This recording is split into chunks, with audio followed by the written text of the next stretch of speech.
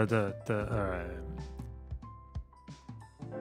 Does Lorna do his intros like denims or what? Because I have a waiting screen for a few minutes. What? I think 30 minutes is fine. What the fuck? Just relax. Fuck.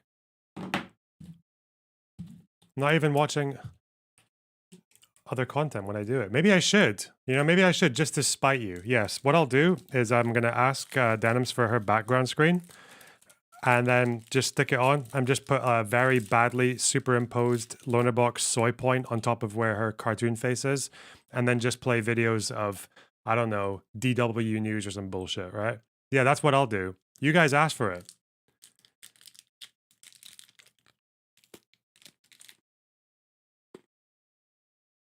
Are you prepared? I'd be prepared. Fuck you guys.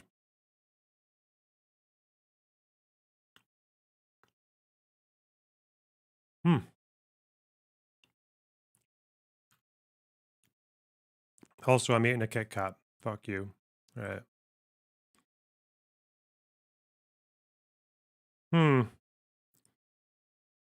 So, Munk debate.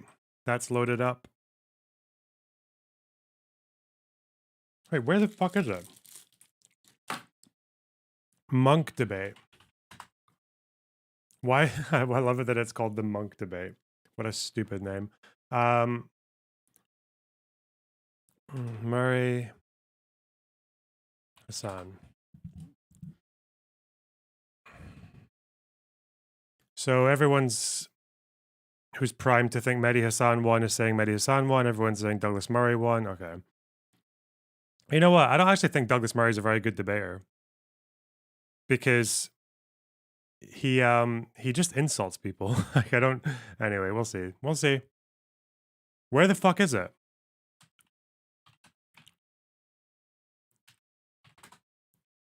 Like you.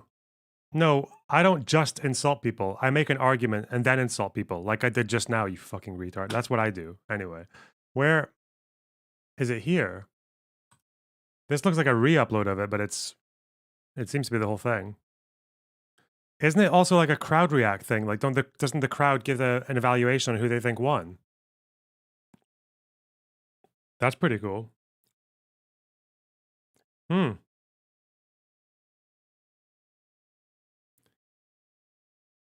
Oh yeah, Natasha Hausdorff. I don't know who that is.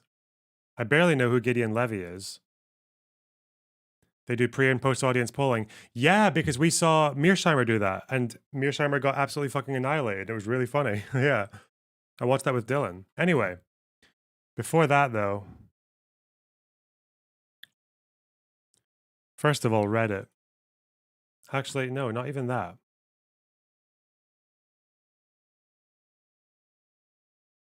Did Boris Johnson give you a swirly? What?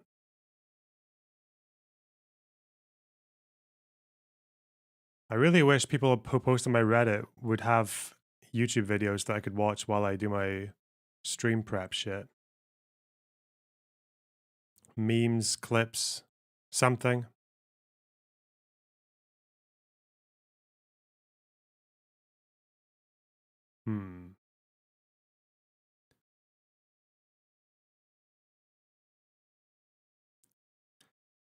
T, thanks for the $2. Welcome back, mate. Hope you had a good trip. I did. It was a very good trip. But we might get to hear different, and I've given my opinions on the trip. I think I'm gonna have an upload of me talking about the trip probably today or tomorrow. Probably tomorrow. Yeah, let's not say today. And What she said. Norman Finkelstein. No, actually, I wanted to get this. Apparently, DGG are gonna do a fucking. Are they gonna do a docs war? Oh no. Satisfaction. Satisfaction. Bro, this Gremlo guy, like, he used to raid me when I was streaming on Twitch a few years ago. He looks really different now, though. He's done the whole, like, open... I don't think he used to do the open shirt, fucking hair slick back. Is his kind of, like... Is his camera angle supposed to be the same as Hasan's? Like, the microphone, the pose, the background... Is it supposed to be just like a Hasan thing? Huh. Interesting.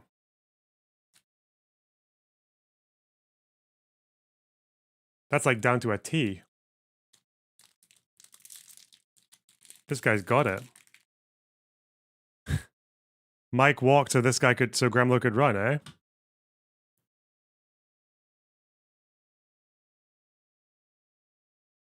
Okay. Satisfaction. As an adult, you have to at some point respond, but keeping it distinction about character and not physically is great.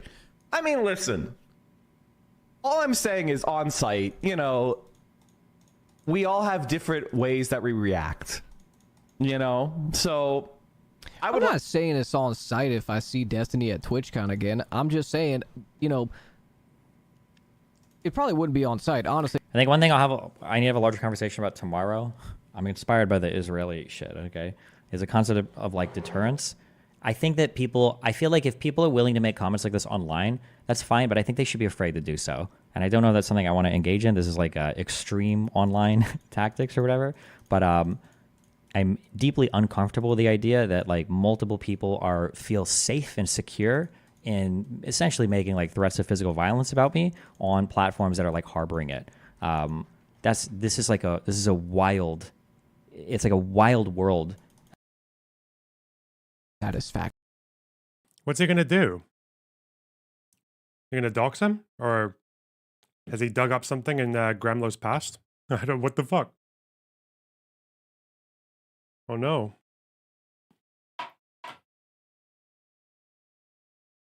Are we going Iron Wall? Is that what we're gonna see?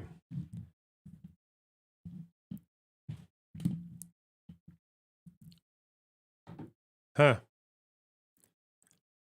To be fair, if he did that, if he does anything to Gremlo, like goes after his personal life or whatever, Gremlo will go to the international community, Twitch, Hasan, etc., and he will definitely say that he was unprovoked or that there's no overreaction, which it maybe is, if he depending on what happens. And then Destiny will lose the propaganda war. I don't know if he's thought that far ahead. If we're making Israel analogies, it's like you can do the damage in response, but you will lose the propaganda war. But I feel like for Israel, they win the real war. And that's their trade-off for losing the propaganda war. But I feel like if you're a streamer, the real war is the propaganda war. So, has he thought this far ahead? This is a good idea.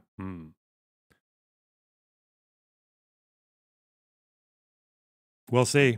We'll see. That's my analysis. That's my hype man, fucking boxing commissioner prelude to the event. Okay. Annex explainer. Oh. Bro, maybe this does explain it, but it just looks like fucking bullshit. It just looks made up. Do you agree that people should be afraid to make threats of physical violence on streaming platforms? Yeah, I get the principle, yeah. Like, because normally threats of violence on platforms means you get banned. That's usually what should happen. But if the platform isn't banning people for doing that, then I guess if the international community isn't enforcing the partition plan or the protection of the Jewish community, eventually the Haganah has to become like, they have to go from Havlaga, which is restrained defense, to offensive defense. Right?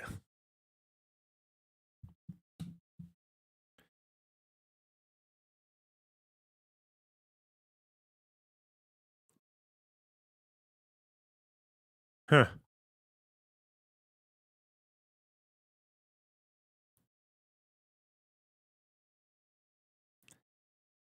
I guess the line would be incitement. I don't know.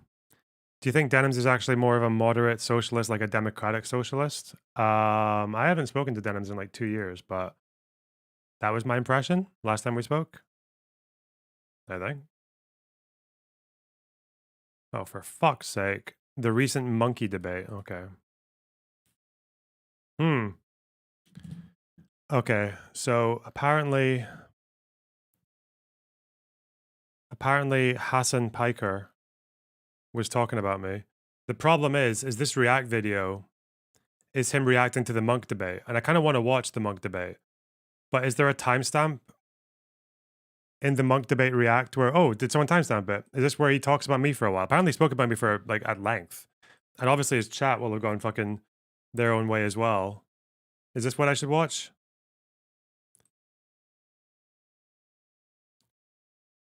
You gave me the timestamp. Was it here? 8 minutes 14. Is this the timestamp? I think this is your link, isn't it? I don't even know if it's your link. Fuck. He talks about you for 10 minutes and pulls up your YouTube. Hey, nice one. And did it start here? Maybe we'll get some context. No more Hasan, I'm subscribing. Goodbye then. I'm sorry, we have to... If a big streamer is talking about me, I should probably watch it, right? It matters. I have to use my admirable charitability somewhere, don't I? Let's just go here. Fuck. Let's just go from the start. If it's only 8 minutes in, see what he's talking about. He literally, because while we're watching I this, about I do Douglas need Murray in to Australia. Douglas Murray is work. arguably the most impressive current advocate globally for Israel and its conflict. What the fuck was that intro? I heard that this is like low quality. What was that intro? Lecture. Hang on, that was an edit. The I think editor it's pretty did that. crazy that they have. Yeah. Also, he literally. Yeah, I forgot about this. Douglas Murray in Australia. Douglas Murray is arguably the most impressive current advocate globally for Israel and its conflict. What the fuck? Okay. Is this the main channel? No, it's not. It's Hasan Abi Reacts to. Okay. It's a pretty scuffed intro, but okay. Maybe he was about to say something really huge. Maybe he was about to drop a nuke in the second half of that word, after that syllable. They're calling you droner box in the comments. I don't know if that's a comment on my voice or because they think I'm like a CIA drone. I don't know, fucking whatever.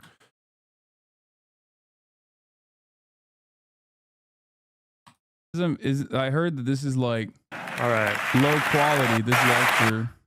Change your.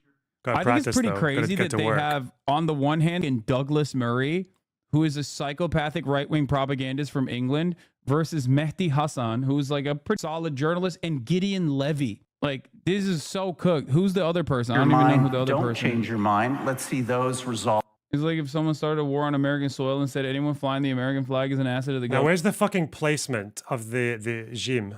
Where's the placement? Is it like, fuck? First of all, a bit too big.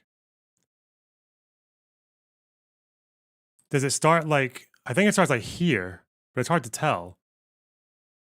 Is it like on in line with the top dot, or is it somewhere in the middle? I think it's like somewhere in the middle, right? Like this. No, that seems too low. Fuck. Put it here? Let's put it here. Government Why a not? legitimate target. I feel like I have This to do a tweet dash to sums make up it the big size. debate. Shocking to hear that the audience who booed Oxfam and shouted anti-Semite as Mehdi talked about Doctors Without Borders Mehdi. thought Why is he Douglas calling Murray him? won Is that how the you pronounce debate. it? HCR, UNICEF, Doctors Without Borders, Amnesty International, Human Rights Watch, Oxfam, Christian Aid. Yep, you're booing.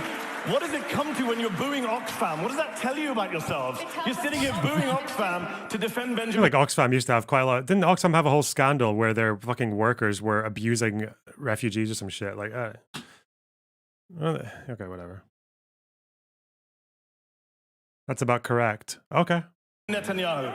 Let me just deal with And something. this is, just to double check, this is Aleph, Ba, fuck, Ta, Tha, Jim, Ha, Ha. It's like, I don't know how you do an H with the bottom of your throat. Ha. And then ha. That's it, right?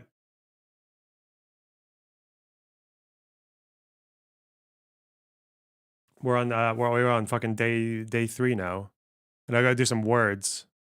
That you just said. You talked about debunking propaganda. First of all, you can't even get Israeli propaganda straight. The Israeli government's own security agency, Shin Bet, investigated what you just said and said, no, we found no evidence that workers from Gaza were involved in the October 7th attack. Yeah. Oh, Shin Bet alive. They're booing Shin Bet, the Israeli security service. Got it. All right, let me finish my point. You had a 5-minute speech from your side. Okay, that's Shin Bet. Let me just deal with your wider point here. Douglas and Natasha tonight want to make this entire debate about October 7th. I get it. It's a horror show. But that's not the debate. The debate was about Zionism, and it tells you a lot that they can't find any arguments to say, as Gideon says, why we can't be allowed to criticize a political ideology that is 150 years old, that many Jewish people have criticized from the beginning and continue to do so. They can't tell you why that is. So they focus on October the 7th, which is fine. The word many is so carefully selected there because it is many in terms of like what absolute numbers. I guess like 1,000 people is many, but it's like it's a minority. Like he never want to say it's a minority. Oh well. Right. But if you're going to focus on October 7th, then also focus on what happened since October the 7th, the erasure of Palestine. So this is Anna, which means I. This is Ab, which means father. Or would it be Abba if you were talking about... what else do we have? What other words have I learned? Fuck. We'll figure it out. Palestinians in this debate, the booing when Gideon mentions what happened to Palestinians, shameful. Abby. I'm sorry to say it's absolutely shameful and telling about what's going on. And I would say this. If we're going to talk about October 7th, 61% of the crowd before the debate started thought anti-Zionism is anti-Semitism. At the end, somehow 66% agreed. Psychos. That's awesome. Uh-oh. Oh, Everyone's a shit. Does liar. that mean the debate didn't get swayed? Oh, shit. That means they didn't sway. Now, when Mearsheimer did his debate, most people agreed with him at the start. And then most people disagree with him at the end, which is so bad. Like to have people who are primed to agree with you watch you, the ultimate authority on your position, lose to the opponent. Oh God, he got absolutely mugged.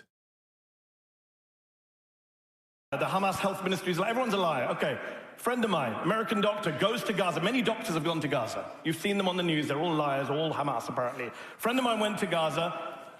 He's been to Sudan. He doesn't just use it for whataboutism like Douglas. He's been to Sudan. He's been to Afghanistan. He's worked there. He came back from Gaza and said, I've never seen atrocities like I've seen here. What's happened to children?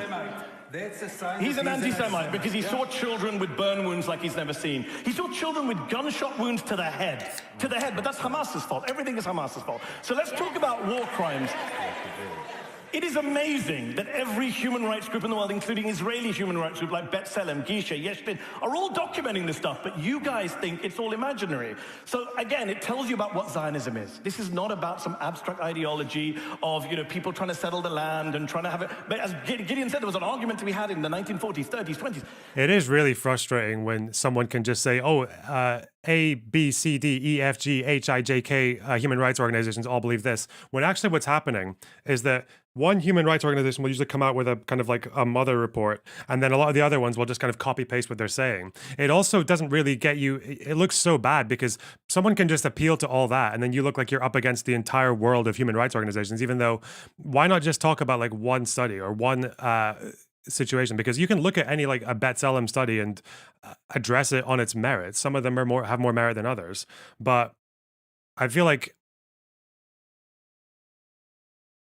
I don't know. I'd imagine maybe Mehdi Hasan just hasn't read any full human rights reports, or like he's maybe just read the summaries and just gone with them and quotes them at gospel. But the fact that people can just defer to these things when there's no understanding of like the methodology or the flaws in them or the ways that they are often contradicted even by data and information that Hamas puts out themselves in this case, yeah, that's really annoying. Ooh. I don't know how you would deal with that. Zionism today is what the Palestinians are enduring on a daily, nightly basis in Gaza, in the West Bank, in East Jerusalem, in Israel itself. And the erasure of that tells you everything about why we need to be able to talk about what Zionism does to the Palestinians without being smeared as anti-Semites. Bro's rattling off so many names and they're just like, Pago, you're wrong. At a certain point, you can't win an argument like this. You just have to accept that you're on the correct side and they're not. No, I think it's good, though, to like What is this? I see you got nicely humiliated by Douglas K. This is had, but I don't know what this one means. I know had means limit. What does had mean?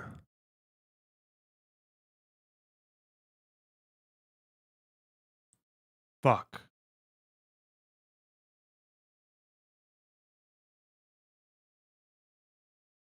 Oh. Apparently it means cheek. Okay. And then had with a spot on top of it, that would be limit. Yeah. No, it doesn't. That's what I learned on the fucking YouTube video. Oh no. No, had is cheek, is it? Oh no, you're right. And had is limit. Oh, I got the wrong way around. Okay. Fuck. I got it the wrong way around. Okay.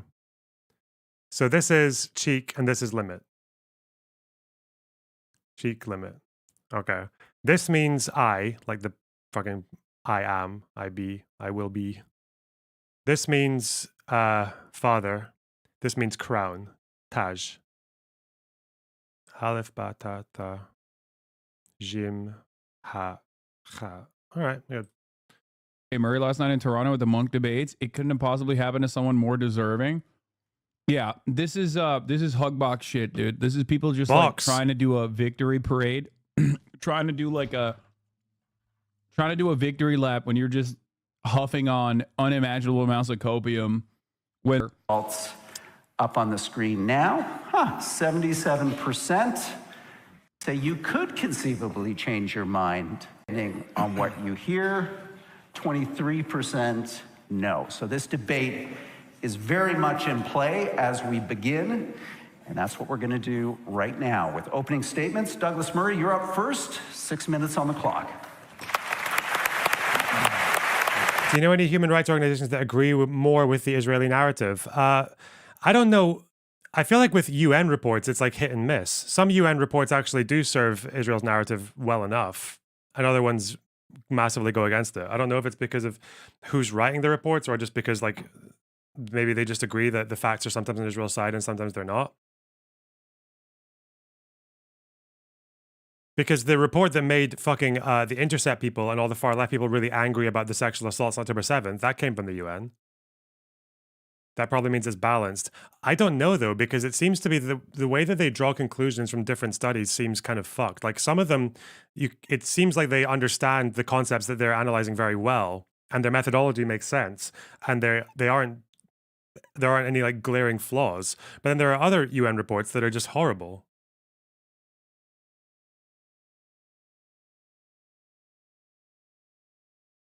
So, no.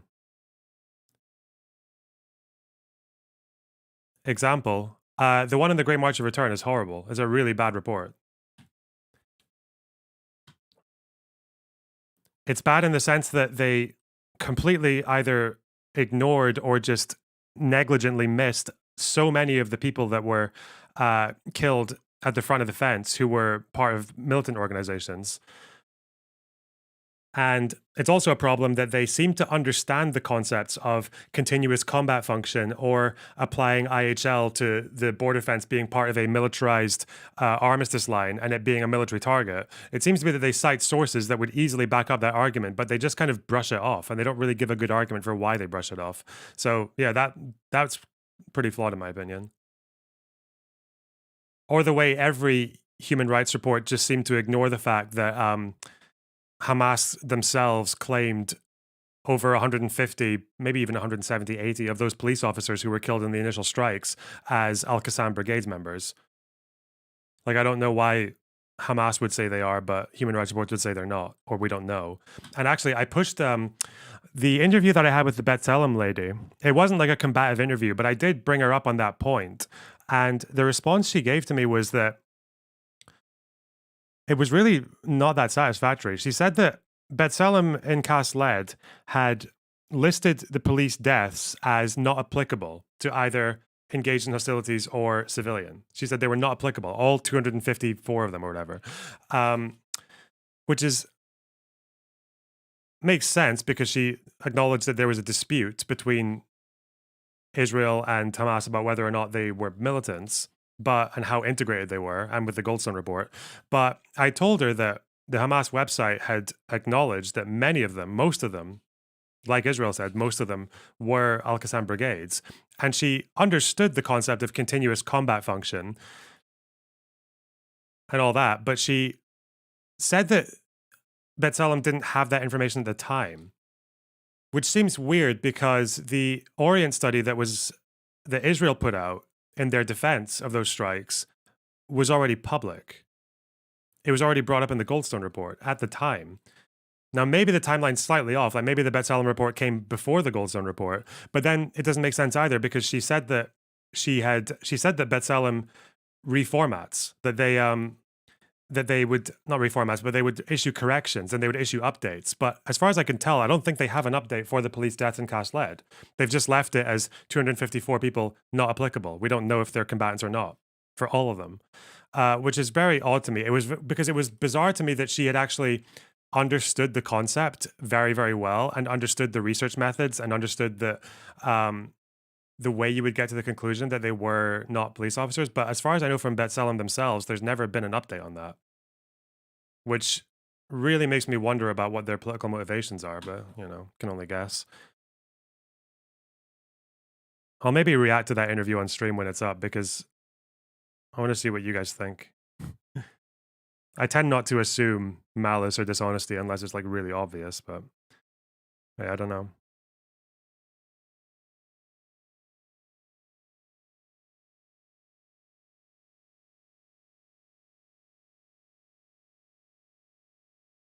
You said you formatted my numbers on Goldstone. Oh, where?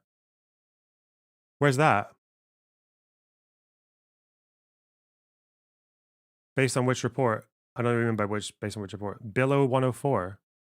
Where are you?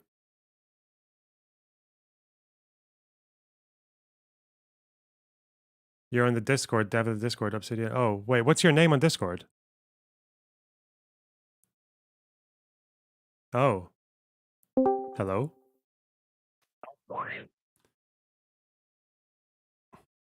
Did you mean to come in here? I don't know if you did. Okay. I don't think they meant to go into that channel. So did you post? Is it the Google Doc that you posted? Is this it? Hang on. Let me see this. Oh, you did, yeah. Oh, but okay, so this is actually quite good. But so what I need to do now is organize all of this into. I didn't actually match up all the Orient ones. I really should have, but I got really bored of going through matching the Orient bio with their bio. But I wonder. This is a good start. So what I should do now is I need to make a full list of matching every name with the Orient study. That's what I need to do.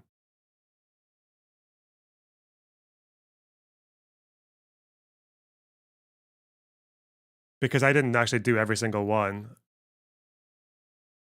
Like these ones here. Because I think a lot of these will be in Orient as well. Or wait, did you do it? Did you update? Because there's a lot more Orient entries than I thought I did. Than I remember doing. Did you complete my work for me? What the fuck? No way.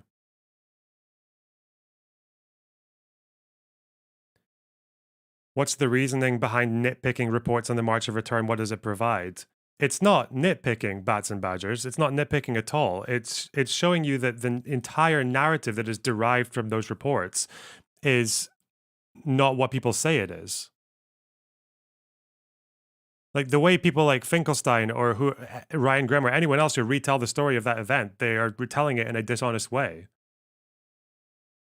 What does countering that narrative provide?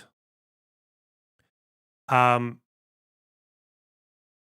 even if it provides nothing, which I don't think is true, but even assuming it provides nothing, the truth matters. I don't choose what I talk about based on what ideological fucking goal I'm trying to achieve. I want to know what happened that people are talking about it. So that's a good enough reason in and of itself. I guess politically, the problem is that when people say Palestinians or Palestinian political factions have tried non-violence as an approach to deal with Israel, people always refer to the Great March of Return. They say that, yeah, look, we tried non-violence and the IDF just shot us anyway, so that's why people believed October 7th was the only alternative. That's a narrative that people give, and it's false. There has never been a concerted, like, even when non-violence happens, and it is actually very well disciplined within the Palestinian movement, it's happening alongside other factions who are engaging in like massive levels of violence. So I don't think it's a sufficient narrative to say that to use the Great March of Return as a way to wave off the idea that non-violence might serve Palestinians better, or would have served them better than something like October 7th did.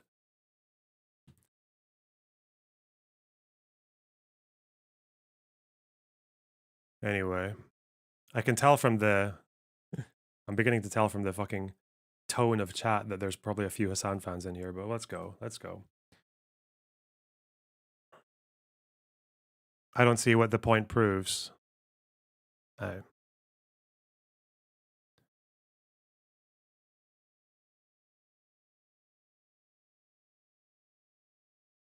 The point is that the Great March of Return and the shooting that happened in response from the IDF was not the IDF shooting a non-violent protest. That's it. That's...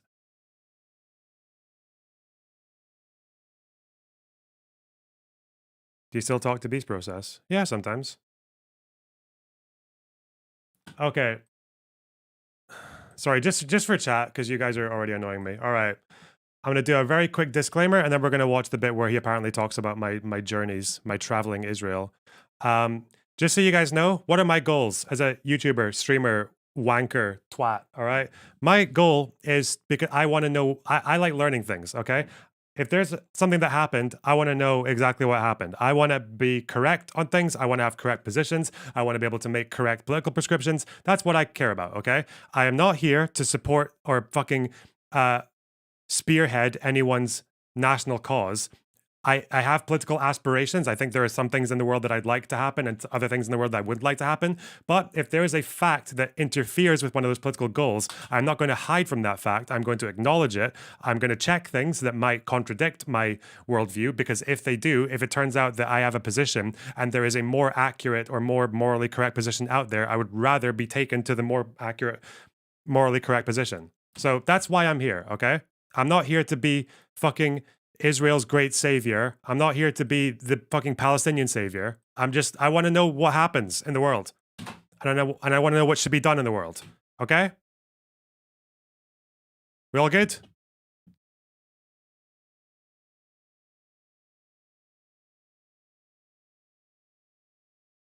It's so... When I was at the fan meetup in Israel, there was this one dude who spoke about my traveling Israel videos on YouTube. And they were talking about how, like, oh, it's really great to see you becoming a bit more sympathetic to Israel's position in the world, et cetera, et cetera. And the example they used was the traveling Israel video. And they were like, yeah, it's good to see that you've changed your mind since making that video. And I'm like, what exactly did I change my mind on in the traveling Israel video? I asked him, but like, obviously he couldn't answer because I don't know what I've changed my mind on in the traveling Israel video. I think I agree with everything I said in that. But it seemed to be that there's this fucking mind state that people live in where, I guess because I was attacking a more pro-Israel person, or just a pro-Israel propagandist, because that's what he is, people just assumed that because I went after that guy in a fairly measured way, every source I used to debunk that guy was from Zionists, because I know what they're like. I know what's more convincing to the other side. And people thought, like, I guess maybe some people, pro-Palestinian or pro-Israeli, thought that by choosing to make those videos and to talk about those topics, that I was like just knee deep in the pro-Palestinian camp, that I would just believe everything that the typical Western pro-Palestinian mouthpiece would believe, and I would oppose everything that the typical pro-Israel person would believe. I just thought it was really weird that people just, they expect things to be a part of like a pattern. They're like constellations, like the way that people think, and they assume that because you believe A, you should believe B and C, and you shouldn't believe D, E, and F. Yeah, no, sorry. Seems like a really common thing, which is why a lot of people, if I start fighting with pro-Israel people, I'll get a whole bunch of pro-Palestinian people in here who think that just because I disagree with, just because I'm fighting with the same people they would like to fight with, then I must be on their side for everything.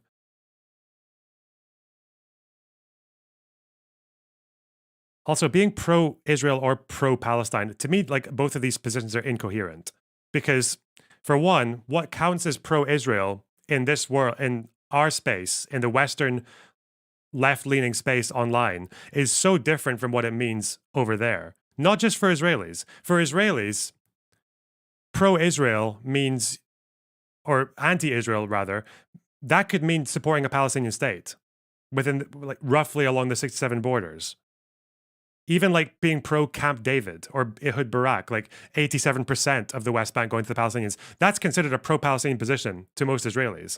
People who are left-wing in Israel, like, and left in Israel just means you support a Palestinian state to some degree. They'll call you a traitor for that. That's why all the left-wing Israeli leaders have to have massively impressive military backgrounds, because it's the only way the rest of the population will trust them. It's also true, and I didn't know this, it's also true for Palestinians who live in Israel. If you know another story, we were in a house, a Muslim family's house in Israel, and there was someone there who recognized friend of the show, Dustin. And she was looking at him funny. She knew. She knew his Twitter account. She was like, why is that guy here? They were speaking in Arabic, so I got to hear this secondhand. They're speaking in Arabic, and she's like, why is that guy here? Isn't he like massively pro-Israel or whatever? And then in that discussion, one of them brings up that Destiny is pro-two-state solution, right? Palestinian state. And then someone's like, wait, why is that pro-Israel? Like that's not a pro-Israel position in that country, right? It's so even in the Palestinian community in Israel, you can be pro-two states, and to them, that's a pro-Palestinian position. Like that's not really what pro-Israel means to them. This kind of insane maximalist fucking demands that you see online, they might exist in, they definitely exist in Gaza. They definitely exist in large parts of the West Bank, but even then, supporting a two-state solution is more than the Palestinians have ever had. Two states is more than Palestinians have ever had. It would advance their position in the world leagues beyond what they've ever had so far. And when you talk to the Israeli right-wingers, if you're even pro two states or even like a smaller second state, they call you an Israel shrinker. Like that's one of the terms I heard from that fucking Yishai Flesher guy. We aren't asking what pro-Israel means to Palestinians. Yeah, but I'm telling you what it means to Palestinians. At least Palestinians who live in Israel. Because again, Palestinians who live in Israel are not the same as Palestinians who live in the West Bank. That's true. But insofar as you want a Palestinian state, for most Palestinians, I think, even in the West Bank, I think you're probably on their good side for wanting that. Because it's more than they've ever had. You lied to the family. Well, first of all, I don't speak Arabic, you fucking moron. I wasn't talking to the family. This was the family talking to each other. Is it a lie to say that Destiny is pro two states? I feel like he's been advocating for a two-state solution since October 7th. What tweet has Destiny done that says there shouldn't be a Palestinian state? What? Does the family know Destiny said Palestine never existed? Maybe one of them does, because one of them knew his Twitter account. The whole point of this conversation starting was because someone knew his Twitter account. The difference is, Bats and Badgers, is people who live over there aren't so fucking privileged as you are that they care about these weird fucking retarded signals that don't actually mean anything about what you want for the world going forward. So I'd imagine they probably don't care. What do you mean there was no Palestine? Like, there was no state? That's true, there wasn't a state. Was there a country? Not really. There was the British Mandate of Palestine, which encompassed all of it, which was, again, like, that was the British that called it that. What the fuck does that mean? There was no Palestine. In what sense?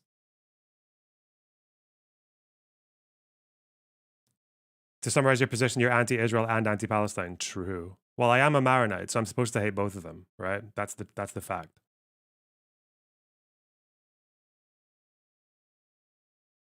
Anyway, whatever. Loner box at this point too. The guy's closing up the D far too much. I think he's, he's been a friend of Destiny's for quite a while. I'm just more so shocked because he was like pretty level-headed about Israel in the past. Anyway, again, the videos that Hasan's seen, I still agree with most of what I said in them. The one thing I maybe agree with less is Let me see. Let's look at my channel. But this is the thing, is like you fight with the right people on the right points. Like I could literally just do my entire channel fighting with right-wing settlers and people would think I'm the same as Hasan. I don't get it.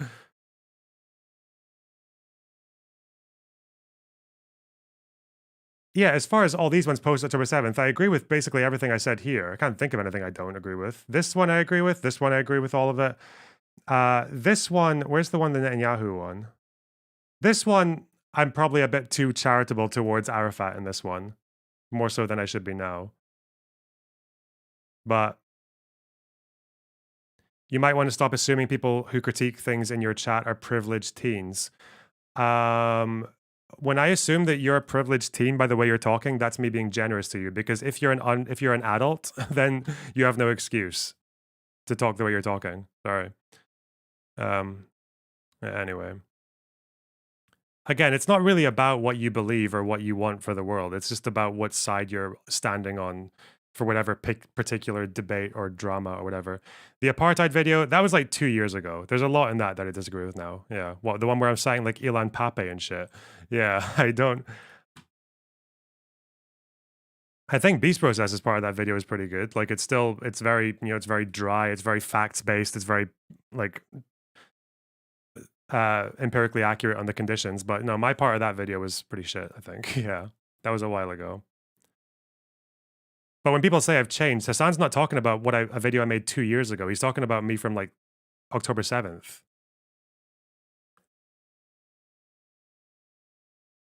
Yeah.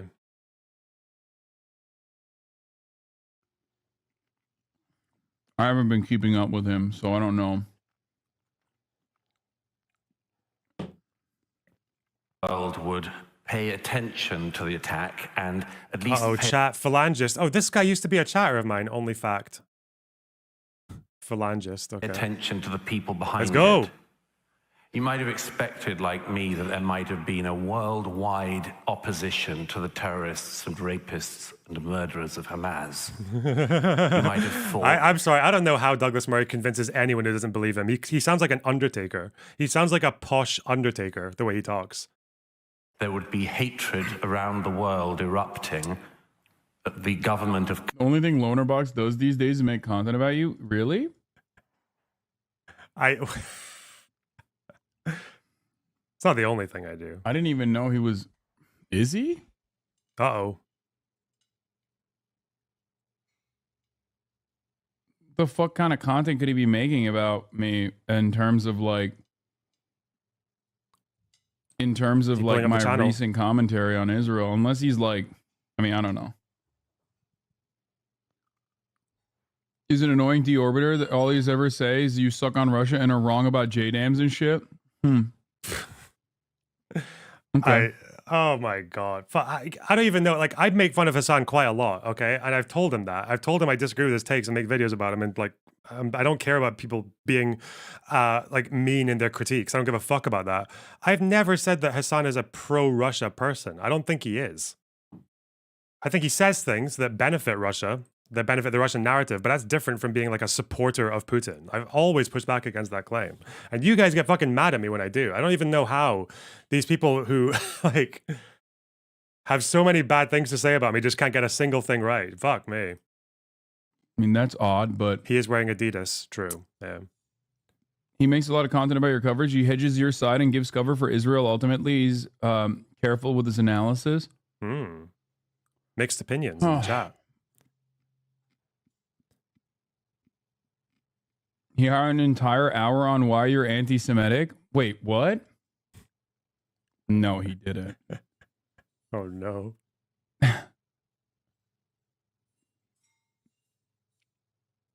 He did an entire hour on why I'm anti-Semitic. He does shit like Did you? I said that some of the things he says are anti-Semitic in their consequences. That was me pushing back, though, against Glitterbell, who thinks that he is, like, consciously and willfully anti-Semitic. I don't believe he is. It was in response to the Nasrallah bit where he very conveniently dodged the evidence of Nasrallah being a Holocaust denier and went back to some clip of Nasrallah supposedly fighting anti-Semitism because that was the name of the video. But yeah, like this. Should I react to this when I get home? Yeah, he should react to this when he gets home. that's the Nasrallah video. He's just farming the Destiny community. As far as I understand.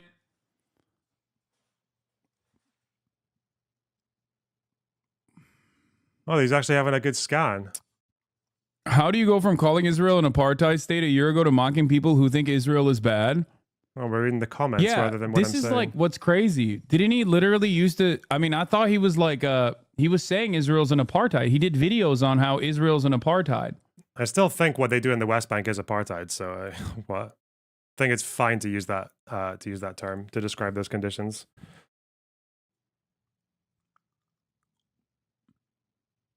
Are Hasan and his fans okay? Owen Jones stuns loner box with bizarre analysis. Yeah, I mean, look. Hasan freaks out on peers after weirdest pro-Palestine. Yeah, I mean, there you go. He's just, yeah, that's sad. Uh-oh. He's just another, he's just another content creator, I think, that is just farming Destiny's audience to varying success. It seems like he did the classic, like Hasan and his fans are really mad about Hasan drinking Coca-Cola, and then even went so far as to say Hasan freaks out on peers after weirdest pro-Palestine video, which objectively what is the full title of that video? Pro-Palestine interview. The pro-Palestine interview that's weird is the lady in the fucking wait. Where is it? It's the lady who dressed up like a fucking crackhead, like this person. No? Okay. Like absolutely eviscerated by the court of public opinion. No, he's very pro-Palestine and his community is too. That's what I thought too. That I'm genuinely shocked. Oh, it's almost like the campus analysis doesn't really apply to the oh shit. Oh no. Like I've mentioned before, Lonerbox showed me Beast Process, who is a phenomenal content creator, a smaller content creator in general. Like that's where I Hasan is a grifter, divorce, pedophile, both sides are genocide. Starts a kick stream later to be banned for number 2. Right-wing transphobe. Yeah, the Hasan is a grifter pipeline is crazy. Anyway, whatever. Who cares? I will say, I mean, I know it's like kind of silly that he's just making these judgments based on a few thumbnails and like prompts from his chat. But at the end of the day, I think if Hasan did know like my full content and my full opinions and everything, like to him, the fact that I support 2 states and the fact that I'm very condemning of the Israeli right and the fact that I think Israel deserves to be a lot more held to account by the world stage when it comes to their behavior in the fucking West Bank and for their lack of a plan going forward in Gaza, etc. If I put forward all those claims and my takes on the history and all that, like he would still hear the things I say that are against Hamas or against like Palestinian historical narratives or whatever, and he would still think that I'm like basically a fucking Zionist genocide or whatever. Like it doesn't matter. Even if he did know all my content, he would still easily instinctively just shoehorn me into the fucking genocide, IDF, Hitler Youth, whatever the fuck. Like, because I don't think he's really capable of acknowledging the complexities of the region. I don't think he can do it. So yeah. Qatar and its mouthpiece, Al Jazeera, its funding of Hamas and its hosting of the leadership of Hamas in Qatar. You might have thought there'd have been an outpouring of rage at the Islamic Revolutionary Government. Israel needs more international criticism. It needs more international criticism in the right place. I feel like the shit that they're doing in the West Bank, especially right now, with the fact that settlers and outposters have like fucking carte blanche to do whatever they want right now because of the cover of the war in Gaza. That's a really big problem. And the fact that Smotrich is like freezing funds to the PA and the fucking water like discrepancies. Yeah, there's so much to criticize in the PA right now and from Israel's side in the West Bank. But, you know, the war in Gaza has kind of like obviously got more of the attention.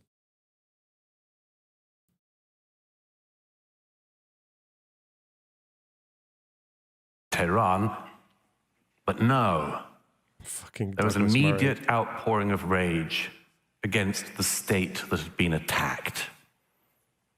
Bring back our girls, we had 10 years ago in the war in northern Nigeria, which I also covered. Bring back our girls. No international campaign saying bring back our Jewish children. Believe all women, we've been told for years. But it turns out... Wait, No. Are we still going? I don't think Douglas Murray was a big advocate for fucking Me Too, bro. What? No. He is now. He's like a super right-wing guy. Let's see.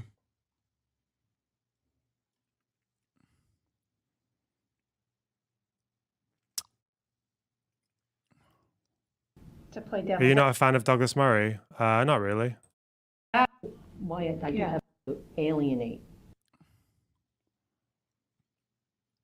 Yeah, Depp Heard trial marks the end of the Me Too. Is that where it ends? Is that what people were kicking up a big fuss about with me?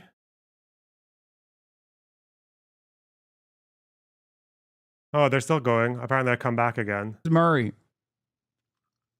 I can see his chat pumping away. That's so funny. He's like, he's like said anti-Semitic shit in the past too. He's a fucking classic right-wing guy in the UK.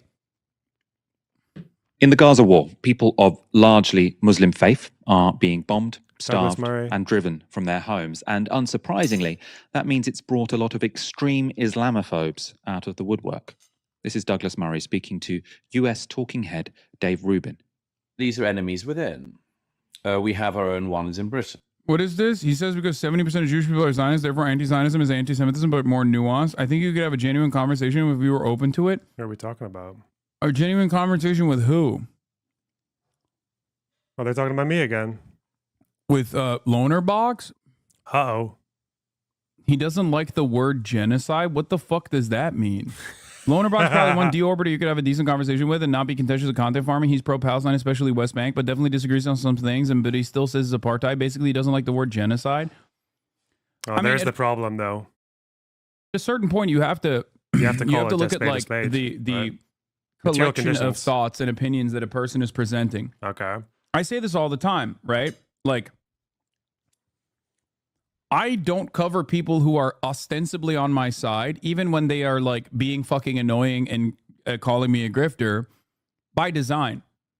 For years and years, I was like, no matter how uncharitable or shitty people were towards me, I chose not to cover them specifically because I was like, I don't really give a shit. Okay. Partially because there are worse enemies out there, way worse villains out there to hyper focus on, rather than some dude who's like otherwise, pro LGBT, blah, blah, blah, blah, blah, like a pro civil liberties for marginalized people, pro emancipation. They don't have to subscribe to my entire worldview because there are people out there with big platforms who are completely against everything I stand for, like the Ben Shapiro's of the world, like the Jordan Petersons of the world, like the Steven Crowders of the world, like the Matt Walshes of the world, right? I feel like that is a more productive use of my time rather than like hyper focusing on certain key differences in agreement that we have on issues. Now, there's a difference between someone who has openly called Israel being an apartheid and someone who says that that's not real. That's just a buzzword, right? And the reason why I don't really fucking give a shit about Loner Box in general is because like I maybe falsely or mistakenly assume that he was someone who calls what Israel is doing to be genocidal. Is that like a fucking basic red line, calling it genocide in Gaza? Even after the courts have come out, the ex-president of the ICJ, who literally read out the first ruling, said that it's not as clear-cut as people in the press were making it out to be. Is that like one of the first red lines for him? Fuck me. And therefore has done coverage on the issue that is like relatively truthful. Now, having said that,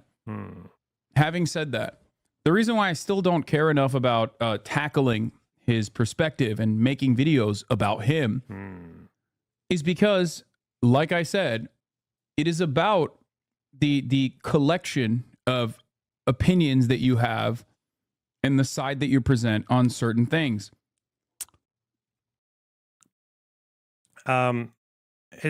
It's interesting that I commented on the constellation of beliefs beforehand, but I feel like Hasan actually kind of just admits there that he is in favor of people doing that. I remember I said this to Benny Morris. So like the problem is with trying to be objective when you analyze things, especially in a conflict like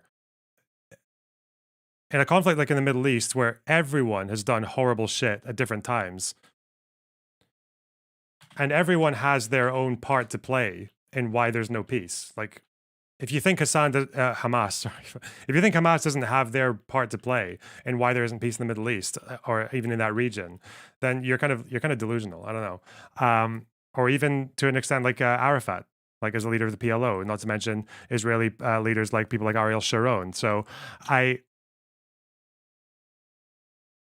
feel like it's interesting that he is kind of admitting that that's how he sees the world. Like when I was speaking to Benny Morris about his book, like the problem is with trying to be as objective as possible and trying to just tell things as they were.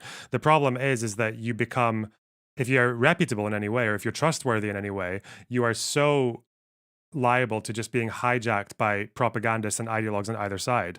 Because Benny Morris's work, I've seen the same Benny Morris book get clipped and chopped by right-wing propagandists who really support Israel and don't want a Palestinian state, by left-wing propagandists. Like I've seen it on both ends, because you just have to select the right pieces of information that suit your narrative and exclude the rest, and you can just do that. And the problem is that you get not only an inaccurate understanding of the situation, but you also get an inaccurate understanding of what to do about the situation. Because if you only have that one side, then you start looking for solutions in all the wrong places.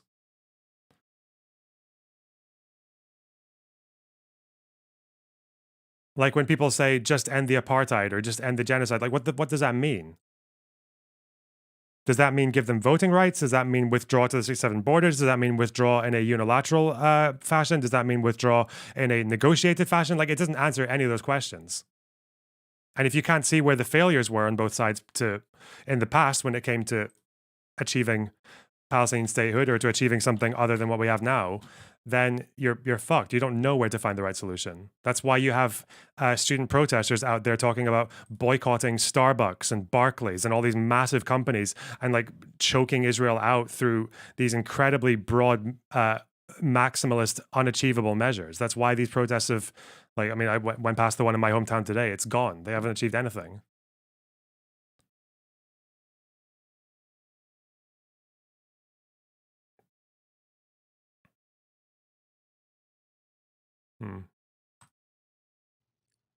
Now, this is exactly, I'm going to turn this around for a second. If you see someone who appears to be progressive, appears to be on the left, but is constantly hitting left, constantly going after people like myself, claiming that I am, too pro-Houthi, or maybe even an Islamist fundamentalist, or things of that nature. I mean, being pro-Houthi is kind of a problem, though, isn't it? Like, oh God, it was so. This is contrary to polling, so whatever. But it was really funny asking Palestinians in the West Bank like what they thought of Iran or the Houthis, and they're just like, "What are they doing?" You know, like, do you think people in the West Bank really genuinely feel like they're being supported by the Houthis? Like, no. And not only that, it's not only about the fact that they're not really helping Palestinians in any tangible way. It's that they're hurting people in a very tangible way instead. What does that have to do with being left as well? The Houthis are not left wing. The Houthis are Islamic fundamentalists, authoritarians. They're not. Okay. He's saying you're making more videos on him who you kind of agree with than, I don't know, Ben Shapiro, who's objectively worse, or the stuff that's happening to the Palestinians. That's shady.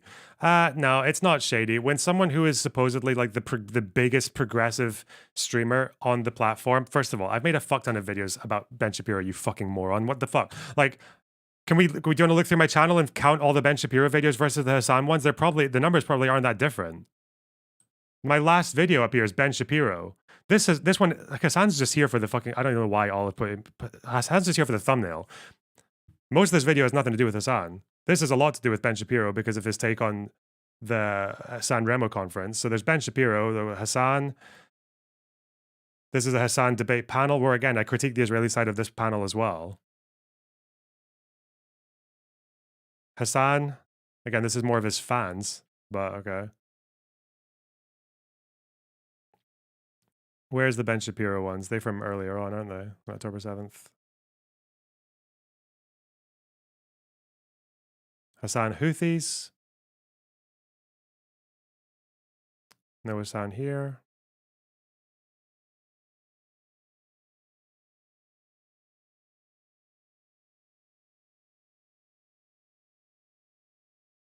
Hasan and Ethan. Ben Shapiro. Ben Shapiro. Ben Shapiro. Like, I don't know. I feel like I'm...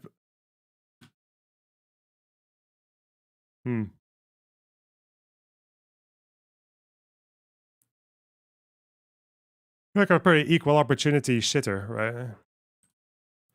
When someone is like focusing on that while there's an active fucking ethnic cleansing campaign happening, okay, that immediately shows me that maybe you're not super serious about the most popular video in Maine is about Ben Shapiro. Oh yeah, the first one I ever did. Yeah. Like covering these broader issues.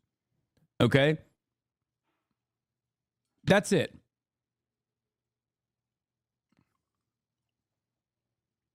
That is the way I look at this stuff.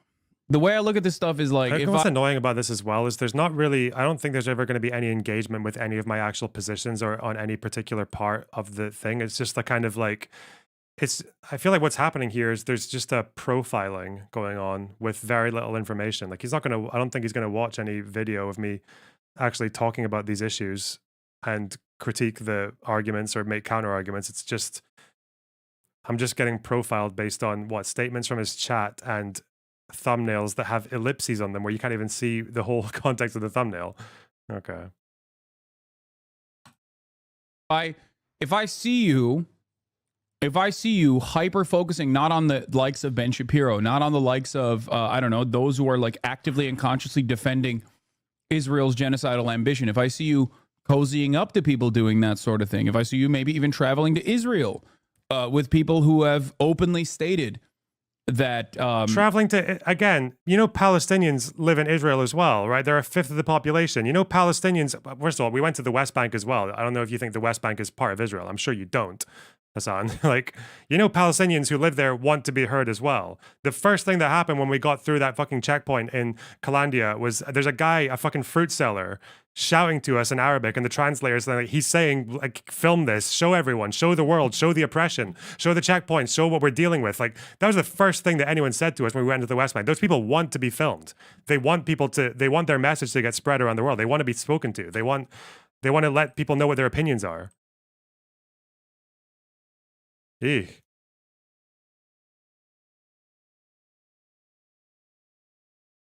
So sorry? I got... Israel should do a genocide, and then worked off of that original sentiment to try to find like quick, piffy talking points that justify their positions, then it's like kind of, it's weird. It's still not enough for me to talk about it and cover it and make videos about it or whatever, but it does show me that like you're not really interested in the causes that you claim to care about. For example, let's say someone is pro-trans. This community is very pro-trans. Also, this isn't true either. This is a really poor analysis of, even when it comes to advocacy, because one of the things that Israelis were asking me, like Israeli left, in the context of Israel, they're not the same as Western left. We're asking, there's a big thing that Israelis have the problem with is like they really don't get why Israel struggles so hard on the world stage, about why they lose the information war, why they lose the propaganda war, whatever the fuck, right? And I'm someone who hates Israel a lot less than I used to, put it that way. And people were asking me, like, how does Israel do better at explaining their position to the world stage? And the one problem I noticed with Israelis, especially Israeli public figures, is that they don't want to concede anything. They want to concede absolutely nothing. So every time you bring up an atrocity, it's always, no, wait, well, that one actually wasn't as bad as it appeared to be, or that one's out of context, or that one actually was maybe kind of justified. Like they'll always get into a very hyper defensive reflexivity, or the more talented ones will be like, yeah, that was a problem, but let's talk about the war in 7 fronts with Iraq and the Houthis and Hamas and Hezbollah and Iran. Like they don't want to talk about Israel's failures ever. And the thing I said to one of them who was asking me about this was like, take it from someone who actually did change their position in Israel quite a lot, so especially since I was in my 20s and even more recently, is I got my positions kind of like slightly altered, not from people like Elon Levy, or not from people like Traveling Israel or Douglas Murray or Ben Shapiro. No, it was from people like Benny Morris or people like Shlomo Ben Ami, or people who actually, even to an extent, Avi Schleim, like people who hold Israel to account on the things that they did bad, because that's like a foot in the door, right? If you have a reliable source who is criticizing Israel, but is also criticizing points of Palestinian leadership or Arab leadership or in the surrounding countries, then that's a foot in the door. Which is why one of the things I tend to get from Israelis, it's not like when people say like, oh, thank you for your content and all that when they're from Israel, it's not always people saying things like, oh, thank you for supporting Israel against the fucking axis of evil or whatever the fuck. I don't really get that very often. What I tend to get is like people who are appreciative of me critiquing Israel in a reasonable, like a measured way. Because there's a thing that I would call, I think that the phrase I used once was like, it's advocacy through accountability. Like people who actually hold their side accountable or hold one side accountable are the ones that people are most likely to get listened to for critiquing the other side. So someone like Benny Morris, who holds Israel accountable for many things that they've done in the past and even recently, people are more likely to listen to him when he's giving opinions about what the Arab leaders have done wrong, because he seems trustworthy. He seems like someone who is willing to acknowledge failures on both sides. So, yeah.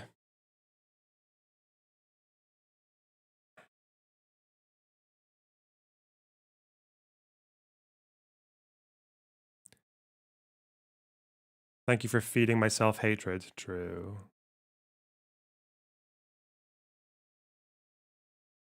He says Palestinians have not been perfect, but hyper-focusing on their faults is unproductive when they have no agency and no state.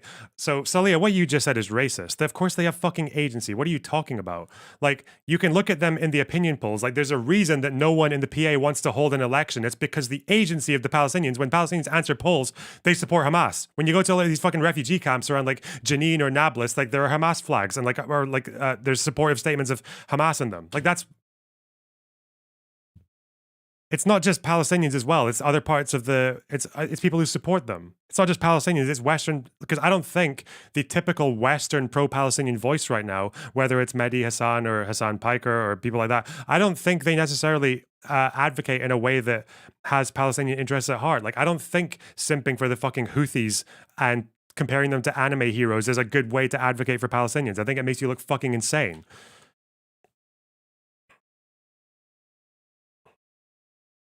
You like that turn of phrase, advocacy through accountability. Yeah, you use that. That one's for free, okay?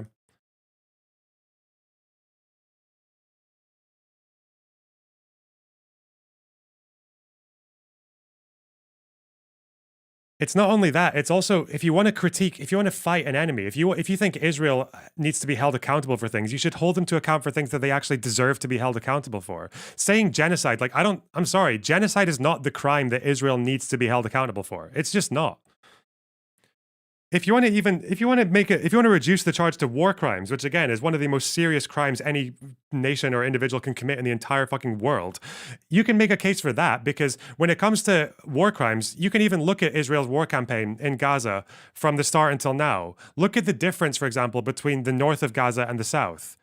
The north got hammered so much harder than the south. And when I was talking to someone there who, not a soldier, but someone who knows soldiers, one of the things that they kind of let slip a little bit was that that's not necessarily just because Hamas had a larger presence in the north. It's also because Israel has never fought a campaign with that level of ambition before. to destroy the entire military organization. With a conventional army, the goal is not to destroy the entire army, it's to make them surrender. It's to push them back and make them surrender, which is easier to do.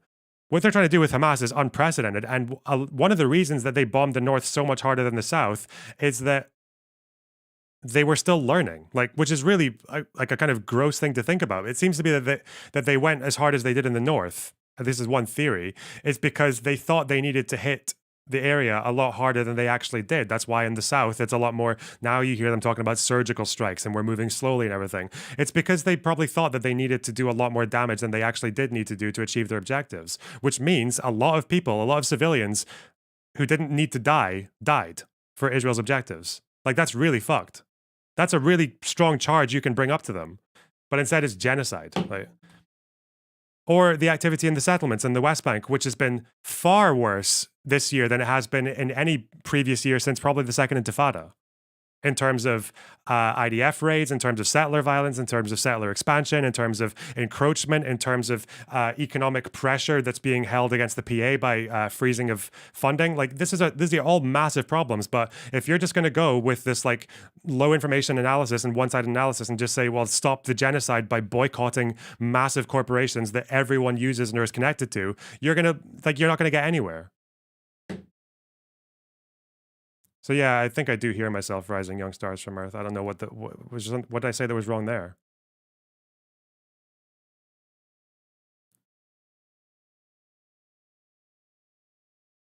We all know there are a shit ton of other pro-trans people, trans content creators, trans people themselves online on Twitter that sometimes chirp and maybe don't put their best foot forward. We know the reasons for why that happens, and that's fine. So if you were to make an assessment on whether someone is a pro-trans content creator or not, you could potentially look at the broader scope of their coverage. Are they constantly attacking anti-trans content creators, or are they claiming to be pro-trans while simultaneously shitting on trans people? Like, almost always hyperfixating on other content creators who are pro-trans, but maybe not sufficiently pro-trans. Does that make sense? That's what I look at. I look at who someone's enemies are, who they are positioning themselves against, to get a better understanding of like what their genuine worldview looks like, what they actually care about. I show you every day who I am against. I show you every day what positions I am against.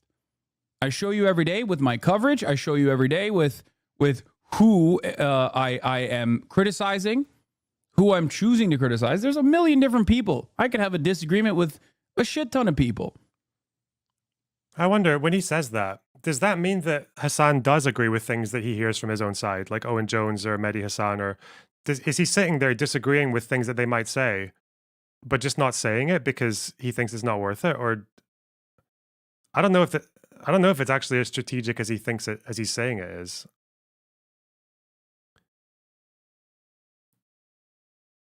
I think it's easier for him because he's bought in. Like, he believes it, like he's pretty much in sync with most of them. I don't know, maybe. I guess actually, no, second thought. But this is a problem again, is like, because I know Hasan disagrees with second thought and people like Bad and Panada when they say that there's no such thing in Israeli civilian, which, by the way, 90+% of Palestinians don't even think that. Like, that is a Western cunt position. That's all it is, right? Even when Hamas puts out statements, they say things like, we value human life, we would never kill civilians, all that. It's actually, every civilian who died was either a reservist soldier or it was actually the IDF who killed them. Like, that's, yeah. That's what they say. But Hasan doesn't really expend that, like, any energy at all. Actually, he promotes those people. He looks at their tweets and he fucking shouts them out and he goes on their shows and talks friendly with them. Even though it's a position which is nothing to do with international law, nothing to do with any kind of position that would lead you towards Palestinians getting any kind of statehood or autonomy or anything like that. Like, imagine that. Like, I don't know. What is your ideological position then? Is it what, just because they're left? As long as you're left, you get carte blanche to say that there's no such thing as an Israeli civilian? Like, what the fuck? And the best you'll get is oh yeah, I don't really agree with that.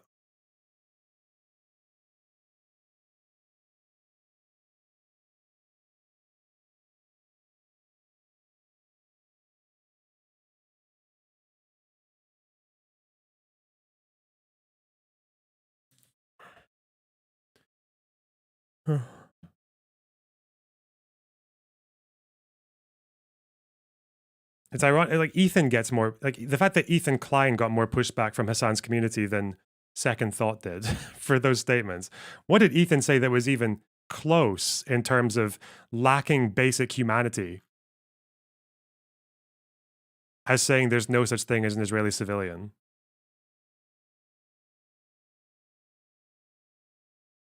Eeh. There's a reason why you see the broadest scope of my haters run the gamut. 90% of Palestinians not believing all Israel is settlers. David, sorry, wait, David. Settlers are civilians under international law. I don't know if you know that. They might think Israelis live on stolen land or whatever, but to think that they're not civilians, like that sentence, there's no such thing as an Israeli civilian. Yes, 90% of Palestinians will not say that. What the fuck? Of the pipeline meme that you were showing, people who like will defend the arbitrary nature of age of consent laws and how they should be abolished or whatever, or how it's actually not pedophilia but ephebophilia, or Nazis of different varieties. That's it. A lot of content creators on YouTube 10% just like is still way too much. Oh god, you guys are fucking insane. Oh no, here we go. Now I have to deal with the fucking Zionist nutcases in my chat as well. Oh god. How much do West Bankers know about October 7th? Okay, so first of all, there was a poll that said most people in the West Bank support October 7th. Then, second poll comes out and says, how many of you know what happened on October 7th? Do you still support it even if you've seen the footage? Then it's like a bit less people support it, but still most of them. So even most of the people who've seen the footage in polls say that they support it. Now, the problem is, I don't think people have a very clear understanding of why they supported it. I don't think they support it for the same weird Marxist-Leninist rationale that you hear from people like Second Thought or whatever, that there's no such thing as Israeli civilian because they're colonizers. I don't think that's how they see it. I think what the problem is, at least based on people I've spoken to or based on interviews I've watched, is that understanding why Palestinians believe things they do or answer questions in the way that they do is a lot of what they say is contradictory. Because on the one hand, you can get an interview with someone and get them to say that they are pro-peace, that they're against killing civilians, that they're against even killing Jewish civilians. You will get them to say that. Easy. But then they'll also say they support October 7th. So it's like, I think my opinion for why Palestinians support things like that, and even support Hamas, I don't think it's necessarily because they all believe in killing like Israeli civilians. I don't think that's why. I think what happens is that they are in a position where their leadership they think is completely insufficient and doesn't do anything, and because of the typical like cultural norm or like cultural messaging that's gone around in that place, like if you go to West Bank, there's graffiti all over the place of like just like a kind of stencil of a Kalashnikov or a guy throwing a stone, right? Like there's all that shit is like all over the place. I think what happens is that a lot of them just kind of like they'll support anyone who's doing something. Anyone who can make it look like they're doing something, they'll support it. I don't think they do it, but I don't think they do it for the same kind of like rationalized reason that people like Second Thought support it. I just don't think that's true.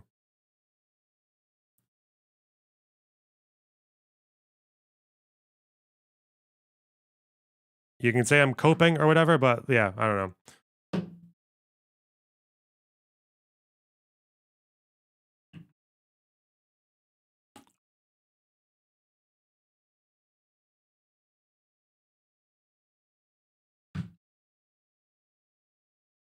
That mindset is terrible but relatable. Yeah, it's kind of what it's like, again, when I say that Israelis don't want to concede anything, when I talk to them about their atrocities, that's true. They don't really want to concede that much, but they'll concede if they'll do a bit of acknowledgement of like Palestinian humanity. Like even the right wingers will. They'll do a bit. The reason that Palestinians are so much worse at conceding things or why they feel like they support people like Hamas, who are just like anyone who's doing something. Like, I think the reason for it is because the conflict is not over. And for Palestinians, they're in a worse position because they don't have a state. They don't have the political achievements that they want. Israel does have a state, so Israel can afford to concede more in terms of narrative.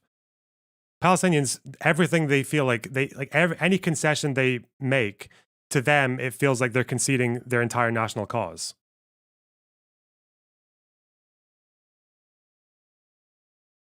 But, you know.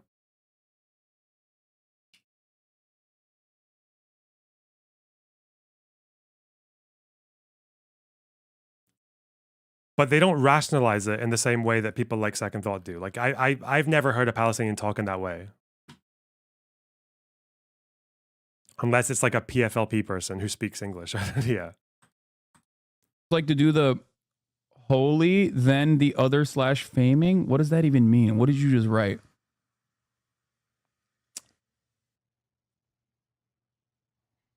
Like, I'll give you a great example.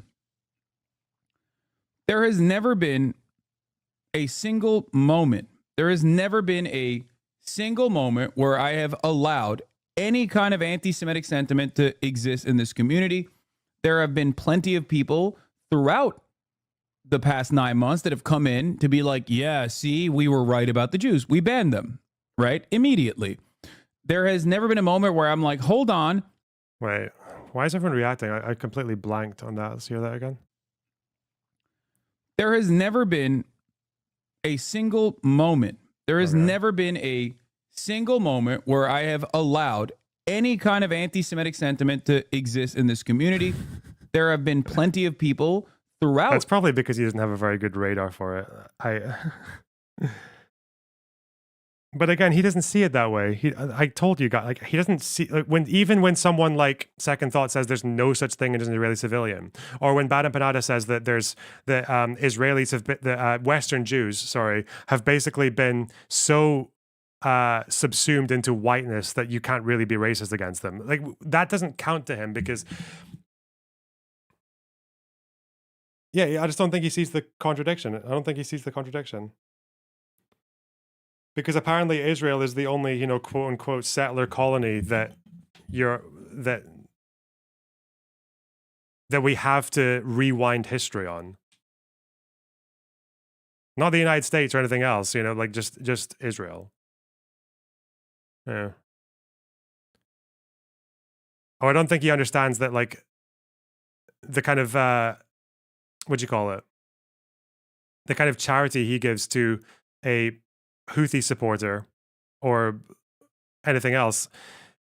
I don't think he realizes that just like how being anti-Zionist to that degree will almost inevitably push you into supporting people who are massively anti-Semitic or downplaying the Holocaust denial of Hasan Nasrallah. He probably didn't register as anti-Semitic. Why don't you assume he's lying? Why give him any charity? It's not charity. It's just, I think that's a more accurate understanding of how people like Hasan think. Sorry. I don't think you guys understand how powerful denial is. A leftist will fucking, a far leftist who is anti-Zionist and pro-Palestine or whatever will do the most Olympic gold medalist mental gymnastics ever to avoid coming to terms with the idea that they support anti-Semitism. They just will. Or that some of their opinions have anti-Semitic conclusions.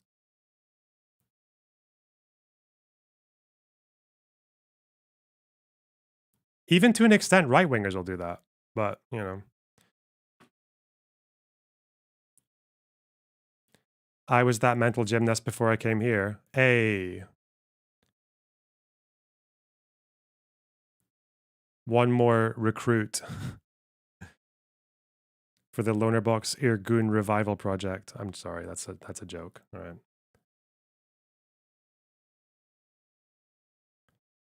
Did you see that Hasan was proven right about the policy thing about mass rape? I think it's only fair to mention that after you basically eviscerated him for months.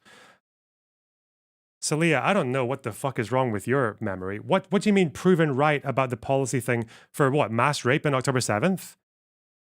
When did I ever argue that it was a directed order from Hamas on the top down? That's not the argument. The argument was that it was a systematic, widespread event, which it was. There were 5 locations, 5 completely separate locations that were attacked by 5 separate units, where there was a pattern of mostly women who were found stripped either from the halfway or all the way after they were killed. Or they were stripped before they were killed, but that's how they were found. They were found dead and stripped. Which, by the way, is a lot of what people said when they used the when they built a case against the phalangists in Sabra and Shatila. Because looking through some of those reports, through Kahan and through McBride and through the witness statements, it seems to be that the big reason that people know that lots of rapes happened in Sabra and Shatila is for the same thing: witness statements and a pattern of mostly women whose bodies were stripped. The commission did not find that militants received orders to commit sexual violence. Celia, I don't know if you're aware of what you're doing.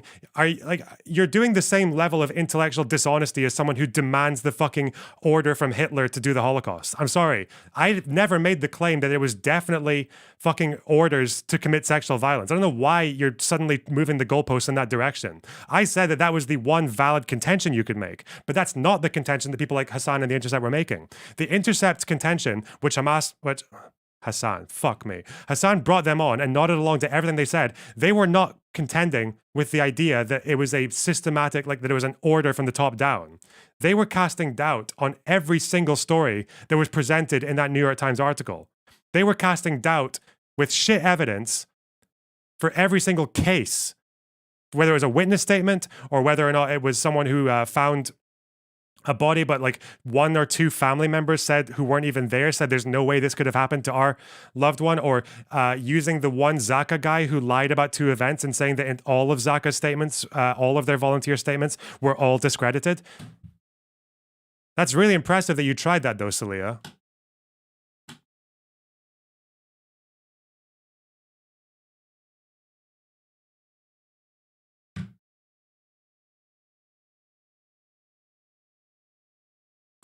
I thought they were casting doubt on the reporter who was underqualified. They did that as well, and they tried that with what do you call it? With tweets that she liked. One of which was really bad. The other one of which wasn't bad at all. It's just that Zay Squirrel said it was bad because they thought that liking a tweet that said something. It said 40 babies murdered, and it was a like of one tweet, and then Zay Squirrel said that she was propelling the 40 beheaded babies hoax, even though she liked a tweet with a video that didn't even say 40 beheaded babies. So yeah, fuck. But again, the New York Times issued a correction on the one part that they said that was probably wrong. The guy who said that he saw 2 girls stripped with semen on their backs. That one is contested by people from the kibbutz, by witnesses, not just family members or whatever who weren't there. But they issued that. They issued that there was contesting claims.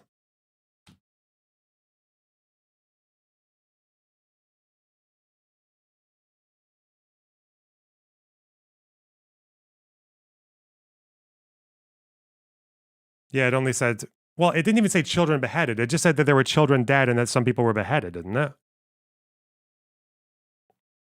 But again, liking a tweet that said that like on October 10th or something. Not propelling the narrative as fucking Zay Squirrel made out to be. Also, the worst thing though was, what was that girl's name? The girl who was found on the road by a witness at nighttime.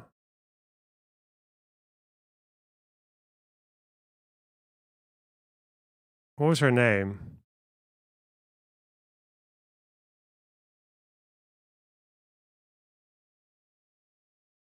Not Raz Cohen. He was a witness.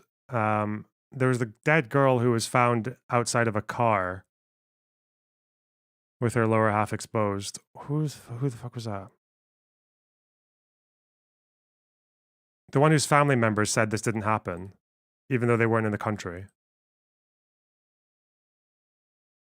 The 9-minute gap. Was it Abdush?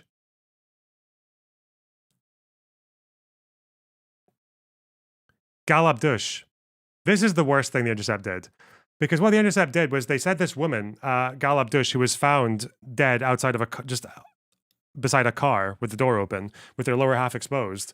And people said that it seems like she's been raped. Like the witness said that, who's filmed the body. And The Intercept said that this couldn't have happened, or like The Intercept said that a family member argued that it couldn't have happened because she made a phone call 9 minutes before she died. So apparently you can't rape someone in the space of 9 minutes. I think the original time was 4, even 4 minutes. Brother-in-law said the media invented it. Yeah, he wasn't even a witness. But then what The Intercept didn't say here was they used family statements from I think it was 2 family members who said that it didn't happen. But for some reason, The Intercept did not use the statements from Gal's mother, who did say that she thought it happened.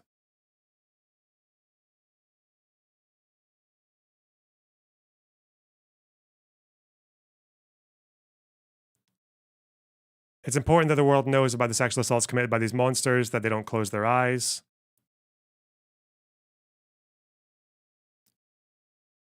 And for some reason, they just didn't. I heard about the rape my daughter went through before she was murdered. It was a chilling and painful moment. This is how they desecrated her soul and mind before they murdered her and her husband. This is her mother saying it. The mother said that Gal was raped and murdered in front of her husband. And they didn't, but they only cited the family members who agreed with them, even though all 3 of these family members, as cruel as it is to say, were not witnesses. So I don't know why you're moving the goalpost. I'm not moving the goalpost, you fucking moron. Because The Intercept's argument, how can you read that and think The Intercept's argument is just about policy? They're trying to discredit individual stories from witnesses. What does that got to do with policy?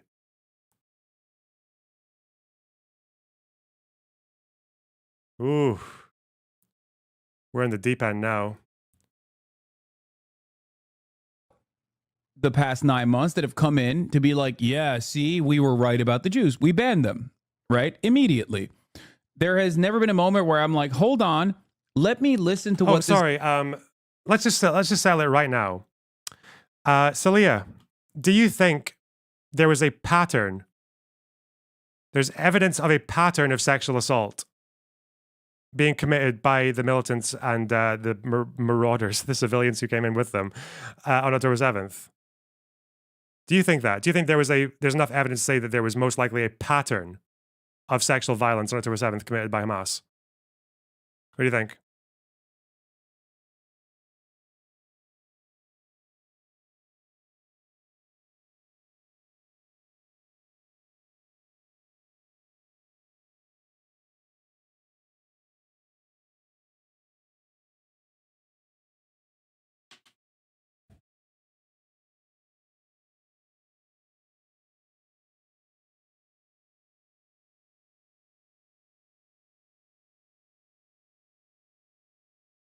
Because that's all I ever said. Said there was a pattern. And I feel like every time I said systemic or systematic, I was very clear to say that you can have systemic action without it being ordered from the top down.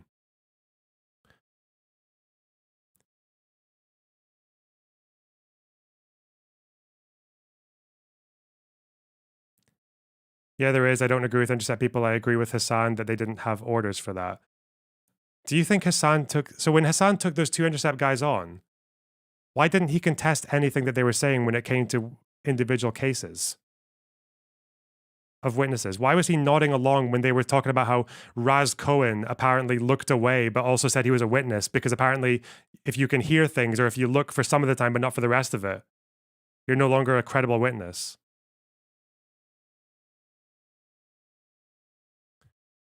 Fuck me. This guy has to say when they're like a very clearly Nazi account that is now pumping out. What are we talking about? Anti-Israel information or whatever. Like, I have actually spent time showing people who those grifters are and what their genuine opinions are. So I don't just He did contest. Can you show me a clip of that? Of him contesting them, like when he's interviewing them? cozy up to fascists specifically because they ostensibly are on my side on the issue of Israel, because they're not. Because I understand that they're not. I understand that they're We're still talking about simply me in the chat. using. I will commend Hasan for not believing the phalangist allegations, despite there being like a million of them in this chat. You know what was so interesting about the phalangist shit is that in both Israel and Palestine, no one gave a fuck that I was Maronite, Lebanese. No one gave a shit. And there was enough of a sample because the guy who was taking us around the West Bank was introducing me by my real name and letting them know that I'm like Lebanese Maronite, because they were all like, yeah, every time they would see me, they'd think I was a Westerner, then they would hear my name and they'd be like, oh, well. They were all just really fucking excited to meet a Lebanese person, because I guess I don't meet many of them. In the West Bank and in Israel. Because it turns out that even them, the Palestinians in the West Bank, they don't really, they don't do this thing, this like stupid thing where they think you should be held accountable for the crimes of your fucking ethnic group. I mean, if you're Jewish, they'd have a problem, but they don't care if you're Maronite. That's just, again, it's another Western thing where the only thing they know about Lebanon or about Lebanese Christians is the Sabra and Shatila massacre. That's all they know about it. That's probably all they know about the Lebanese Civil War. Most of them probably don't even know about the 15 other massacres that happened in that war as well. But, you know, you've got supers lined up. I know. Anyway. How many Palestinians you interviewed?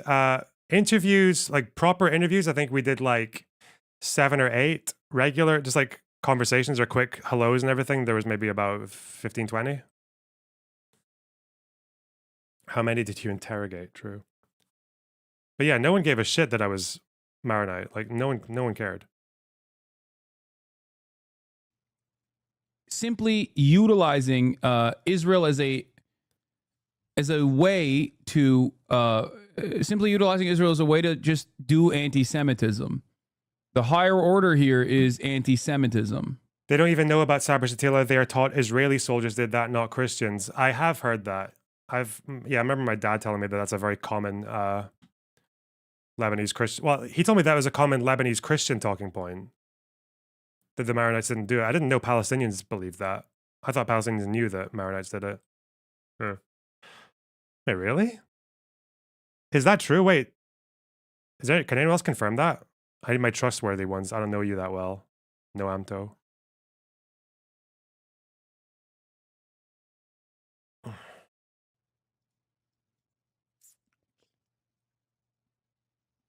Westerners also believe that? I don't care what Westerners believe. I'm asking if people in the West Bank, is the typical person in the West Bank believe that Sabra Shatila was actually, that the killings were done by the IDF? I know Lebanese Christians will say that. I've heard that a million times, but I don't know if Palestinians believe that. That's simply just business when you're an online content creator. If Hasan was more open to more smaller content creators, then D-Man would not sit on this many orbiters. This is Hasan's own fault. 24-month subscriber. How come? Be honest here. Are Hasan good at gathering orbiters himself? Where do these small leftist content creators go to? You have no idea how to grow online. Remember, Hasan was once an orbiter. Not really someone we see much of. And Hasan has been going on for years on here. If all that's you can mention, that's still really bad. This guy mentions a bunch of content creators who are not orbiters, by the way. They're fucking fully... I got the impression growing up the Israelis did it and didn't understand it later that they allowed it. Wait, where are you from, Khalid? All right, let's go back. I'm sorry, I'm getting fucking one guide. That's simply just business when you're an online content creator. If Hasan was more open to more smaller content creators, then D-Man would not sit on this many orbiters. This is Hasan's own fault. 24-month subscriber. How come? Be honest here. Are Hasan good at gathering orbiters himself? Where do these small leftist content creators go to? You have no idea how to grow online. Remember, Hasan was once an orbiter.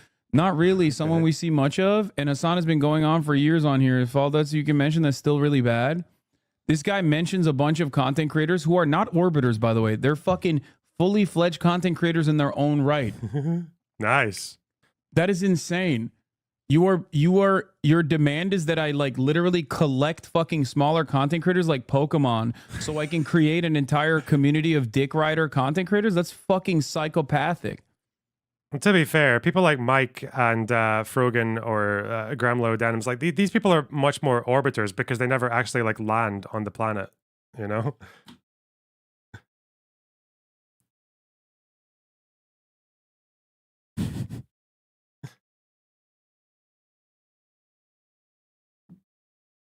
Whereas I land on Destiny all the time, and his mother.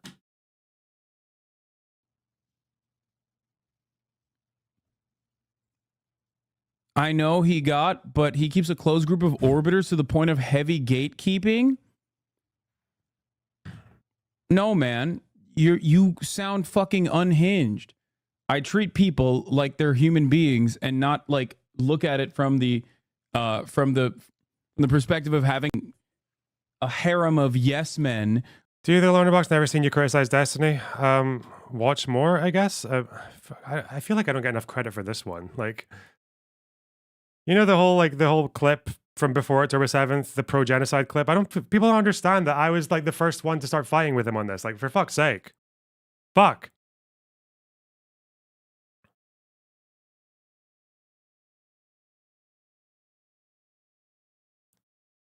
The cookie thing, yeah, the cookie files, that was a pushback against Destiny. Fucking... There are a few here.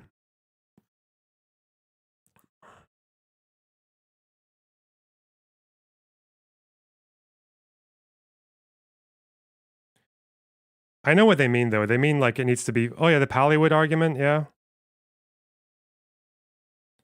The one about the fucking UN report not doing IHL and Great March of Return. Spoke about that on the podcast.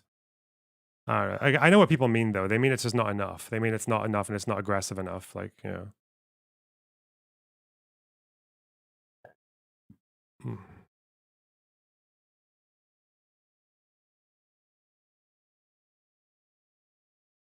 Who are going to abide by all of my wishes and attack my enemies and defend me unconditionally. What the fuck? Also, there's a shit ton of content creators that I collaborate You didn't with. push back on Vosh when you talked about... I literally told him that he was wrong about the Hamas thing, and I pushed back against the genocide thing. And what are you talking about? Fuck me. And I also pushed back on his chat with the narrative about them sterilizing Ethiopian Jews. Okay. God. I don't know. It's a good thing I have a good memory for these things, because you guys would gaslight the shit out of me otherwise. That are either around my size or maybe a little bit smaller than me or even larger than me. But you don't even consider that to be a thing because you are looking at content creators not as human beings, but simply as literally a number. How many subscribers they have. Or that will show whether or not they are valuable as allies or not. Israeli, when I first came in here and said some things regarding my being Israeli, I saw some anti-Semitic comments directed towards me getting deleted from the chat. Stuff like, we're outside your house and shit like that. So thanks. Yeah, of course.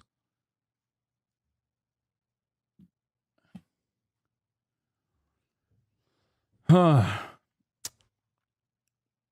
crazy. Hasan is not fucking carefully conducted. You aren't understanding what he's saying. Your entire behavior is weird, bud. Way to misunderstand what I'm saying. Yes, I am, but they're still doing this in many ways as a business. It's literally a job for most of them. I don't know why you're so understanding of people's like... Is this about me now, or are we just...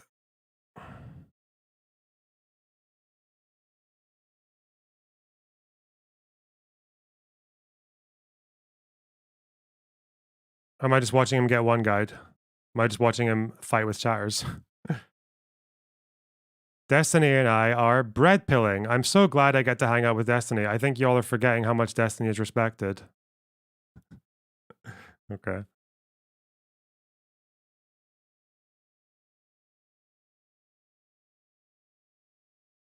To be fair, I never talk about him like that. Fuck.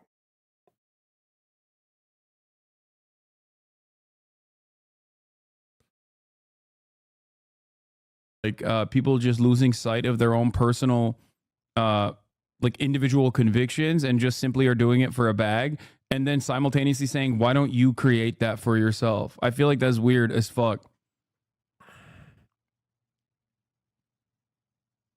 I literally stopped naming them with ... and he thinks that all I can name, you can do so many collabs with people who don't necessarily take your size. Some of them have a small audience, some have a larger audience. What do you want them to do? Yeah. Yeah, I don't have orbiters because I have friends, I have allies, I have people who share some of my opinions, maybe not all. And they're all wonderful people, and I routinely collaborate with them and I routinely hype them up. ultimately it's ridiculous to be like, yeah, you have to fucking defend me. I have to just like pick smaller content creators specifically so they will unconditionally defend me. Like, To be fair, as soon as the disagreements became big enough, like the one with Ethan, his audience went fucking ballistic against Ethan. So,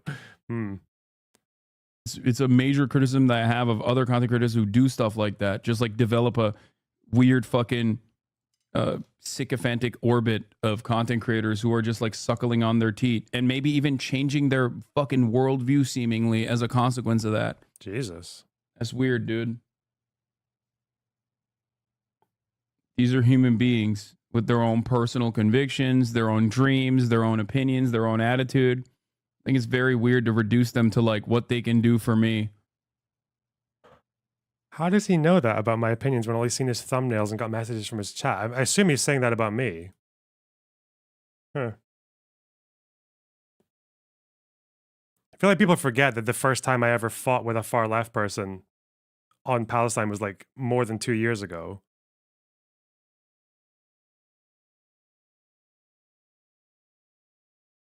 It's the first time I ever spoke about it on my channel, but yeah, okay.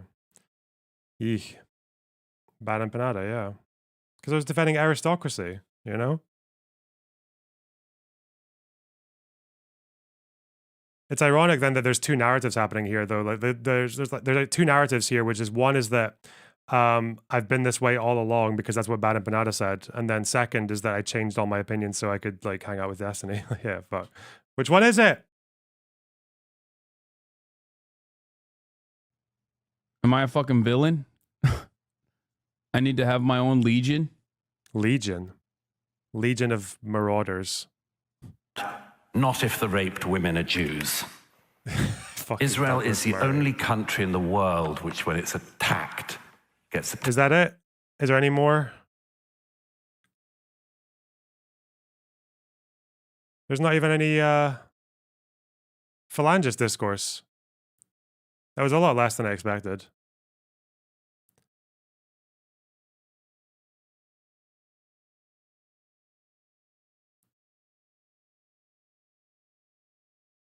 Okay, shall I watch that actual debate, though? Because it looks interesting. Do you have any interest in debating him? Yeah, I would. I mentioned it once, and he said, like, yeah, we could do as long as it's not some, like, shit show or whatever. And then I think I asked for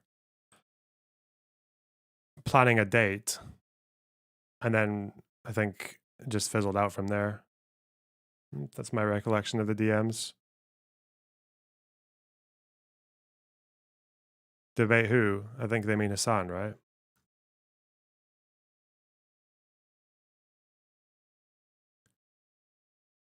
But yeah, then he debated Willie Mack. No clout, Sag. I don't even know what clout I would get from debating Hasan. What, his audience? The people who don't like Hasan are already in my audience. I don't know. It would be a good video though, I guess.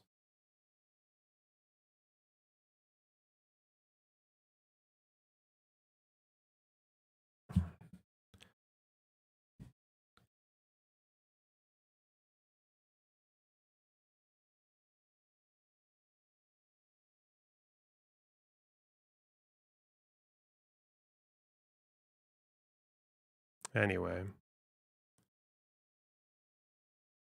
Think of the YouTube clicks.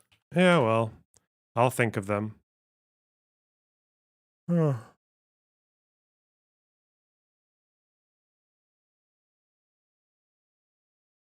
You can't go from apartheid to Israel to, yeah, 30,000 dead is whatever, lol, stop it. You know Destiny influence your opinion on this topic. Ayub, I still think that what happens in the West Bank can be easily described as apartheid conditions. I don't know if you're not listening to me when I say that. I also don't think 30,000 dead is whatever. I even made an argument that I think people can use quite convincingly for what would be an example of Israel going way beyond what would even be legal in the first phase of the war because of how much more damage the North is compared to the South, and them in the South saying that we don't actually need to rain fucking hellfire on the South. We can just do it surgically. It was like, well, why couldn't you do that in the North?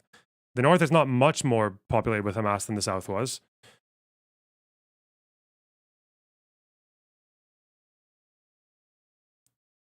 Like, what the fuck do these two things have to do with each other? I know what they have to do with each other to you. To you, they have the connection that they have to each other is that one of them is what a pro-Palestinian would say, and the other one is not. And you can only view things in terms of like, you're on this team, you believe this list of things. You're on this team, you believe this list of things.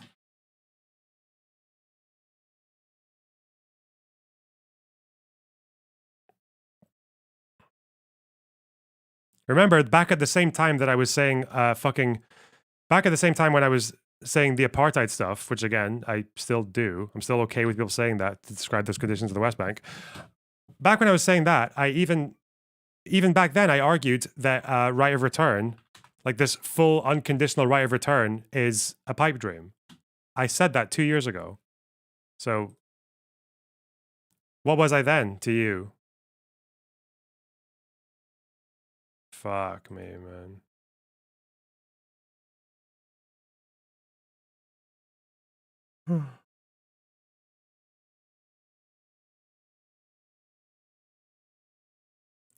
Look at your chat. I would beg to differ. West Bank isn't even the correct name. What do you mean correct name?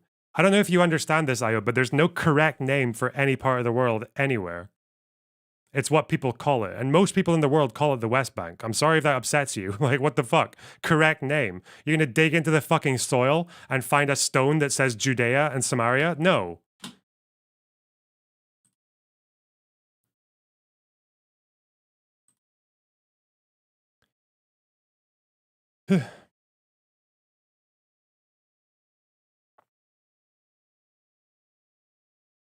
In your video 2 years back, didn't you make the point that there was unoccupied land that could be given to the Palestinians?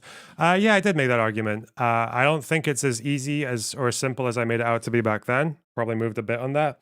I still believe that the resolution for right of return in a negotiation should be that Israel recognizes it in principle and then actions it in terms of negotiation. I think that's fine.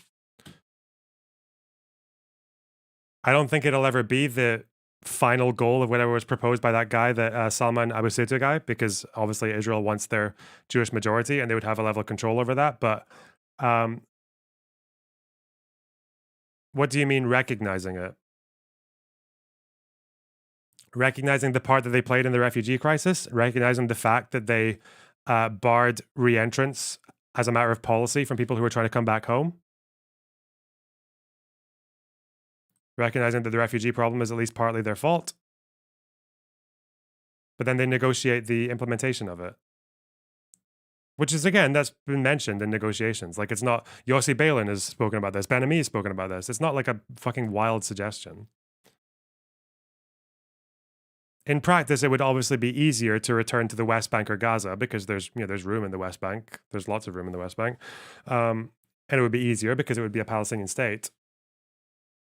I think recognizing it as a right is the problem. I don't think so. I'm sorry. How many fucking people are signed up to the refugee convention who recognize the rights of refugees but don't impose them, like, or only oppose them in limited ways?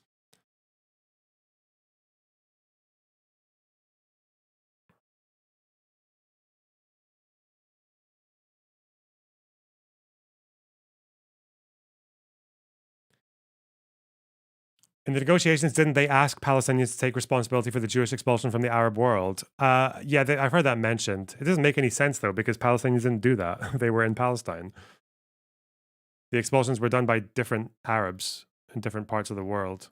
Yeah. Or maybe they wanted Palestinians to recognize the Arab role. Like, they could do that. I mean, on behalf of them, why not? Like, what would that mean, though, in practice? Just an acknowledgement.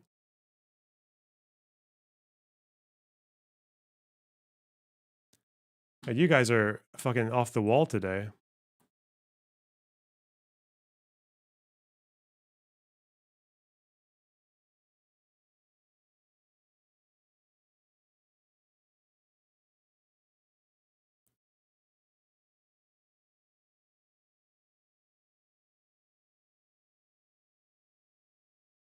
I don't even know why people are saying I never changed my, like, okay, I'm going to test your listening skills one more time. There are certain positions I used to hold that I don't anymore. Even from the last year, just from reading more.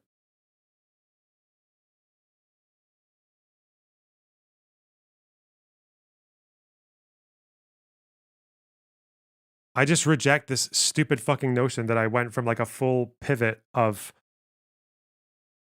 pro-Palestine to pro-Israel. Because if none of you fucking retards remember, sorry, hang on. What was the first video I made after October 7th?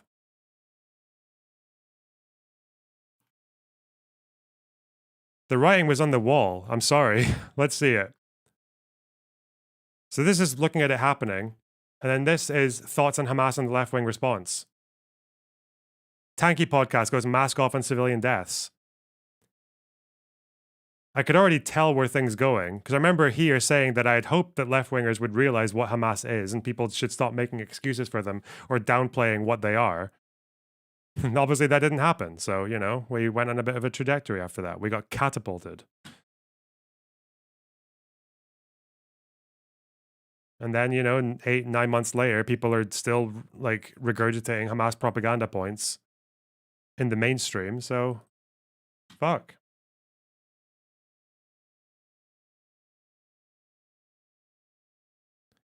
Why do you feel like you need to defend your views on anything to regards? I don't know. It's not even defending, it's just more, because I think about the audience, I guess I'm thinking about demonstrating to people that these critiques are hollow and they're never really based on that much like tangible, yeah, it's just a narrative that people have built up.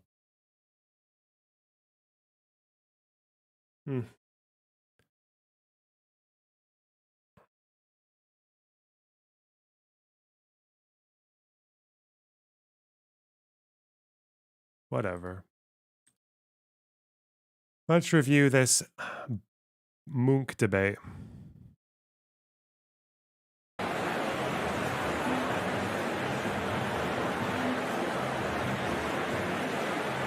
When does it actually start? I hate these stupid fucking intros. Certainly not a Saxon. So what I want to say to you is don't give... The criticism is that you're unprincipled, you change your mind because it would benefit you somehow. Yeah, and again, I can easily demonstrate how fucking stupid that criticism is as well. Because it's not even... It's what the fuck is that based on? I don't know if you understand what's been happening in the left-wing media space. The fact that at the beginning of October 7th, when I was getting shouted out by Hasan, by Vosh, I feel like if I was following the money, I'd be doing what they're doing. I'd be getting in with the Omar Badars or the Mehdi Hassans or the fucking current affairs people or Hasan himself. Like I'd be doing all that stuff because that's where that's like the popular opinion in alternative media. Again, it's very easy for you guys, and I'll lay this challenge out to you. If you think there's any position that I hold now that I have no reason to believe other than that it's for clout or whatever the fuck else that I can't justify, then show me. What's up? Give in to the fatalism here. Don't give in to the sense that these are the great forces.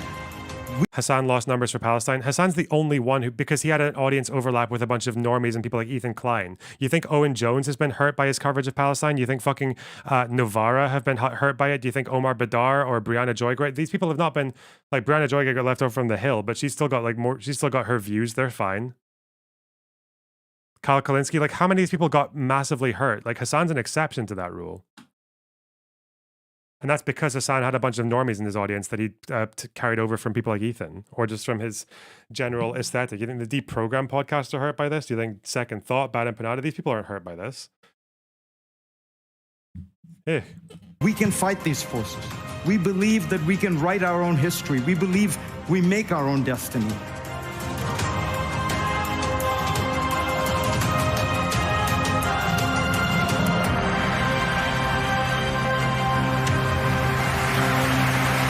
So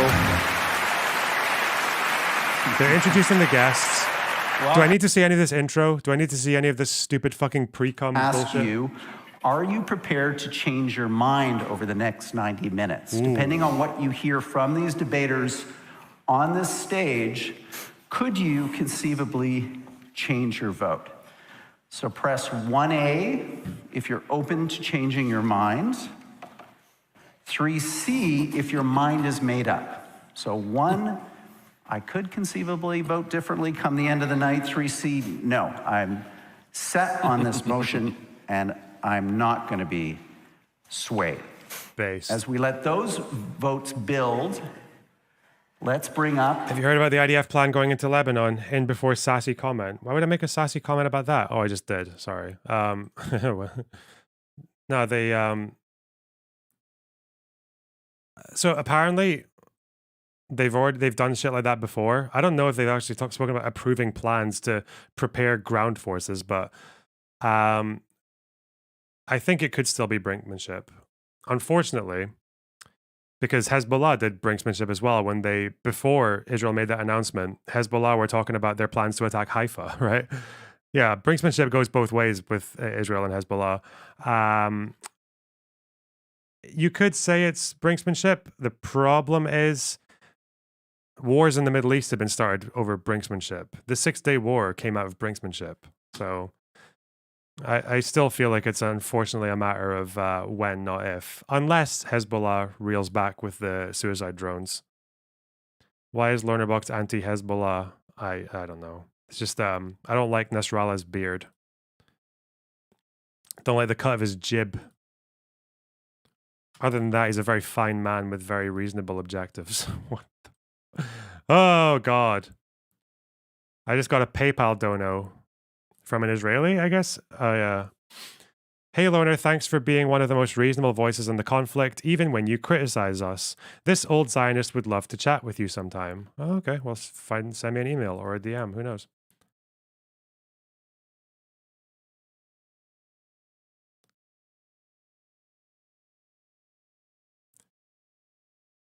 Connor York, thanks for the $1.99. You watching Scotland play today? Probably not.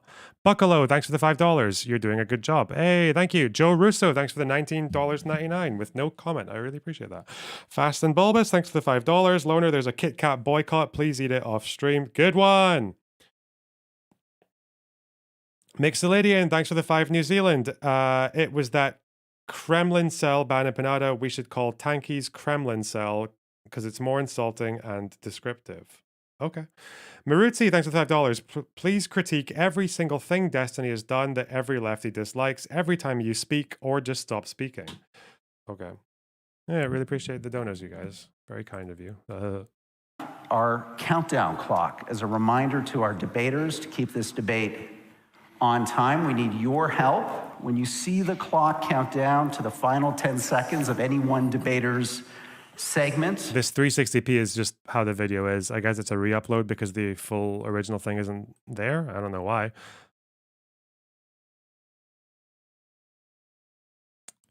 This show is really good though. This is the same show that Mearsheimer went on because what they do is they pull the audience on, they have a motion. I guess the motion here is Zionism anti-Semitism or something like that? They're copywriting, be careful. Oh. Will I speed it up then? 1.25? Will that save it? Anyway. So when Mearsheimer went on, the funny thing was that most of the audience agreed with him at the beginning, and then they disagreed with him by the end. So the best voice on that position just actually got annihilated so hard that the people changed their mind in real time watching him defend his position, which doesn't usually happen. Usually when people are watching a debate, they will come out of it agreeing with the thing that they believed when they first went in. Like usually. People change their mind over time. It's usually not as sudden as 2 hours in a debate. Natasha Brackett's lawyer tells a lot of outright lies during this debate. For example, the Deir Yassin massacre equals myth, according to her. Oh, that's not good. On stage, I want you to join me in a loud round of applause, and that'll keep us moving from one part of this debate to the next. Okay, we are ready now for the second audience vote. Change your mind, don't change your mind. Let's see those results up on the screen now. 77% say you could conceivably change your mind depending on what you hear. 23% no. So this debate is very much in play as we begin, and that's what we're going to do. Why am I getting so many more PayPal donations, by the way? Why are people doing that all of a sudden? I don't think I've incentivized that in any way, have I?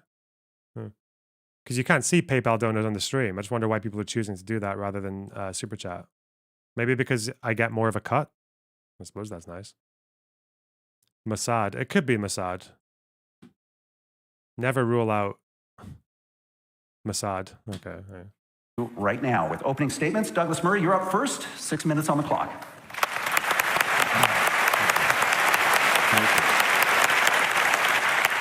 Well, thank you very much, Rudyard. It's a great pleasure to be back at the Munk debates. When I was last here a couple of years ago, I just returned from the front line of the war in Ukraine, where I was with the Ukrainian armed forces. And for most of the last 8 months, I've been in Israel and Gaza, following the war there as closely as I can.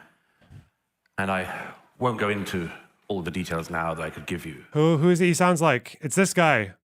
It's this guy again. He's back. He's returned.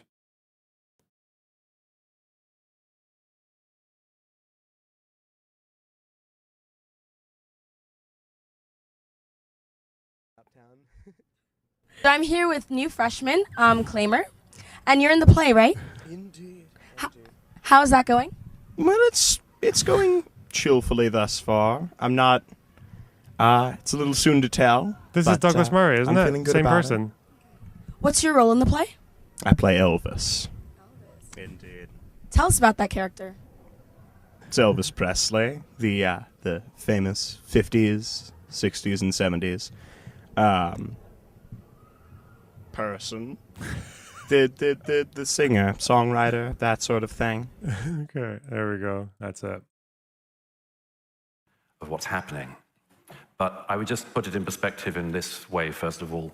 What happened on the 7th of October was not just a massive attack on innocent people inside Israel. It was the equivalent to about 6,000 Canadians being massacred and burned in their homes in one day. It was the equivalent of about 1,500 of your fellow Canadians being taken hostage. You know, you would have thought after an attack like the one that Hamas instigated, that started this terrible war, you would have thought that there would be some sympathy for the world, from the world. You might have thought the world would pay attention to the attack and at least pay attention to the people behind it. Okay. You might have expected, like me, that there might have been a worldwide opposition to the terrorists and rapists and murderers of Hamas.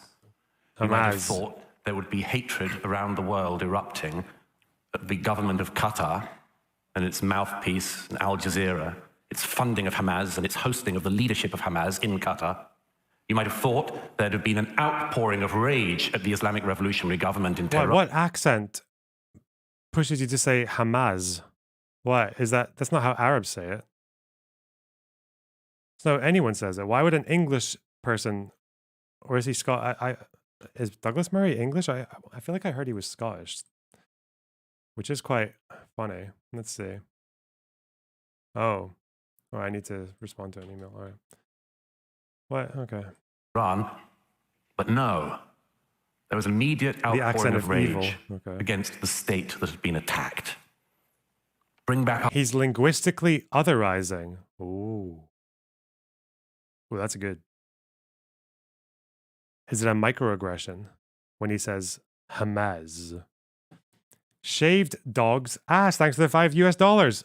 I've had someone deny that Oxfam is implicated in distributing the protocols of the elders and spending donations on child prostitutes. Pretty sad. I knew they're involved in scandals that were similar to that. I didn't know if they were doing those two things in particular, though. Okay. That's old, though, isn't it? I don't know. Knights, thanks for the 2 Australian. Debate strat to call them the wrong name. LeMayo. Yeah, true. Our girls we had 10 years ago in the war in northern Nigeria, which I also covered. Bring back our girls. No international campaign saying bring back our Jewish children. Believe all women, we've been told for years. But turns out, not if the raped women are Jews. Uh-oh. Israel is the only country in the world which, when it's attacked, gets attacked more. You know, the interesting thing about anti-Semitism is, as my late friend Jonathan Sachs said, it's a shape-shifting virus. It moves across the centuries. When you could hate people for their religion, the Jews were hated for their religion. Then you couldn't hate people for that anymore, so people hated the Jews for their race. And then, after the 20th century, people realized that wasn't such a great idea either. Now, the Jews are hated not for their religion or their race, but for having a state. People around the world hate them so much for it that Israelis are attacked when they have hostages taken, and this is to remember the 100 hostages still in captivity in Gaza, who, if they were given back by Hamas today, the war would be over. And they're also attacked when they rescue their hostages. You know, the interesting thing about anti-Semitism is the Jews can never win. Because historically they've been hated for being rich and for being poor. They've been hated for integrating and for not integrating. They were hated for being stateless. Remember, rootless cosmopolitans, the far right used to say. Yes. Now they're hated for having a state. Today, the only really acceptable form of anti-Semitism, aside from the sewers of the far right, the only real tolerated form of anti-Semitism is anti-Zionism. And Zionism, as we just heard, is simply the right of the Jews to self-determination in their historic homeland. That's all. So is the motion, is anti-Zionism anti-Semitism? Is that all it is? I don't know if I'd be on the side. I wouldn't be on the side of that motion because they're not identical. They're similar. There's a Venn diagram. But, yeah.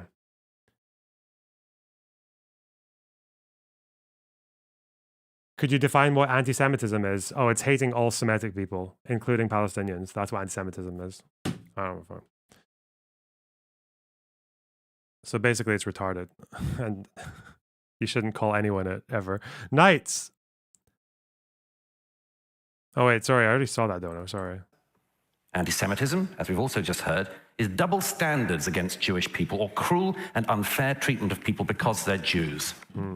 This isn't very far away from home here. If this isn't anti-Semitism, can the audience here tell me why the following things have happened since October the 7th? Why in a Montreal suburb a synagogue should be firebombed, as happened in November?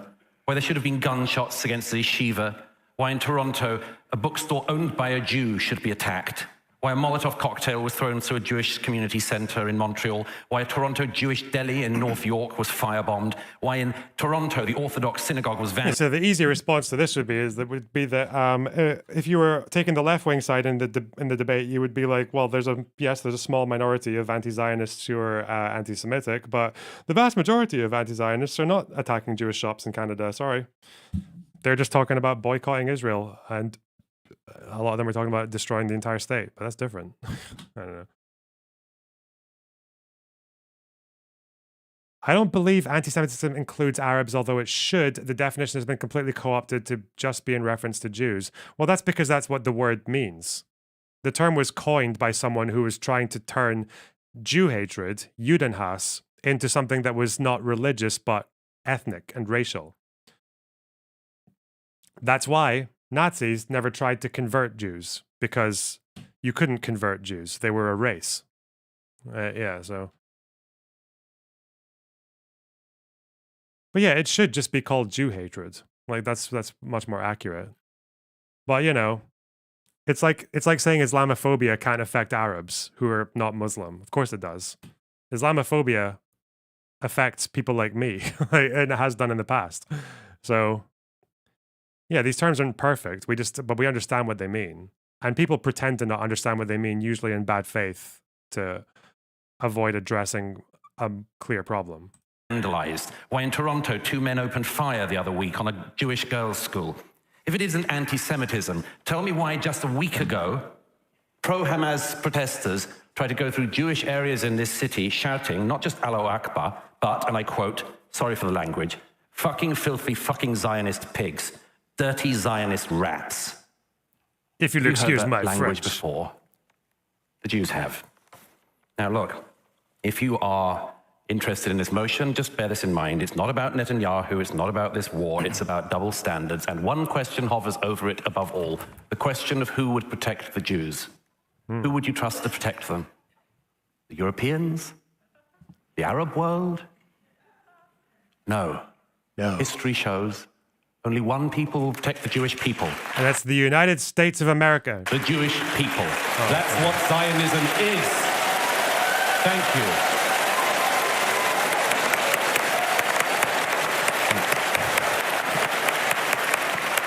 Thank you for that opening statement, Douglas. It's now Mehdi Hasan's opportunity to present the con side of the argument. Thank you. Ladies and gentlemen, In 1917, over 100 years ago, Arthur Balfour, the British Foreign Secretary, a card-carrying anti-Semite, a man who had denounced the evils of Jewish immigration into the UK, a man who referred to Jews as an alien and hostile people, he issued his... Ooh, he's doing the quote. He's mixing up his shit. Balfour was anti-Semitic in the first decade of the 20th century. But if you read his work and his conversations, he goes through an entire trajectory of learning to become, like, what do you call it? Like is it philo-Semite? I guess that's what people describe it as. Still treating them in a way that is quite like racially othering, but in a way of like admiration and in a way of saying that in 1917, when Balfour was defending the Balfour Declaration, he was defending it in terms of saying that Jewish people in Europe got fucked by Europe. They got treated like shit. They got treated like non-citizens for 2,000 years, and they rightly don't want anything to do with Europe. And that's why it's better to have a Jewish state, because that's how they'll be protected. It means that Europe doesn't have to, that the European right-wingers don't have to deal with a population that rightfully distrust them. That's kind of how he would put it at the end. So that's kind of like a mixing up two things there. Balfour was not the same in 1917 towards Jews as he was in 1905. 1,500 years, come on, loner. Wait, what? The Romans, it was first century when the Romans took Jews to fucking Europe and, wait, what? Okay. Yeah. That hostile and alien, we read the whole thing for that. Where is the alien hostile people?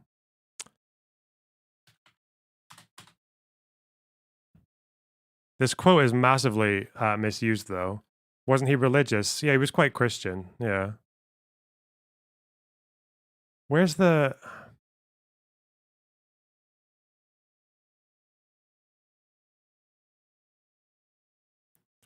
Because there's a thing where you can see the entire statement. Alien. Oh, it's here. This is him. This is his quote. I wish I could just find the whole thing. 57 footnote. Let's see. This is the quote here.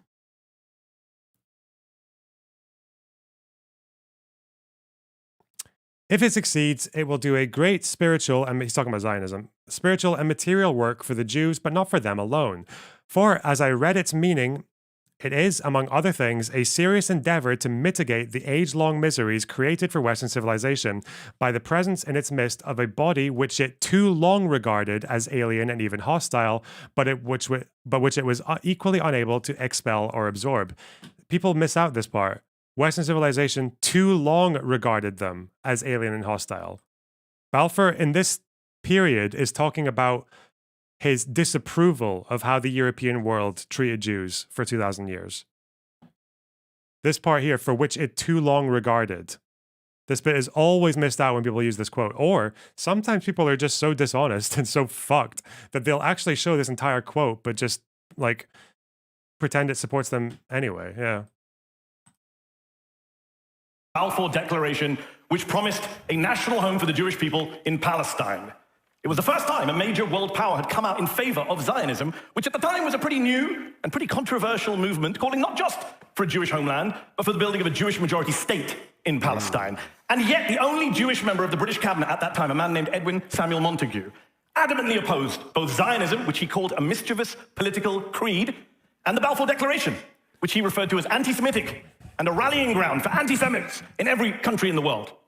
The only Jewish member of the British cabinet, that is what... That's a sound criticism. It was definitely weaponized by anti-Semites. And you can tell that when Balfour is talking in that way, he is trying to speak to an audience that he knows is going to be anti-Semitic to convince them as well. But, you know. Let's see. Apparently he gets picked up on the misquote. Okay. What he said. And yet tonight here in Toronto, over 100 years later, we are being asked to vote for a motion that would damn Montagu as the anti-Semite while praising Balfour as the champion of Jews and Judaism. That's ridiculous. In fact, this entire motion tonight is ridiculous. Well, oh God, that's a really mischievous, like using two people as your fucking... Couldn't you also just say if you go with this motion, if you go against this motion,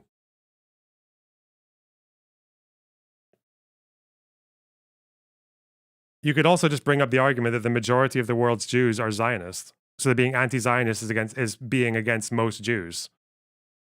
Which is enough for to call it anti-Semitic, because even people who are racist might say they don't hate all black people. They just hate the ones who, you know, they consider to be thugs and all that kind of stuff, right? Which is, again, which they would argue most of them. Yeah.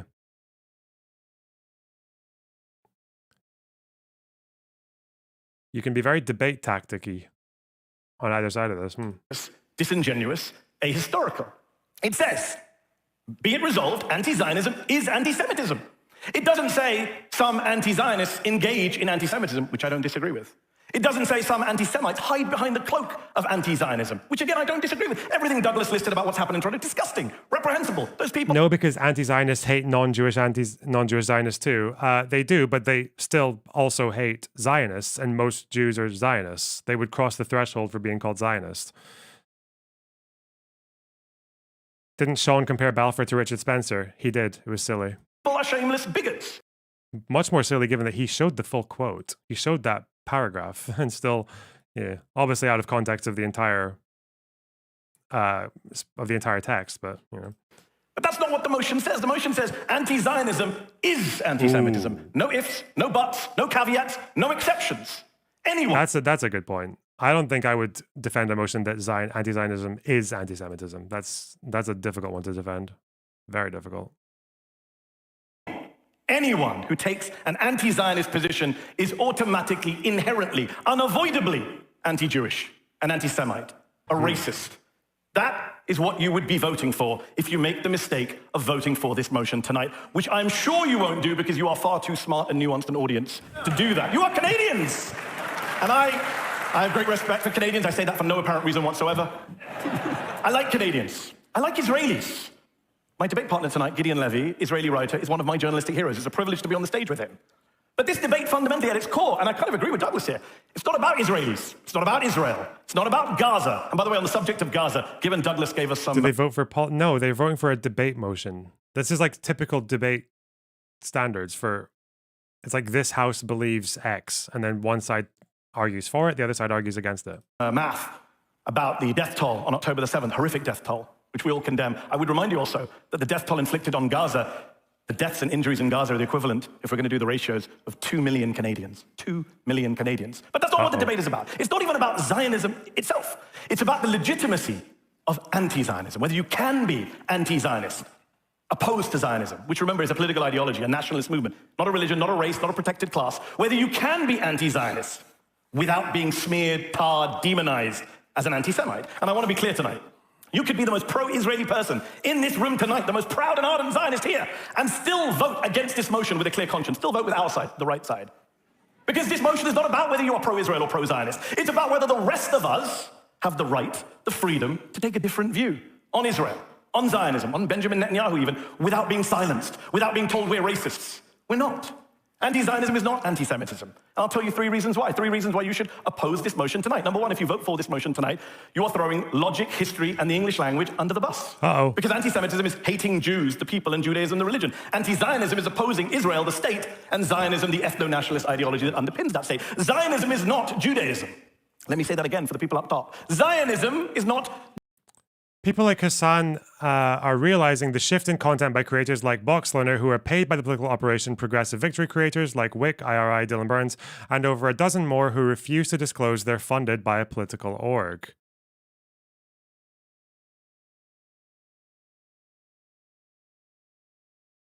Oh.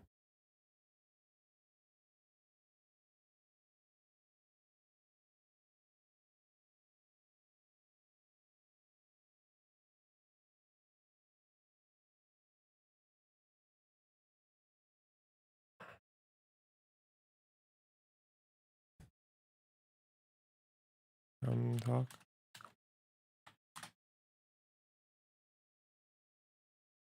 Post all. Why is there a fucking... Oh, wait.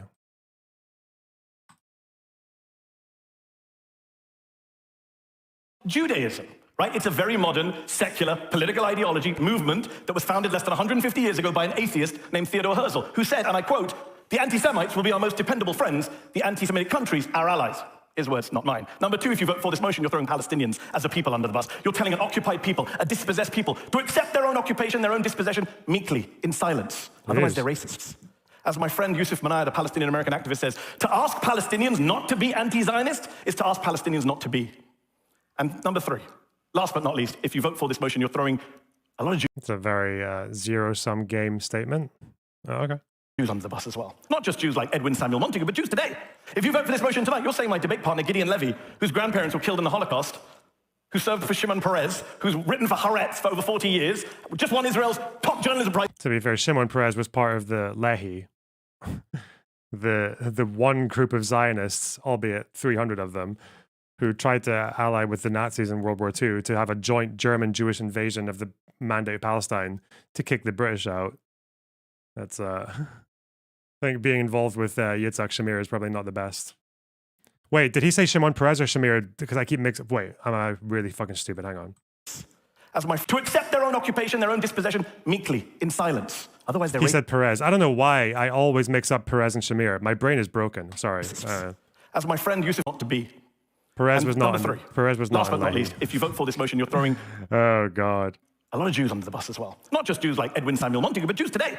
If you vote for this motion tonight, you're saying my debate partner, Gideon Levy, whose grandparents were killed in the Holocaust, who served for Shimon Peres, who's written for Haaretz for over 40 years, just won Israel's top journalism prize 3 years ago. He's an anti-Semite. You're saying the Satmar, the world's biggest Hasidic Jewish sect, which says it is fighting God's war against Zionism, is anti-Semitic. Yeah, Perez was Israeli left. He wasn't. No, he was nothing like Shamir. Yeah.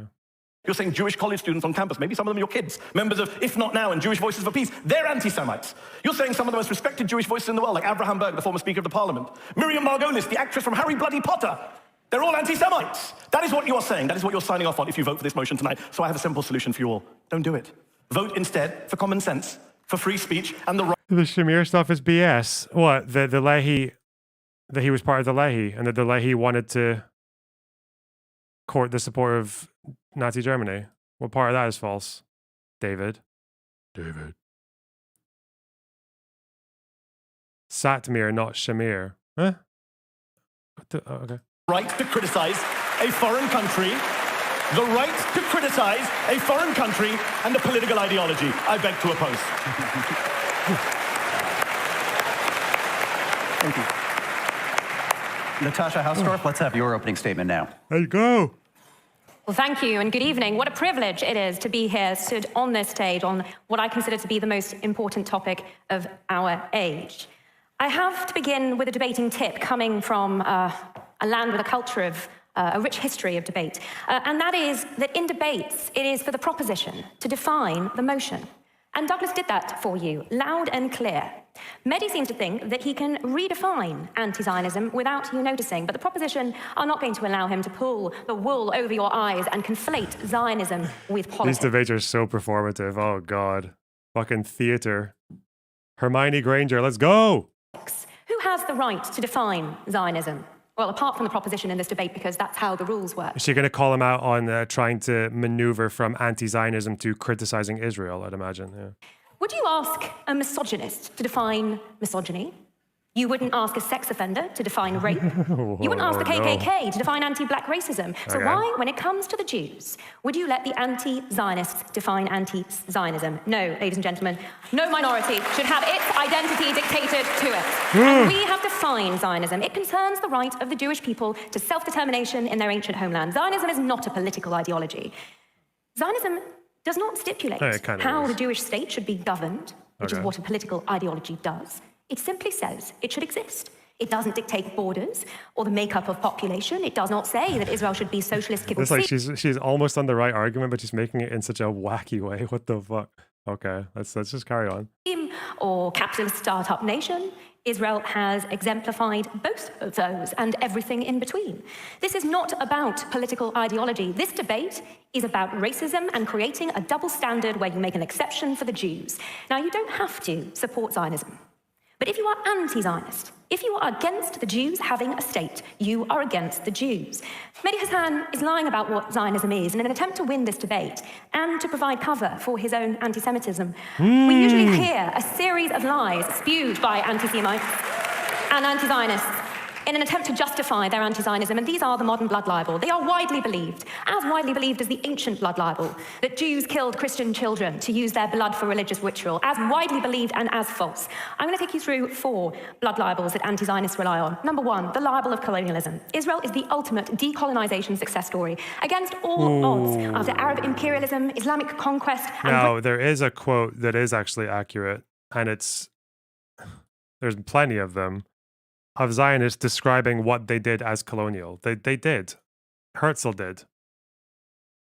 They don't think it is colonial in the same sense as an empire imposing a colony on a fucking indigenous people to exploit them and exploit the natural resources, but they still saw it as colonial. They established colonies, they established settlements, and they protected those settlements, and they wanted to make those settlements contiguous, and they made sure that the economic activity in those settlements was for one group, and they treated the indigenous population or the native population like a lot of colonialists treated locals. They did that as well.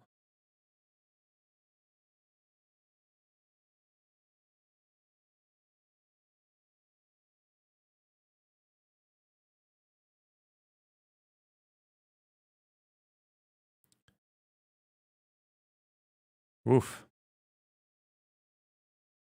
What do archaeologists find in digs, Palestinian or Judean artifacts? That has nothing to do with whether or not what they did in the 20th century and the 19th century was colonial, you fucking idiot. Like, just because your ancestors from 2,000 years ago lived in a place and then you fuck off from that place or get fucked off from that place, and then people come back and there's another native population there that's been there for hundreds of years, most of them, and you establish a presence there. What do you think indigenous means? Indigenous and native don't necessarily mean the same thing. Indigenous doesn't mean that, like, indigenous to me, I don't think indigenous just means like you trace back to the very first group that was there. Or if you do want to treat it that way, you can have indigenous, but you can also have natives. The Palestinians who lived there when Zionism began were natives.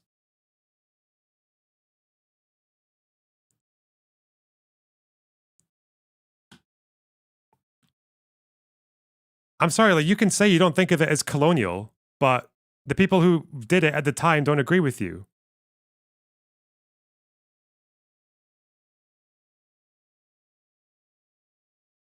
Eek. British colonialism, the Jews, indigenous to Judea, re-established Israel. My family lived under Ottoman and then British colonialism in Jerusalem long before Yasser Arafat, who was born in Cairo, created Palestinian national identity in the 60s.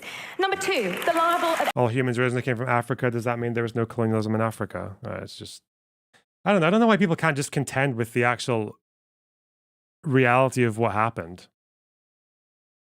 Because there were certain things that the original Zionists knew that they were doing. They knew that they were building settlements. They knew that they were connecting those settlements, and they knew that they were defending those settlements militarily. They knew that there was a local population, a native population, that was going to be an obstacle to what they were doing. They knew that it was in their interest to exclude that native population from their activity. They believed themselves to be of a more sophisticated culture than the natives who lived there.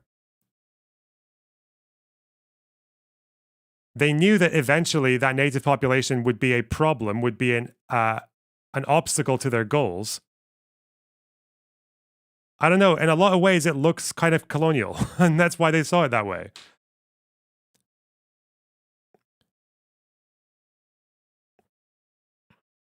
And the fact that there's a fucking temple underneath Al-Aqsa doesn't get rid of that, Lord of Hosts. Native defined for how many years? I'd say I'd give it maybe a couple of generations, which again is most of the Arabs who lived there. Most of the Arabs who lived there, as far as we know, were there for at least a few hundred years. And that's true of 47 as well as 1900 or 1870. Why conflate building settlements with imperial colonialism like the British Empire? No, I'm not conflating them. I said it has things in common with colonialism, but isn't the same as imperialism. That's the difference. At least this is Benny Morris's words. I think this is a good way to analyze it. It's colonialism without imperialism. I think that's a pretty fair way to put it.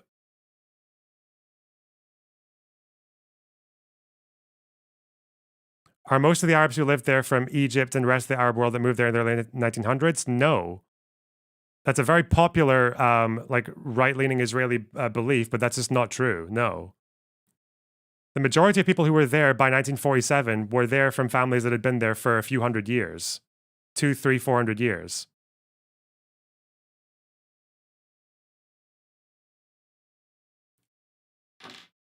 So when will Israelis flip to being the natives after 100 years, 200? See how ludicrous you sound? That's not ludicrous at all. Israelis are native now. They've been, most Israelis were born there. Source, trust me, bro. Oh, also, sorry, Lord of Hosts. Okay, you either change your mind when I show you a source or you get banned. Sorry. Or you give me a counter source. I put this out on Twitter today with the link. This is from a book called The Population of Palestine by a guy called McCarthy. There was unrecorded Arab migration into Palestine. That there was is beyond doubt, but it was small. Throughout the Mandate years, Arabs whose ancestors had lived in Palestine in Ottoman times formed a distinct majority of the population. For the unrecorded immigration to have had significant effect on the ethnic composition of Palestine, it would have had to have been immense. For example, the non-Jewish population at the end of the Mandate was double the Jewish population. If Jews were to be considered a legal majority, de jure, not de facto, one half of the non-Jews would have had to have been illegals or illegals' children, not a likely situation. The argument that Arab immigration somehow made a large part of the Palestinian Arab population is thus statistically untenable. The vast majority of the Palestinian Arabs resident in 1947 were the sons and daughters of Arabs who were living in Palestine before modern Jewish immigration began. There is no reason to believe that they were not the sons and daughters of Arabs who had been in Palestine for many centuries. All right, here we go.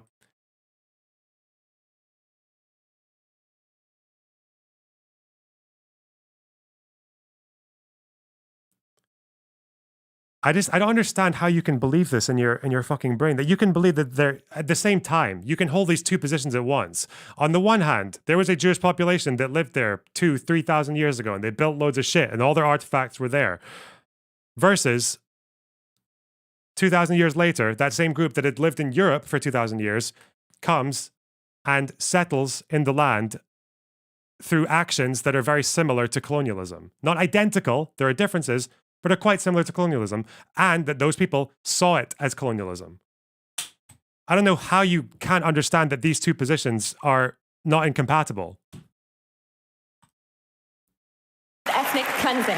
In 1948... It's the same thing again. I think you understand. It's just the whole thing that you just don't want to concede anything. It's so stupid. When 5 Arab armies and the local Arab population attacked the fledgling state of Israel with the stated intention of annihilating its people, 700,000 Arabs escaped the fighting. Those that remained... Saw it as colonialism. Oh my God, you fucking retard. Sorry, Lord of Hosts. What did I say just before saying they saw it as colonialism? That it had a lot in common with colonialism. Do you just ignore that part?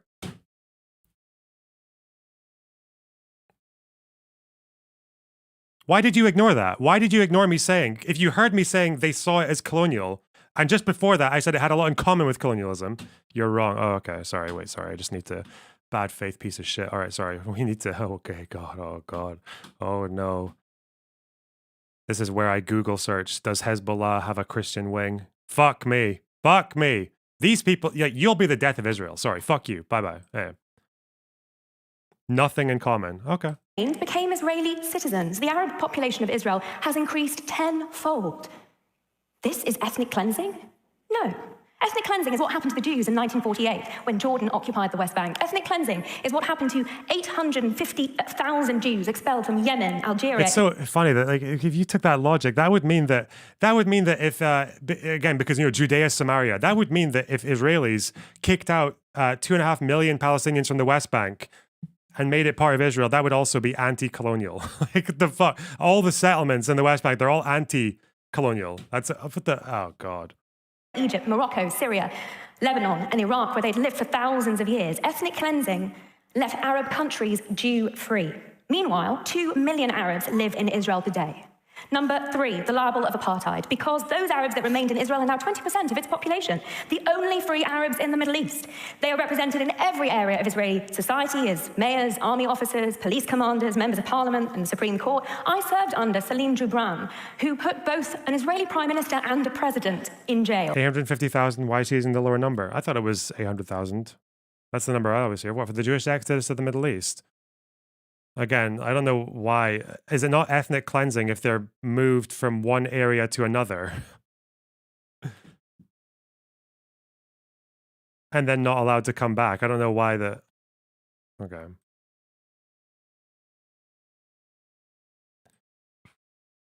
It's just whatever people want it to be, these words. Oh God. This is why I respect and despise both sides at the same time. They're just so, like, these propagandist camps are just so fucking ridiculous with the way that they sell these narratives. How the fuck can you believe that the 48 war doesn't count as ethnic cleansing whilst the Jewish flight from the Middle East does? How can you hold those two positions at once? Is it just because it's like to a different country? Is that what matters? Not from one area to another? And by the way, the West Bank is obviously, like, in terms of statehood and administration, is massively functionally different from within the borders of Israel. If that's the case, if they just moved from within a country, why does Israel not let them back? Israel clearly sees that movement as something significant. Intention is, if you go by the intention line, Israel has it worse, because there was at least 50 villages and towns that were expelled as a matter of choice by either Israeli commanders or by Ben Gurion or by generals. That was intention. That was choice. And obviously the state's intention after they left, the state's intention as a matter of policy was to bar them from coming back to within Israel's borders. I don't recall there being any massive policy of kick out the Jews from the Middle East. People were pushed out. They were not expelled as a matter of any kind of like intention from the top down. There was no policy or orders. Egypt, I think, for what? How many? Egypt is the one exception. How many Jews were expelled as a matter of policy in Egypt? Like 500, maybe? Or was it 5,000? It was not a sizable percentage of the 800,000.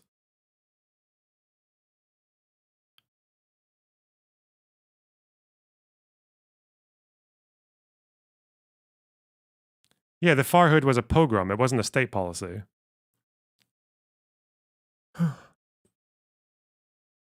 I don't know. Again, these words are just whatever people want them to be.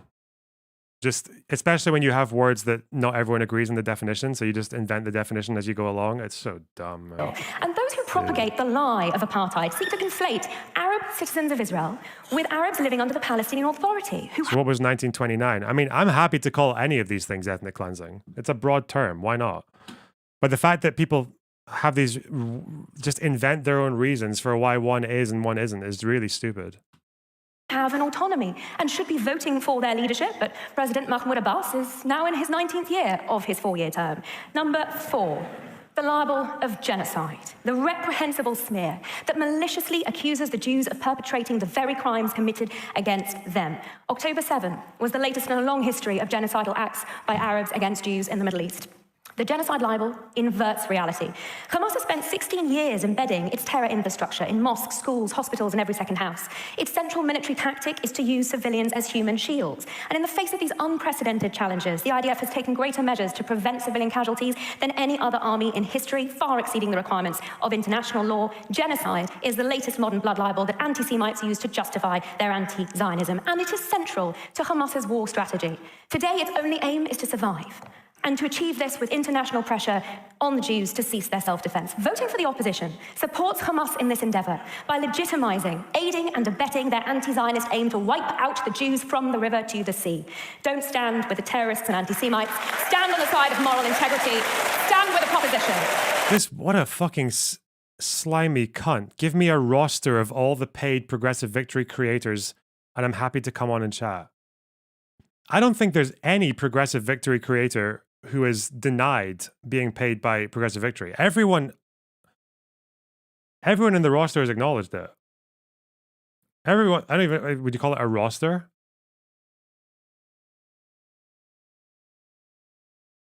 I'm paid by Progressive Victory, just so you guys know. They don't tell me what to talk about, ever. They might give me suggestions and I can say yes or no, but so give him the list. What a cowardly fuck.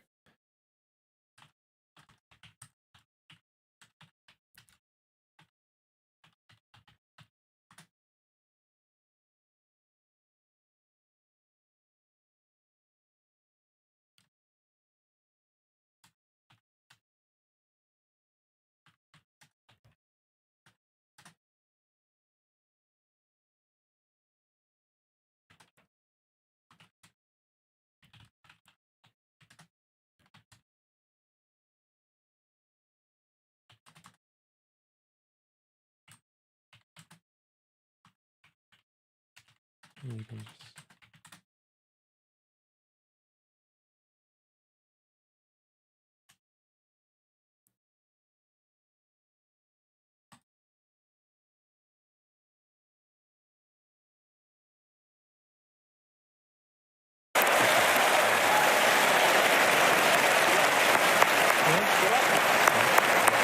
Thank you, Natasha Hausdorff. Gideon Levy, we're going to have your opening statement now.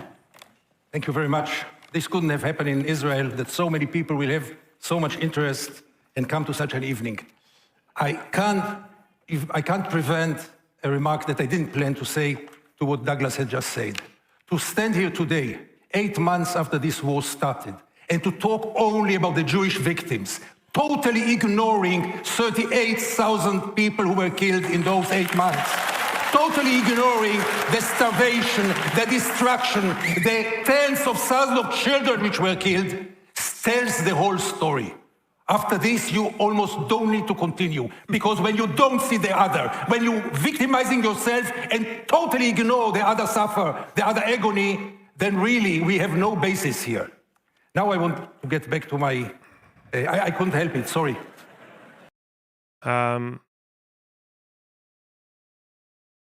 Did he say 38,000 civilians? Is he calling every death a civilian? Did I miss that? Do I need to read the... People kept on telling me to read this UN article about the numbers being revised down. Just people. No, you just said people. Ministry numbers revised.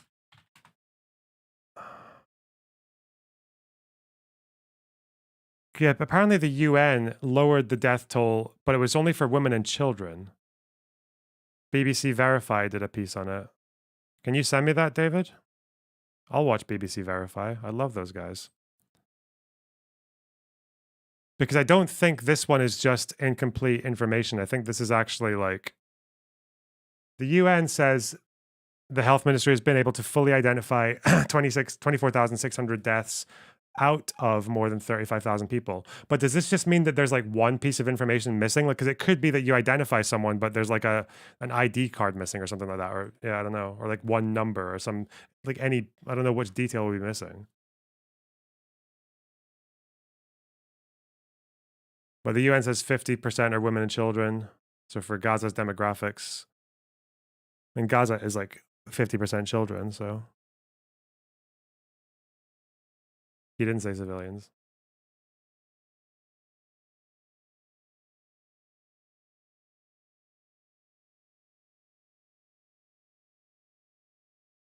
Children is not under 20. I'm pretty sure for the health ministry, children is 18 or under. Or just under 18. No, he didn't say civilians. There was just someone in chat. I don't think I heard civilians. I will start with a personal note. If not Zionism, I wouldn't have been here tonight. My father said goodbye, my late father said goodbye to his parents and fiancée in the railway station of Prague in 1939. He went on a boat, illegal boat, 5 months in the sea. No port would accept them, detention in Beirut, Lebanon, and finally illegally arriving in Israel. He had no idea about Zionism. He hardly knew Judaism. He never knew the difference between Purim and Pesach until his last day. I always had to explain to him, when Purim you eat matzot. No, it's Pesach when you eat matzot. But he came here to Israel, and Zionism saved him. Zionism at its beginning was a just cause, which was performed with many, many mistakes and even crimes. But the idea that the Jews deserve a rescue place was the most moral idea that I could have thought at those days. But years passed by, Zionism, which nobody today in Israel knows to define exactly. Many Israelis will tell you that to help an old lady to cross the road, even if she doesn't want to cross the road, that's Zionism. But Zionism today is the scaffold. That's a word that I wrote myself, and I will never know to pronounce it. The scaffolding of a building which was built already. And once you built it, you don't need it anymore. Zionism today has only one meaning, and nobody can find any other meaning. It is Jewish supremacy between the river and the sea. That's the real meaning of Zionism today. Ooh, I was a tell good him. boy in Tel Aviv for many years. I got Zionism with the milk of my mother. You mentioned all my sins. Yes, I was in the army. I was working for Shimon Peres. I was a Zionist until I realized that Zionism means national supremacy of one people over the other. And I cannot support any kind of supremacy anywhere. Yes, it was a nice lie to tell that the people without a land arrived to a land without a people. And we were brought up according to those stories. I heard the word Nakba first time in my life when I was 20. I saw the ruins along the street and around the roads in Israel. I never asked, where are the people who lived in those ruins? What happened to them? All right, let's see. Let's see what AP says about this death toll thing. This debate is fucking horrible. Takeaways from the AP analysis of Gaza Health Ministry's death toll data.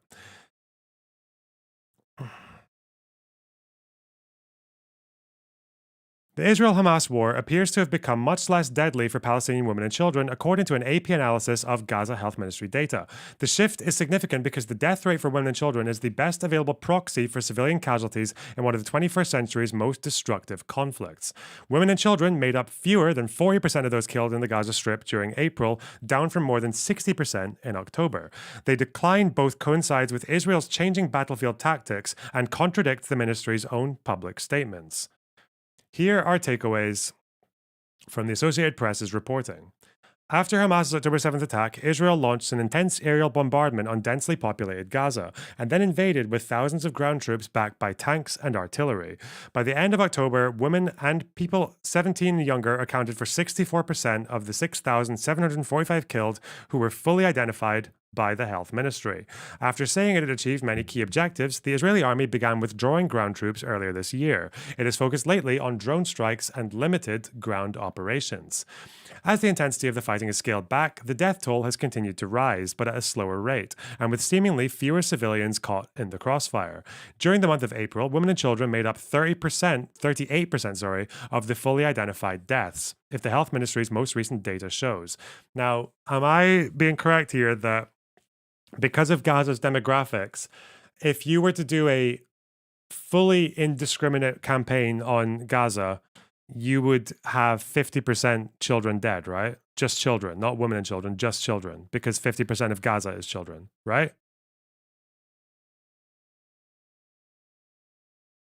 Is that just checking?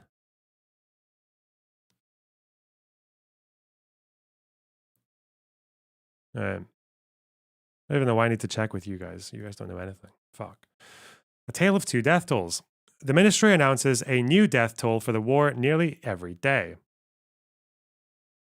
It also has periodically released the underlying data behind this figure. Assuming everyone's evenly distributed. Yeah. Including detailed lists of the dead. The AP's analysis looked at these lists, which were shared on social media in late October, early January, late March, and the end of April. As recently as March, the ministry claimed over several days that 72% of the dead were women and children, even as underlying data showed the percentage was well below that.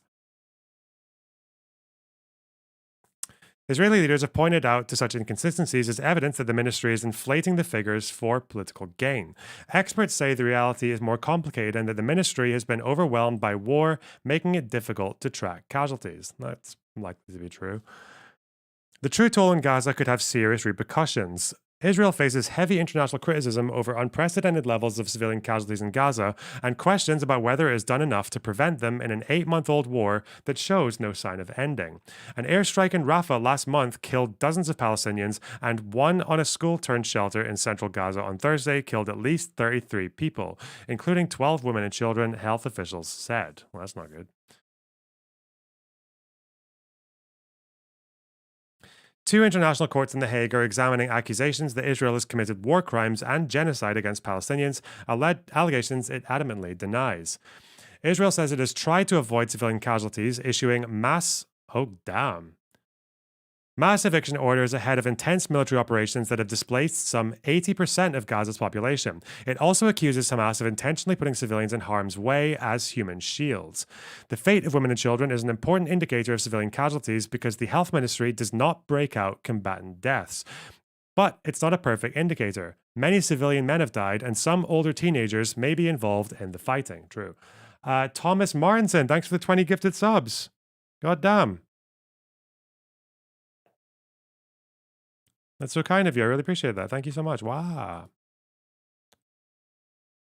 This is an exodus of white names in the chat. Whoa, whoa, whoa, whoa.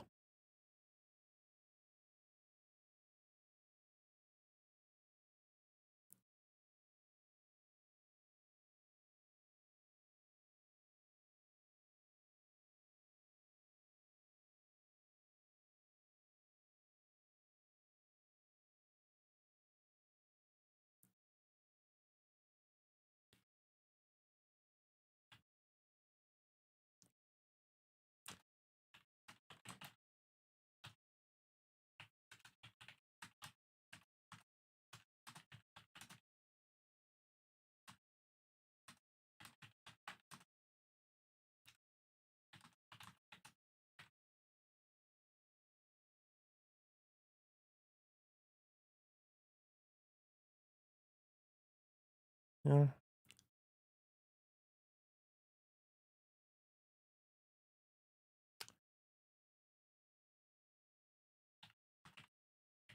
Yeah.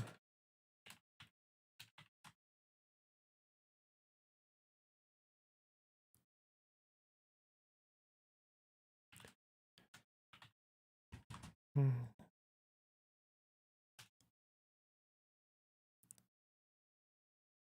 Yeah, anytime.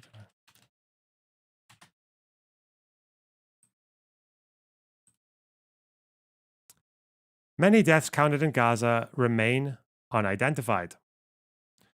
The ministry said publicly on April 30th that 34,622 had died in the war. The AP analysis was based on the 22,961 individuals fully identified at the time by the health ministry with names, genders, ages, and Israeli-issued identification numbers.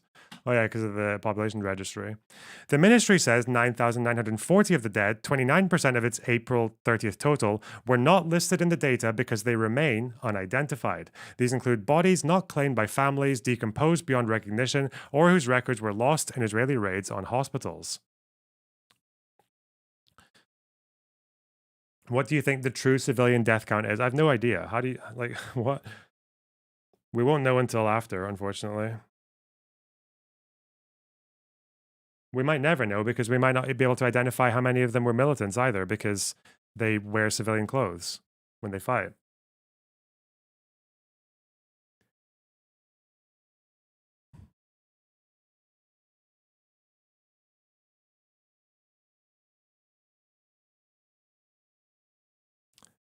Okay.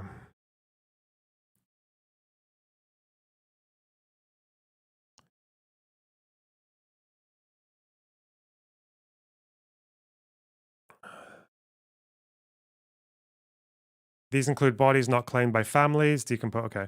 An additional 1,699 records in the ministry's April data were incomplete, and 22 were duplicates. They were excluded from AP's analysis. Okay. Duplicates are not very common then. Among those fully identified, the records show a steady decline in the overall proportion of women and children who have been killed. Oh, so the one hand of this is that you could say the incomplete data makes sense because of war and it's difficult to have complete data on to identify everybody.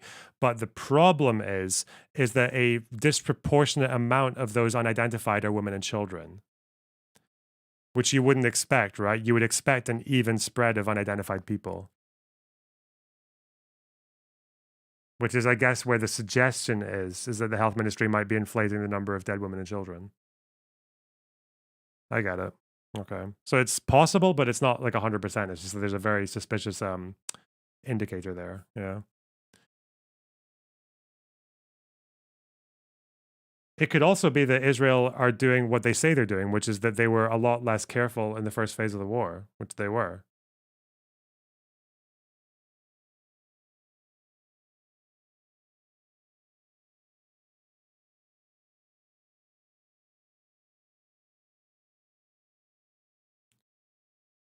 Okay. Some critics say the ministry's imprecise methodologies, relying on families and media reports to confirm deaths, have added additional uncertainty to the figures. The health ministry says it has gone to great lengths to accurately compile information, but its ability to count and identify the dead has been hampered by the war. Okay. They stand by their count. Let's just read the rest of this. Dr. Motassem Salah, director of the ministry's emergency center, rejected Israeli assertions that the ministry has intentionally inflated or manipulated the death toll. This shows disrespect to the humanity for any person who exists here, he said. We are not numbers, we are all humans. These are all human souls. He insisted that 70% of those killed have been women and children, and said the overall death toll is much higher than what has been reported because thousands of people remain missing or are believed to be buried in rubble. Israel last month angrily criticized the UN's use of data from Hamas's media office, a propaganda arm of the militant group that reported a larger number of women and children killed.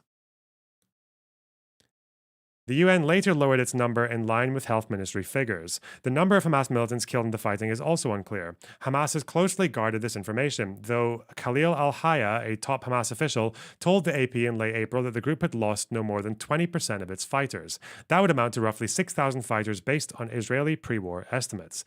The Israeli military has not challenged the overall death toll released by the Palestinian Health Ministry. But it says the number of dead militants is much higher at roughly 15,000, over 40% of all the dead.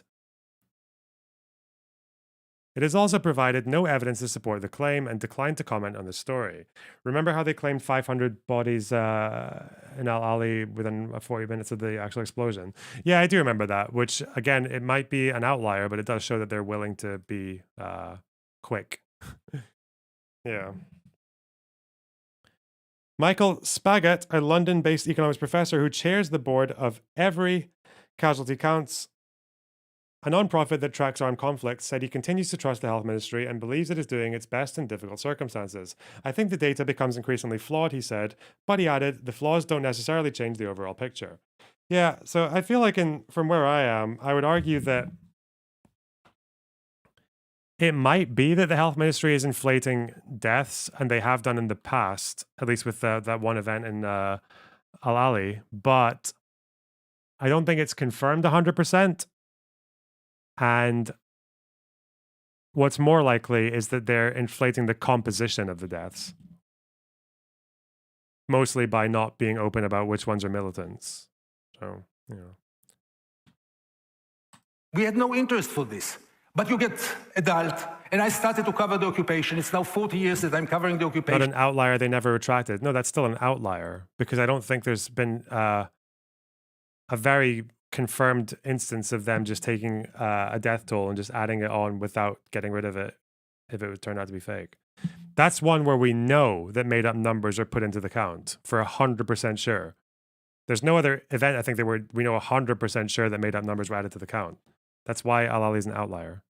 Or could be an outlier, based on what we know. It might not be, but we don't know. Sev, thanks for the 5 gifted subs. Holy shit. We're really pinking up the chat now. That's really good, you guys. Thank you. Thank you. And I cannot accept Jewish supremacy. But that's my problem. It's not necessarily your problem. What must be really understood is that Zionism, as my friend Meadi just mentioned, is an ideology.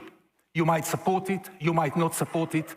Israel, the Jewish people had defined themselves already. We have a strong regional superpower, and we live in a state which is more Jewish than democratic, and the struggle should be between the two, and this struggle is still ahead of us. But Zionism finished its role many years ago. It is meaningless today, but still people might believe in it. That's fine with me. My request from you tonight is don't fall to the trap of the Israeli propaganda. The strategy of Israel in recent years is efficient and successful, and you shouldn't fall to the trap because it's finally also your problem, not any criticism. I said it. Okay. No, if you're pretending to not understand what I meant by outlier, just leave me alone. Stop. Criticism of Israel is anti-Semitism. Not every policeman who writes a ticket to a Jewish driver is an anti-Semite. Okay. You may be anti-Israeli in the way that you are anti-occupation, anti-apartheid, and still have nothing to do with anti-Semitism. I'll tell you more than this. Israel has succeeded by this to silence any criticism. And take my word, there is nothing that Israel needs now more than criticism, because Israel will never save itself by its own. Israel will never put an end to the occupation without you, without the criticism of the world. Thank you very much.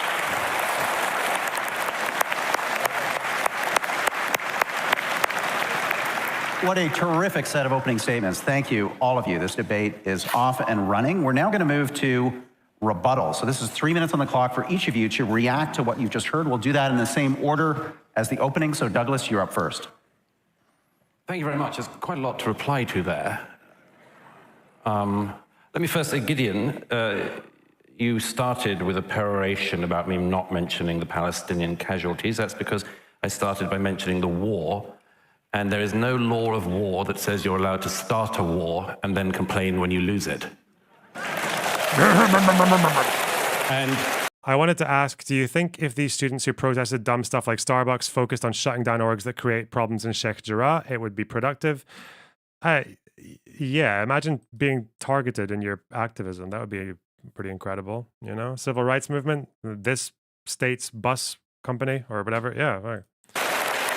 And if Mehdi cares about the Palestinian casualties, as I'm sure he does, then tell your bosses in Qatar to tell their friends in Gaza to stop the war and give back the hostages.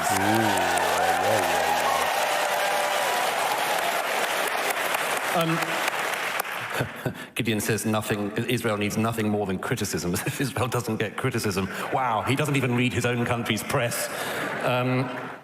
By the way, you said the other day in an interview, Gideon, I couldn't care less about the Jewish state, so we know very well where you're coming from.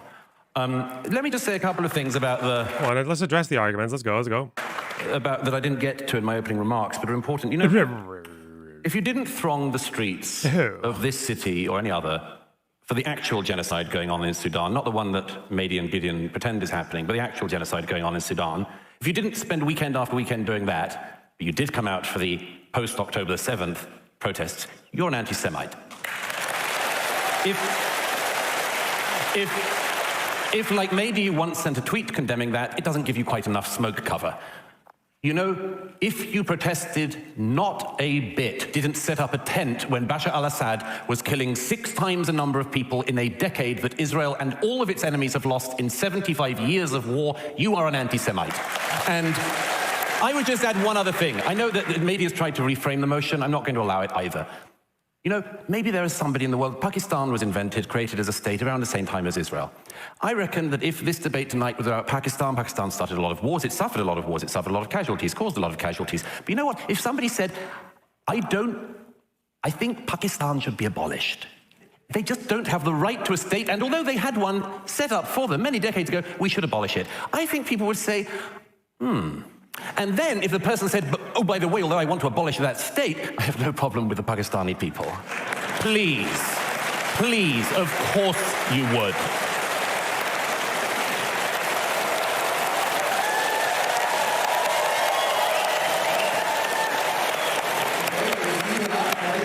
Opportunity for rebuttal, 3 minutes on the clock. Thank you very much. Oof. I love the fact that Natasha started the speech by saying, our side cannot define Zionism, anti-Zionism, or anti-Semitism. So Gideon, you and I should just go check out the CN Tower, because I'm not sure what the debate's about. We're being told by the proposition that we must follow their definitions of what we're here to argue and vote about, which tells you how authoritarian that side of the motion. This debate for me tonight is fascinating, because for years Douglas has been the free speech warrior, and I've been the guy saying there's no right to absolute free speech. Tonight I feel the roles are reversed. I'm here to say, what happened to free speech? What happened to the ability to criticize others, governments, countries, yes, political ideologies, Natasha. Theodore Herzl would be surprised to hear you say it wasn't a political ideology or a national movement. And I just find it fascinating that Natasha made it very clear that non-Jews cannot define anything to do with this. And then Douglas stepped up and accused every Jewish protester against Israel of being an anti-Semite, which I find offensive and ridiculous. Thousands upon thousands of Jews. You don't have to agree with them, remember. You don't have to agree with them. But they took their right to go out on the streets in Toronto, in DC, in New York, in London, in Paris, all over the world, in Tel Aviv, to protest against what's happening in Gaza. And Douglas, one of the world's most proud atheists, not Jewish as far as I know, just damned them all as anti-Semites. Wow, that speaks volumes about where this debate is going and who is defining what and how. As for Natasha's line and Douglas's line, that if you don't support self-determination for a particular group, you're a bigot, well, you know, we've already had a lot of votes, so I won't ask you to click. I don't have power over your clickers, but I'd love to know how many people in this room either were in the last Quebec referendum or supported it from afar. Because we're in Canada, where a bunch of people want to leave Canada and do their own thing, and I'm sure many people in this room legitimately oppose that, and no one says you're bigots towards the people of Quebec. Nobody says you're anti-French language. You're allowed to have a debate about whether Canada includes Quebec or not. And, you know, my friend Peter Beinart, who is Jewish, just so Douglas will call him an anti-Semite later, as he pointed out, the Basques, the Catalans, the Kurds, the Scots, They don't have states. And if you oppose them having states, you're not an anti-Kurd bigot, you're not an anti-Scot bigot, you're not an anti-Catalan bigot. People have arguments all the time. There are 5,000 indigenous groups in the world today. According to the UN, there are 193 member states of the UN. You do the math. Right? So this is ridiculous, this argument that we are being expected to believe that if you don't support Israel as it is currently constituted, with Jewish supremacy, as Gideon points out, that makes you an anti-Semite. It's an abuse of anti-Semitism. It empties at a very important concept, at a very urgent time of all meaning, in order to defend the country, which, as Gideon has pointed out, and which... Did you see Hasan suggesting you're paid? No? Did he say that in the video we just watched? I didn't see that, no. Paid by who? Progressive Victory? Or which I am, but Progressive Victory or who? What? The Mossad? Who am I paid by? I've disclosed to everyone I'm paid by. Okay. Scotland doesn't have a state. We're not a sovereign. Scotland's not a sovereign state, no. But Scotland voted for independence. Scotland voted on whether or not they wanted to become a sovereign state, and they said no. So, 55% said no. Douglas seems to think is fine, has killed tens of thousands of innocent people in recent months. We're citizens. We're equal citizens of a sovereign state. So, which is the United Kingdom.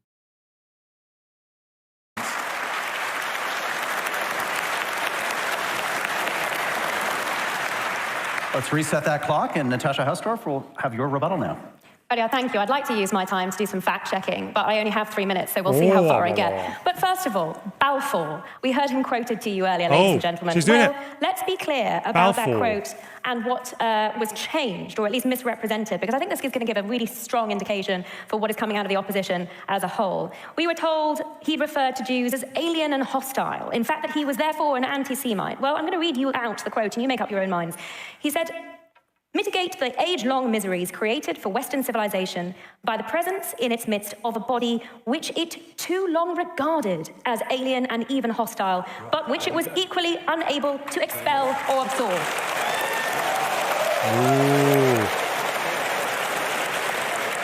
So I encourage you very strongly not to take for granted what the opposition are telling you tonight. And now we come to look at the numbers, and we've heard 37 and 30. Sounds pretty anti-Semitic. I don't know. You guys are actually brain damaged. If you're saying Western civilization too long regarded this group as alien and hostile, what the fuck does that mean? Is he saying, oh, maybe he's actually saying, yeah, they regarded the Jews as alien and hostile for too long. They should have only done it for 1,000 years, not 2,000 years. That would have been fine. Well, so stupid. Too long regarded.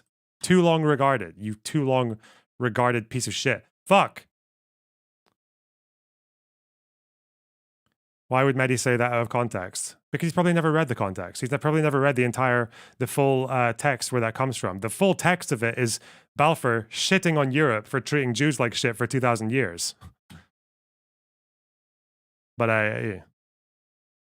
38,000 quoted at you already this evening, and we've only just started. Ladies and gentlemen, would members of the opposition be quoting figures from Al-Qaeda or ISIS in the way that they are quoting Hamas propaganda here this evening? These figures, which have not been verified, which even the UN has revised down on the basis of missing information for significant thousands of these figures that have come from quote-unquote media sources as opposed to from hospitals, and that have been circulated on Google Docs where people are encouraged to enter their martyrs here. This is the methodology for compiling these supposed figures.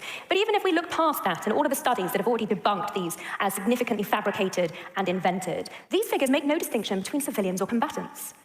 They do not tell you how these people have died. We know that Hamas are shooting their own civilians. We know that they are bombing fleeing civilians. We know that when Palestinian Islamic Jihad and Hamas rockets fall short in the Gaza Strip, they kill indiscriminately, unlike the measures that Israel takes, which are targeted, precise, and based on proportionality exercises. I mentioned that Israel takes more measures than any other army in the history of war to prevent civilian casualties. Hamas's main aim here is to drive up that casualty figure and inflate it, if necessary, in order to seek to win this war through creating international pressure. And it is inextricably linked with what we are discussing here tonight, because their mechanism for doing so is not just the lie. I actually wanted to ask, did you feel the idea of Jewish supremacy while you were in Israel? No?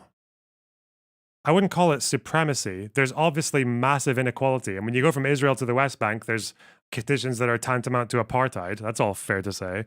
The reason Israelis feel the way they do about Palestinians, though, I feel like for most of them, I don't think it comes from a place of Jewish supremacy, because even the kind of more right-leaning, like hyper security obsessed, everything we do is justified in the name of security people, I feel like they all tend to have this position that like it seems like they don't see it as an ethnic difference or like a racial difference. They see it as a difference of like most of them to me. Would it not be nerve-wracking to be Mehdi/people like him and not know the context of things you quote in front of so many people? Thanks for the $10, P Nasty. You'd think it would be, but it's probably not. I don't think he gives a shit. I think people have their. He'll be able to recoup. He wrote something down. I imagine his recovery will be that Balfour was a big Christian Bible basher. And also the Aliens Act. I think that'll be his defense, even though it was 12 years earlier. But yeah, you can't change your mind in the course of 12 years, apparently. But what the fuck was I saying? Oh, yeah. I think even most Israeli right-wingers that I spoke to, again, not that many. I don't have huge sample sizes here. But it seems to be that they think Palestinians are the way they are because of education. And they see that Palestinians is a security threat because Palestinians are because they're educated badly, right? And I even asked one of them, like, do you think if you had their education, you'd be the same as them? And they're like, yeah, probably, yeah. So I don't think it comes from, it doesn't come from the same place as like Nazi racial supremacy, right? Not even slightly, no. And I don't think it comes from a place of like any kind of perceived ethnic superiority for most of them. Maybe for some of them they do, but yeah.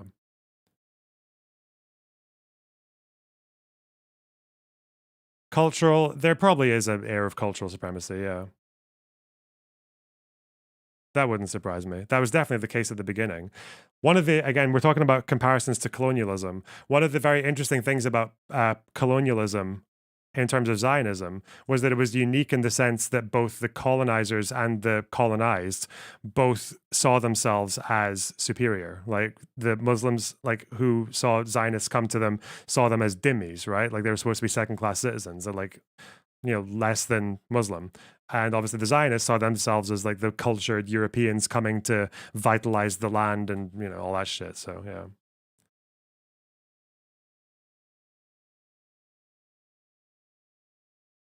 Is about the origins of anti-Semitism or whether Balfour was an anti-Semite, but also significantly about what is happening on the ground. That is anti-Zionism, and it is double standard against the Jewish state. I've heard Mehdi say that Balfour was an anti-Semite. If you view him through the lens of today, he was anti-Semitic in the sense that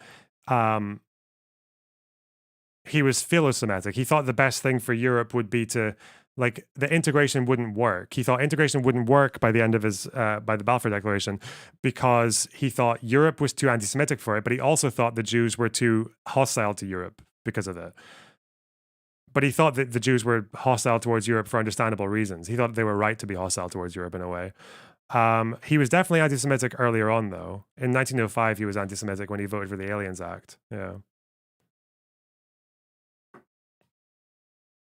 But he saw Jews as a distinct race. So you could call that anti-Semitic by today's standards. But by his standards in 1917, I don't think he would have been the same level as what you would expect a typical anti-Semite of 1917 to be. The problem is that people view all these things through the lenses of both today and from our part of the world. And neither of these really apply very neatly to over there and the past. Which means that we know that it is anti-Semitism too.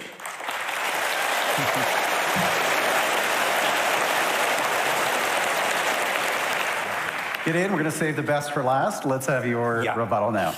I really feel overdose of propaganda, and it's really neutralized me in a way, but I'll try to manage just on a factual ground, because you were all kind enough to applaud to what Douglas said, that if only Hamas will release the hostages, the war will come to its end. Oh, and they're going to say that there was a deal that got turned down at the beginning of the war, where Hamas said, please don't come into Gaza, we'll give you all the hostages back right now.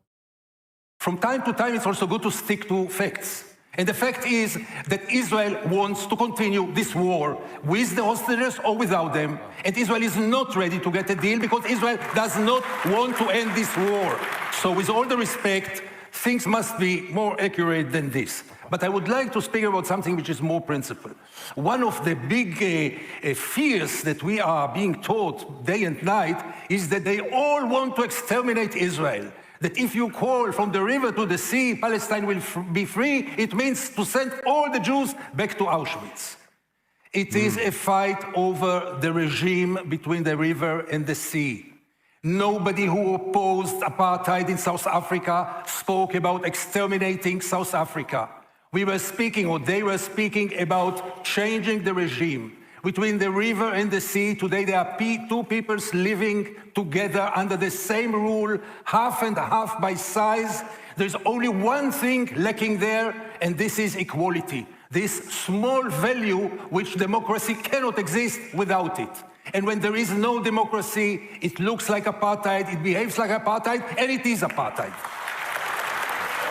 Zionism stands behind it, and in order to create this new regime that we all should have been in favor of a real democracy between the river and the sea, Israel has to give up one of two, either being a Jewish state or being a democratic state. As long as there are two peoples, it cannot be Jewish. As long as there is Jewish supremacy, it cannot be democratic. So it's all about changing the regime. And yes, between the river and the sea, I would love to see one day equality. And this is the meaning of releasing Palestine. And it has nothing to do, not with the Holocaust, not with Auschwitz, and not with many other things. Right now, our cause, and it should be the world cause, is to changing the regime into a democracy. What is wrong in this? What is wrong in wishing for an equal society?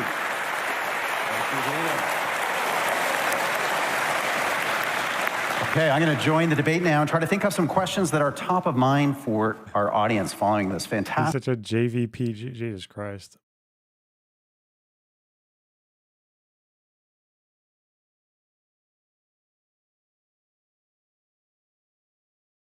All right, let's see. Back and forth. Let's begin, and Douglas, let me come to you first, because I think it's certainly, no doubt, on many people's minds to address Gideon and Mehdi's point about what is legitimate in this debate in terms of the criticism of Zionism and what is illegitimate.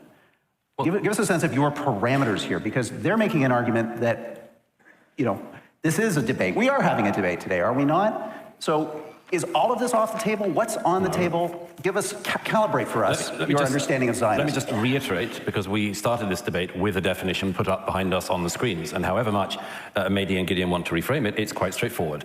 Zionism, I repeat, is the right of the Jewish people to self-determination in their historic homeland. Anti-Semitism is cruel double standards towards Jews and cruel and unfair treatment of them as Jews. When I wish I could say I'm amazed by what Gideon said, but I recently watched your interview on Al Jazeera where you said that when the interviewer said to you how many people in Israel agree with you, and you said you would fit them in a phone box. And that's true. That is absolutely true. You are as obscure a figure in Israeli society as it's possible to find. And I'll give you an example of why. Natasha just picked Mehdi up on an important lie. That doesn't necessarily help. I feel like a question you could ask Gideon is if you gave everyone voting rights from the river to the sea, and anything between 20 and 50% of the population, Palestinian, voted for Hamas, do you think would this really stop the fighting? Like, what the fuck would happen? And apparently for Israelis, like between sort of 20, 30, 40% of them voted for fucking right-wing settler parties. Like, oh God. You could say it's just an illusion or a mistake he made because he hadn't read the primary sources, but I cannot allow Gideon to get away with what he just said, which was an unbelievable lie. He said, Israel isn't a democracy. First of all, I don't know, maybe, have you ever been there? Yes. When? A few years ago, not recently. I don't get awards from the president of Israel like you do, so I don't get to do softball interviews. Well, Wait, why is everyone who goes to Israel being taken there by the fucking president? Why? You can just go, bro. You're a well-off journalist. Come on. If you want to go, you can go, Mr. Hasan. Just say you didn't want to. It's okay. You don't have to go to Israel, you know?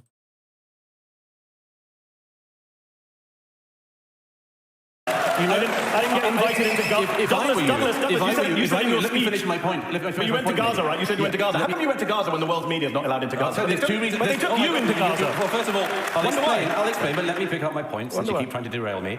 There are two ways to go into Gaza. One is with the IDF, which is what I did and what most Western journalists have done. The other is to go in with Hamas. You could probably go in with Hamas. I can't. A lot of people in Germany voted for the AfD. Should they also not be allowed to vote? It's not a question of being allowed to vote. It's whether or not a country can survive with that level of fucking dispute going on within the population. And the fact is, it couldn't. If you went voting rights right now from the river to the sea, you would just go straight from what's happening now to a civil war. It would just be the same thing. They would just call it a civil war.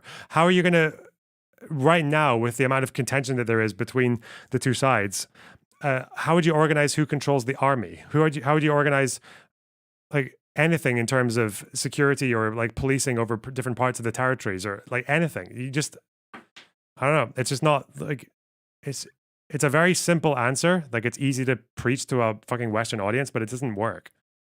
Obviously, Germany can survive with 20% of its population or whatever being AfD.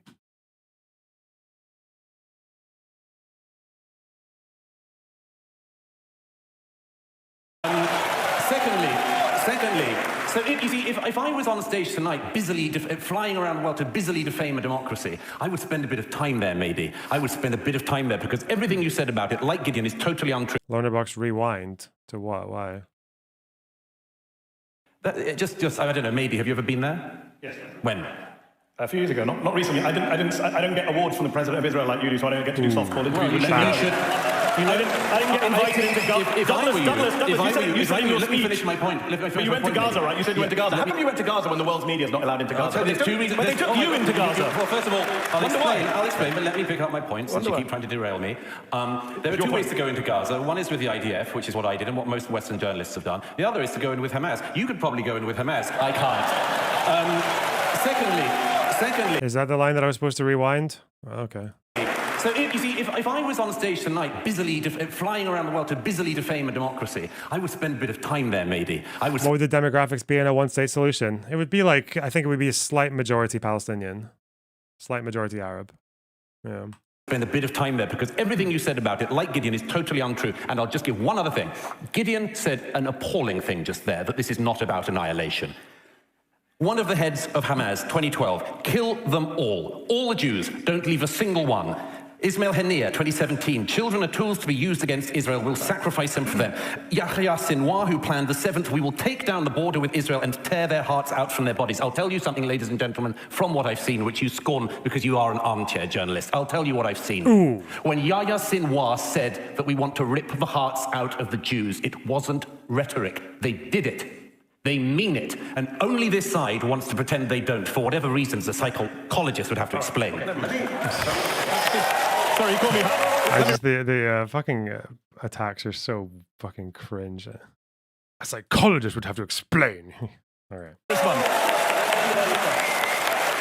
Let's do this. I want to see if all four of you can work with me to work through some of the questions that are on the mind of this audience. We're going to have to vote on this resolution at the end of the evening. So, Mehdi, have a quick response, but then let's get focused back on this question of why do you think Zionism is a movement, an ism, like anti-Americanism or anti-Britishism or whatever it is? I want to hear more on that so this audience can make an informed choice at the end of the night. Yes, but let me just deal with a few things that Douglas said, because a few things were said. I mean, it's amusing. I wasn't surprised at all. I came to a debate in Toronto to debate Israel with two defenders of the current government, and so far Gideon and I, correct me if I'm wrong, we could have done a long list of you're apologists for genocide and war crimes and crimes against humanity. We didn't do that, but we've been called liars and Hamas supporters, and I get it. Neither of us talked about Hamas. We don't support Hamas. This is not a debate about Hamas. I know Douglas wants to redefine it as a debate about Hamas. Great, good for him, because he can't actually deal with the arguments we're putting forward. All the Jews who are putting forward these arguments, they're all anti-Semites, remember. I just want to deal with one point very important here. Douglas is the great journalist in Israel. I love this. Cosplaying as a journalist, going into Gaza with the IDF.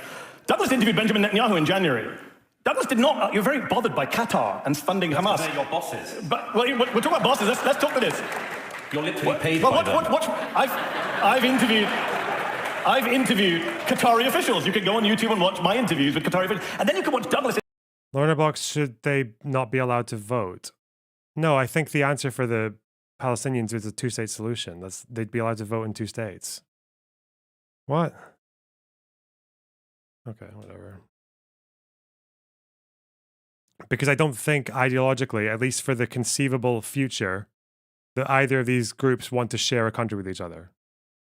Maybe they will in the future, and that would be based. But Palestinians need sovereignty now. They don't need sovereignty in a time when Israelis and Palestinians have the same ideological or cultural or whatever narratives that would make them functional parts of an equal society. That's not coming anytime soon. Interview Benjamin Netanyahu where he asked him pearls like, is there another chapter left in the Netanyahu biography? That was the strong question. He didn't ask Benjamin Netanyahu, why did you work with Qatar to fund Hamas all those years? Why did you prop up Hamas all those years? Why, according to today's Israeli media, did you have reports that there was going to be an attack on your citizens and completely allow that to happen? Douglas didn't ask any of those questions. Instead, he'd like to spray around Hamas at the Muslim on the stage. Douglas referred to... The thing about the IDF reports is, like, I don't think anyone denies that this was a massive strategic failure. Like, that's very, very clear on so many levels. There are a few explanations I've heard for it, for why it might have happened. I think one is that the IDF, someone who is like lives near the border told me this, that the IDF has people who look out, who watch the Gaza border before October 7th. And apparently the people that they were delegating to that position were most often or disproportionately young women, like 18, 19-year-old women who were doing their mandatory service. And apparently the reason they put women there was because they thought that women were just like more likely to actually monitor the movements at the border without getting bored. I think that was, but then the downside of it is that when women were making these reports to the superiors about the irregular activity at the border, they were ignored because they were women or because they were young or because of complacency. Like, so it seems to me like they had this kind of double-edged sword where they put women in a position where they thought they'd be good at, but then didn't really pay attention to the warnings that they were making. There's a lot of reasons. Also, just the massive concentration of the IDF in the West Bank because of violence, settler violence there.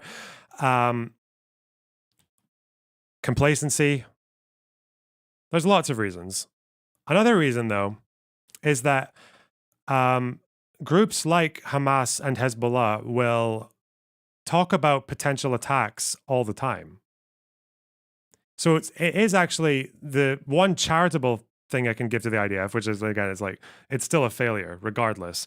But the 1 ounce of charity you could give to them is that attacks from Hamas and Hezbollah are, or the way that they talk about it, is mostly aspirational. Mostly that's how they talk about it. And we know this because Hezbollah did this in the 2000s, like nearly 20 years ago. This was something that they put out. This was a video that was produced by Hezbollah. I think it's published on, I can't remember which media station this was, but this is them talking about their plan to attack the Galilee. And it's full on. It's like, rocket barrage, 5 different forces attacking at different points of the border to cross through. Like, this is an October 7th attack that they spoke about in the 2000s.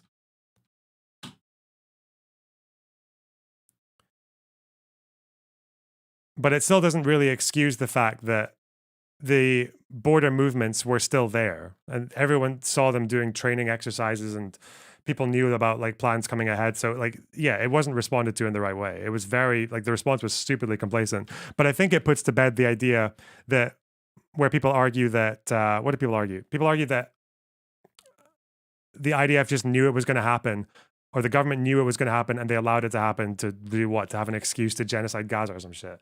That is ridiculous, but hey. Lorna Box, you're completely wrong on this. Okay, tell me why. Just don't say twice that I'm wrong. Just tell me why. Fuck. Hamza Yusuf, the First Minister of Scotland recently, as the First Minister of Gaza. Muslim guy. And he said, quote, you said, quote, he has infiltrated our system. Given we're in a debate about anti-Semitism, I find it ironic that you are throwing out some of the most bigoted dual loyalty tropes known to man, referring to a born British... He is giving... Douglas did give him that layout, because I don't think you should be calling Mehdi Hasan a Hamas supporter. Like, again, you can say you're whatever, useful idiot, blah, blah, blah, but he's not like a Hamas supporter. Muslim politician, as the First Minister of Gaza. Since he's leveled that, I have to correct it. First of all, you obviously didn't see the whole interview of Netanyahu. You'd have seen the first question was one that no one else has asked him. But anyway. Did you ask about his support for Qatar and hostages? Gentlemen, we're going to read... We're going to this. Douglas, did you ask about it's lovely to have the Douglas and Mehdi show, but we have 2 other presenters on this panel that our audience wants to hear from. Don't you, audience? Yes, thank you. So let me try again with this question. I'm going to keep trying, and I'm going to come to you, Natasha. The other side brought it up in a different way.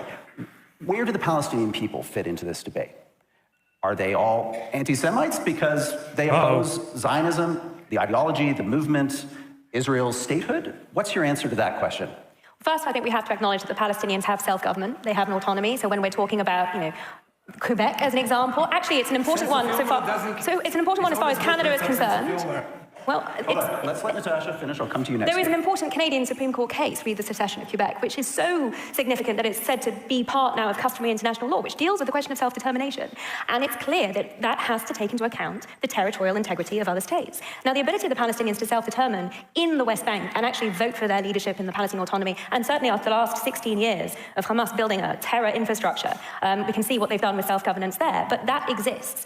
I think they have been desperately let down by their leadership. And when it comes to the question of anti-Zionism, what's desperately tragic about this debate, and what we've heard already so far, is that the opposition seem willing to fight to the last drop of Palestinian blood in order to make the case against Israel. And it's not just Israelis that are suffering as a result of that, but it's also ordinary Palestinians. If the opposition actually cared about the Palestinians, they would not be seeking to conflate Israeli Arabs and Palestinians in the way that I described earlier. They would stop propagating these falsehoods about the situation, and they would stop blaming Israel for the tragic deaths that we're seeing, because ultimately, as Douglas was describing earlier, this is the responsibility of Hamas, no one else. What was he talking about conflating Israeli Arab? I'm pretty sure most Arab Israelis call themselves Palestinian as well, but yeah, whatever.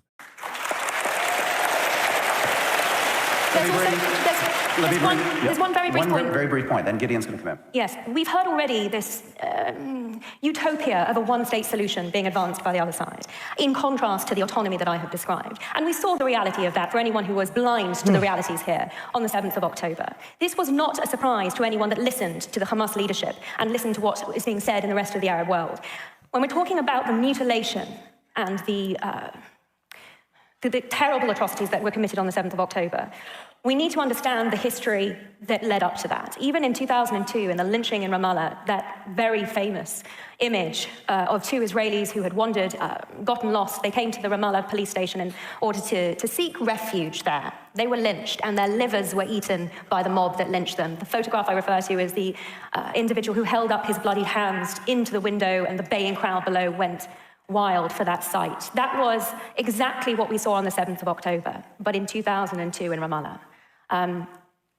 These are Palestinians who have been educated for generations to believe that the highest calling in life is to slaughter Jews, and they are being let down by that education system that is internationally supported. UNRWA schools educated 3/4 of the terrorists across the border on the 7th of October. Did that actually happen? I didn't hear about them eating their liver, but I know that they were lynched. Did they eat their liver? Did they say they ate their liver, or did they actually? I don't know. I feel like if you're lynching someone, the crime's kind of done, but yeah. 3,000 people don't just wake up one morning and decide that it's a good day to slaughter Jews. That takes time and effort and energy and indoctrination. Let's go to Gideon, and then Mehdi, you'll have a quick reply.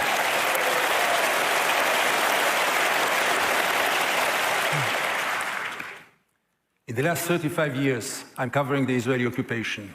There's not a single week that I don't go to Gaza or to the West Bank. Unfortunately, the last 17 years, I can't go to Gaza because the Israeli government does not let any Israeli journalist into Gaza. But I've seen a little bit of the Israeli occupation. Not as much as Natasha and Douglas saw, but still I saw something. To speak today about autonomy in the West Bank, really it insults propaganda. It insults any human being who just knows the reality on the ground. She said not to conflate. Oh, she said not to conflate because of the apartheid thing. Yeah, that's why the apartheid thing has its limits. I think if you had a state in the West Bank and Gaza, you wouldn't have apartheid anymore. Yeah, but, yeah. Autonomy in the West Bank? I mean, did you ever hear a worse joke than this? Do you know what does it mean to live under the Israeli occupation? Do you know what does it mean to wake up in the morning or to go to sleep at night with troops coming into your home, with kidnapped children, women? I don't have to get into it because you in Canada see much more than we in Israel because we are protected by our media who doesn't show us anything. I just want to say to Douglas, I'm very proud to be a single voice. You know why? Because messes in history made the biggest mistakes. From when is it a criteria if you gain a majority? I'm not a politician. You want to look like messes in history who went blindly after horrible ideologies and horrible leaders? Do you need examples from this? And those few dissidents, they are the heroes of today. I don't know about eating. But they did pull out their organs in their photographs. Okay. Yeah, I don't know if I ever heard about eating. But again, what the fuck, yeah. Not me, But those dissidents are the heroes that we admire and should admire. So from when is the fact that I am lonely as a guarantee for anything? You can go with the masses. Have a nice time with the masses. I don't want to be with them. But we are running away from the subject. And the subject is still the capability to criticize Zionism. And what is unacceptable is that Zionism will be above any suspicion, any question, any remark, or any criticism. There is no ideology like this in the world. Yes, in Soviet Russia, if you were not a communist, you couldn't stay there. I don't want to live in a country in which if I'm not a Zionist, and that's the situation today, I can live there. But you are out of the, you are a traitor. Where is there a place where if you don't support a certain ideology, by the end of the day, it is an ideology? Why can't you criticize it? Why? Why can't you? Again, I don't know how harsh it's been since October 7th, but I mean, I met probably the most anti-Zionist person I met. The person who's most in line with the likes of, the person whose rhetoric is the most like Mehdi Hasan's or Hasan or whatever, Second Thought or whatever else, was an Israeli leftist. It was like an Israeli communist who I spoke to. He was the one person I met whose rhetoric was the most in line with like this kind of shit. I don't know. I think he was fine. Maybe he keeps himself to himself most times. I don't know. But oh yeah, Katie as well. It wasn't Katie though. I never met Katie. Have some questions about it. Was it Boglin? I don't know if it was Boglin, but it was. Yeah. Appreciate it. We'll give you a round of applause. And Mehdi, very briefly, because I got a question for Douglas. Very briefly. I'll be as brief as everyone else. The propositions that I've sprayed around the word lie and liar, so let's return the compliment. Natasha lied when she talked about UNRWA and terrorism. The UN set up an independent inquiry, asked the Israelis for evidence. I know you don't want to hear this. They asked the Israelis, she's parroting propaganda from the Israeli government. The Israeli government was asked to give evidence. They refused to give their evidence. Every Western government, including your own, Canada's, has restarted funding because they looked at the evidence and didn't see it. That's great. I think this is true. Is this before or after they found that data center underneath the UNRWA building, though? Uh-oh. Let's see what the response is. Bruh. I get it. But as Douglas might have once said, facts don't care about your feelings. To come back to the other point of lie, Douglas says the war would end if Hamas gave back the hostages. Complete lie. The Israelis have said, even if the hostages come back, we carry on the war. In fact, I interviewed Avraham Munter's nephew. Avraham Munter's a 79-year-old Israeli hostage right now. Poor guy, tragic. 79-year-old in captivity, should be freed, of course, had to have his birthday in captivity. His nephew says that every time he goes on the streets, Ben Gvir's police beat him. They beat him and arrest him. They're arresting hostage family members. And they're coming on TV and saying, why are we being used as props by people who support the war? He doesn't support the war. He wants a deal. Israeli family members are going on the streets and being tear gassed and water cannoned, whatever, beaten by the police because they want a deal and they want an end to the war. It's also interesting that having spoken to these people from the hostage protests in Tel Aviv, again, they're almost all of them that we spoke to they're still Zionists. They still understand that they still see the war as something that has to happen to take out Hamas or to at least disempower them. What they were saying was that they wanted Israel to accept Biden's deal, but they're also they also believe that Hamas is not doing enough to accept deals either. So yeah, those hostage families don't really see eye to eye with people like Mehdi Hasan. I don't think, not most of them anyway. Is there any source for that ceasefire offered on October 8th by Hamas? I think there might be. Well, the source is one of the hostage advocates who was working alongside Netanyahu. So, I don't know. And Zasha so proudly support. They keep telling us about the horrors of October the 7th. I agree. This side shares the revulsion against the horrors of October the 7th, but we also share revulsion against the horrors that came since October the 7th. We don't support those horrors. I'm opposed to the war crimes that happened on October the 7th and the war crimes that happened since October the 7th. Douglas, no, I've got to finish this point. Douglas, the week after October the 7th, came out in The Spectator and advocated for the ethnic cleansing of Gaza, which is a crime against humanity under the Rome Statute. He said now is not true. You said now is a good time to do it. Everyone can read the piece other than Mehdi. I'm going to ask to respond to that because it's clear Mehdi didn't listen to a single word that I said. I was talking about UN statistics that show that out of the 3,000 terrorists that crossed the border on the 7th of October, 3/4 of them would have been educated in the UNRWA school system. I didn't even start to talk about the complicity of UNRWA in the terrorist. Oh. What do you call that? I missed that as well. What do you call that when someone makes an argument, but they just take a word that was mentioned to it and then just attach it to a pre-prepared talking point and just go with that? Oh shit! Shit! Jumping the gun. A gun jumper. A gumper. So her point is that people were educated in UNRWA schools, and that's why they believe that it's okay to murder a bunch of Jews. Is that it? Inference fail. Isn't it 90% of everyone in the strip? I don't think it's 90% of everyone in the strip. UNRWA. May I know? I thought UNRWA was refugee camps.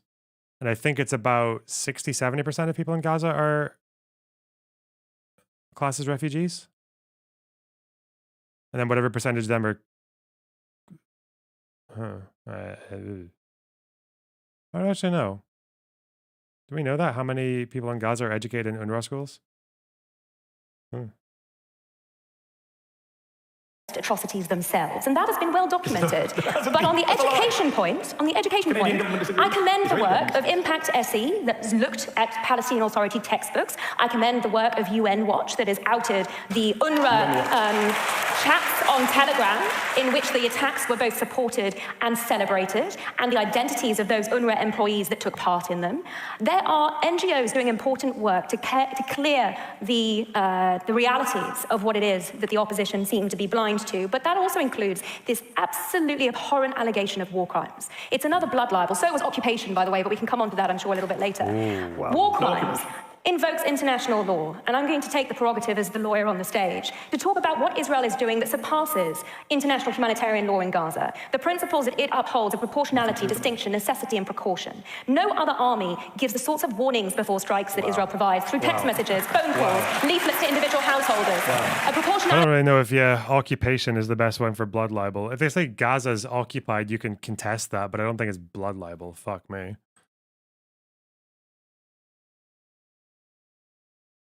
She's not going to say that the occupation of the West Bank is blood libel, is she? That's kind of... Whoop. That's a bit far out. Analysis on strikes that does not launch them when civilians are in the way, and that plays into the hands of Hamas's strategy of using civilians as human shields, another Hamas strategy that is being supported by the opposition tonight with its propaganda. Thank you, Natasha. Douglas, we got a little air time for Douglas here. And Douglas, I know you're going to want to say your piece, but I want you to address something else because I want to move on to college campuses. This has been a big part of this debate. There have been, as we know, chants on college campuses. I'll say them, they're not pretty. There's only one solution, Intifada revolution. From the river to the sea, Palestine will be free, the probably better known of the two.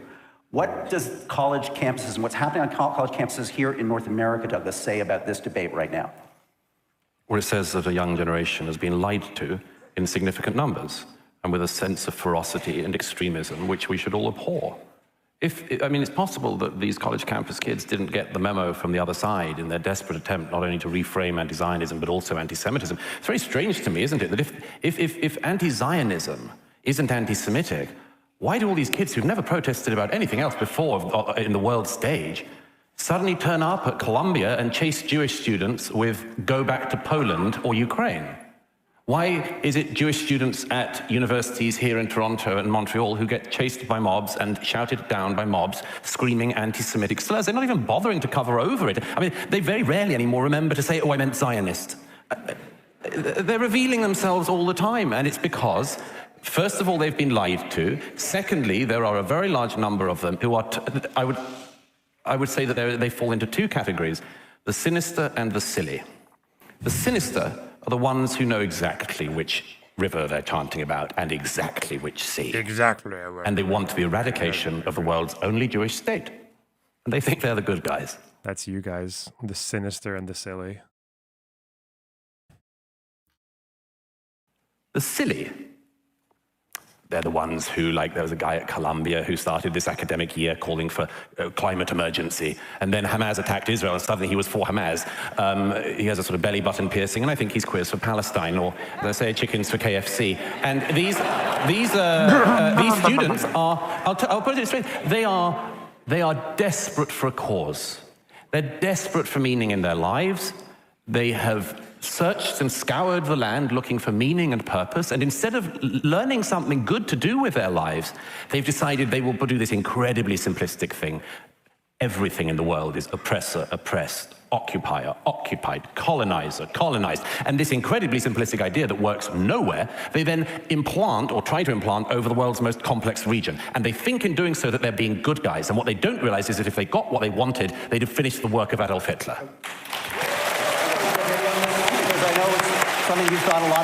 The only Jewish state argument is silly to me because it's basically just a they're just another Arab or just moved back to Saudi argument. I don't think it necessarily is. No. You can say the only Jewish state, but not want Palestinians to leave.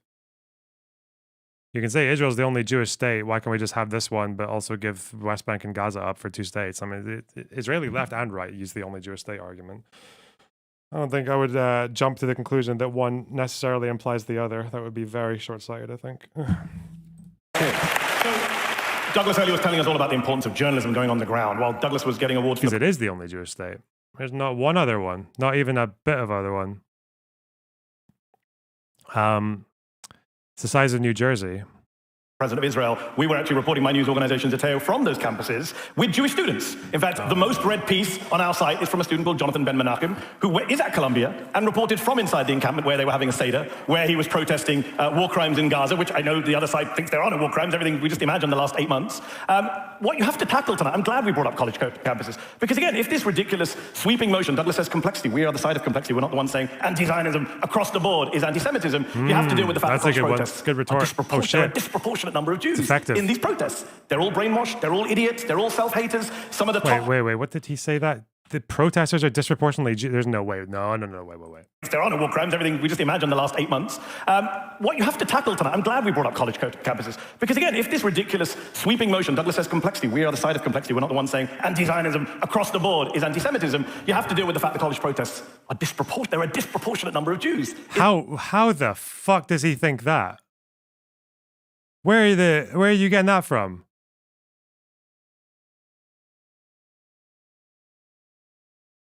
Who said that?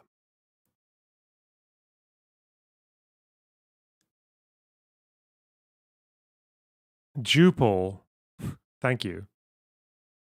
Again, we can ask oh wait, was it USA Jews polling on war in Gaza?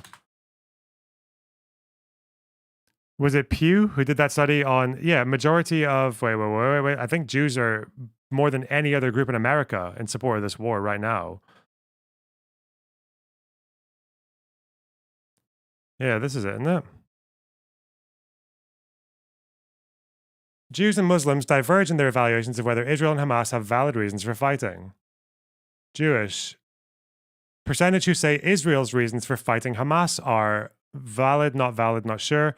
89% of US Jews think valid.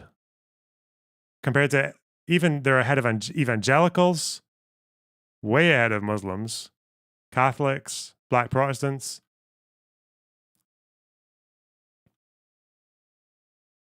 I think there was another one here where American Jews said that, most of them said that that Israel wasn't going far enough in Gaza. Is that from here?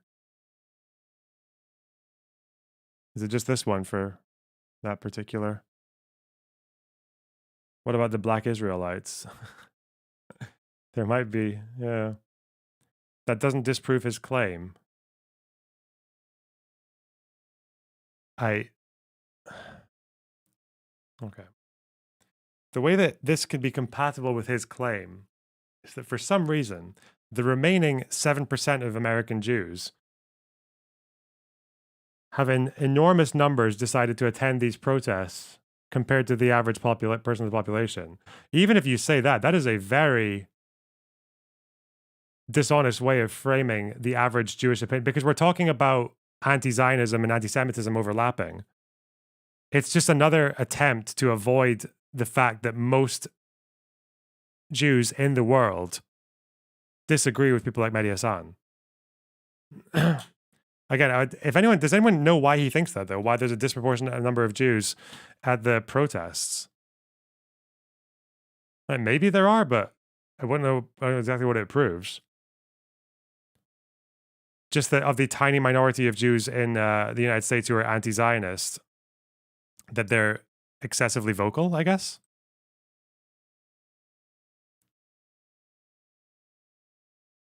Huh.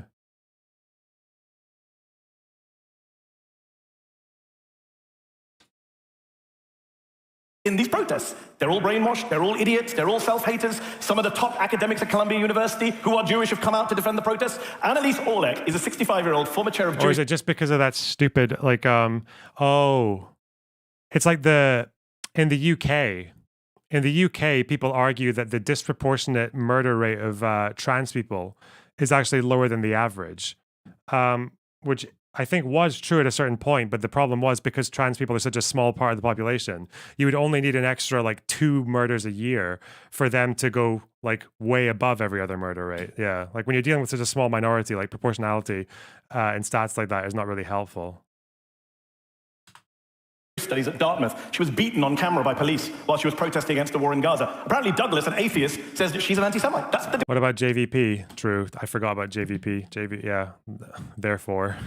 That's what we've got to tonight, where the former chair of Jewish studies at Dartmouth is an anti-Semite, while Douglas is the champion of the Jewish people. I find it bizarre, and I'm glad we've brought up college protests, because it's the #1 evidence right now in our discourse that actually a lot of young Jewish people, and by the way, this whole argument, why didn't you protest Sudan, why didn't you protest Syria? Last time I checked, the United States Congress... It proves the protests are not anti-Semitic. It absolutely does not prove the protests are not anti-Semitic. How the fuck would you get that conclusion? Just because, what? So let's say Jews are 2% of the American population, but they're 4% of the protests. What? That means that the protests are not anti-Semitic when people are still chanting things like pro-Hamas slogans and shit. What the fuck? Congress does not fund Bashar al-Assad or the RSF militias in Sudan. So stop with this lazy whataboutism that gives you fund your friends in Tehran. The US Congress funds Tehran. You know very well Biden's package for Tehran. What? You don't know about it? US funds Iran. Okay, you got me there, Douglas. Wow.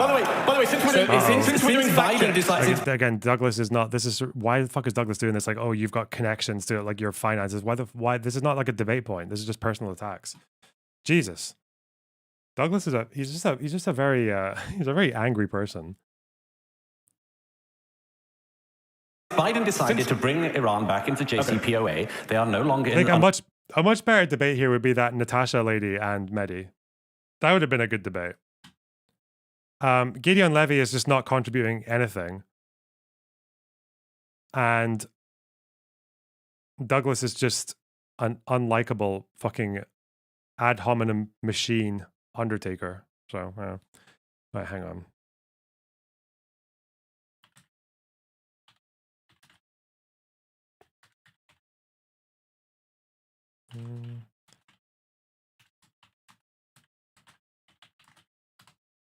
Under the sanctions that they were, and they've been brought back into the fold. Ergo, they end up with international funding. America's funding Iran like it funds Israel. This is absurd. By the way, just on fact checks, Natasha gave us a lecture about she's the lawyer on stage. That's true, you are the lawyer on stage. But literally, the chief prosecutor at the International Criminal Court has asked for arrest warrants. And you're booing again. I know you don't like it, but by the way, the advisor to the ICC chief prosecutor is a man named Theodore Meron, 94 years old, Holocaust survivor, former... This is where you could probably get Mehdi Hasan for fucking about with the plausible genocide shit, because he did do that. He was one of the people who tweeted out, like, fairly frequently, I think, that he thought there was a plausible genocide occurring. That's what the ICJ said, so, yeah. Advisor to the Israeli foreign minister, he advised the ICC to ask for arrest warrants. But according to Douglas and Natasha tonight, and many of you, he's an anti-Semite too. Theodore Meron's an anti-Semite. Let's just keep the list going tonight till we vote tonight as to how many Jews we're going to call an anti-Semite tonight. Gideon, you're up. I will be one of them, obviously. Of course. You're Hamas too, Gideon, don't forget. I want to a little bit calm down and speak for a moment about anti-Semitism. Where were the anti-Semites and the campuses when Israel went for peace in the Oslo years? How come that the world hugged Israel then? From coast to coast, from continent to continent, campuses and... Oh, this is not the... oh, shit. He's not going to imply... he's not going to imply... He might not. He's not going to imply that, like, Israel's behavior is why there's anti-Semitism in the West. At least that's admitting that it is anti-Semitism, because it's blaming international Jews for the acts of Israel. But... to be fair, the court ruling was confusing. It's understandable when people misinterpreted it. Yeah, but, you know, they're journalists and they're professionals, and I was able to understand it. I was able to notice that they didn't say plausible genocide. So it's a shame none of these fucking morons got it.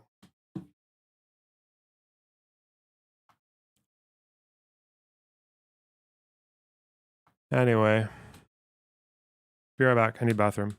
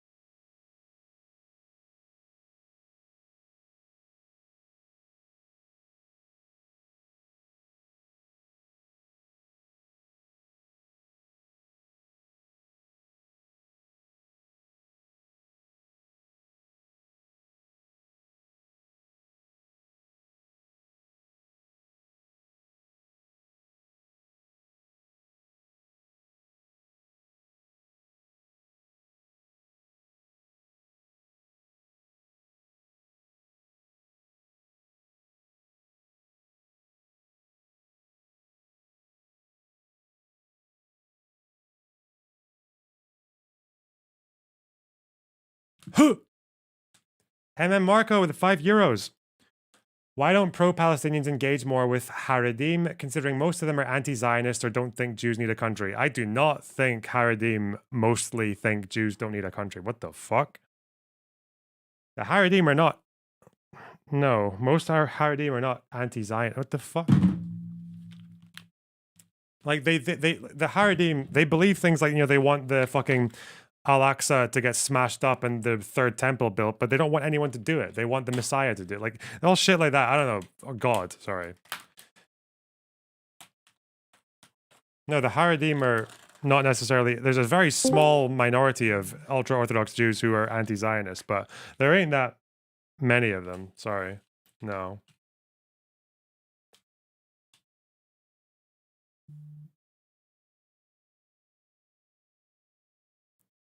Hello, Sev?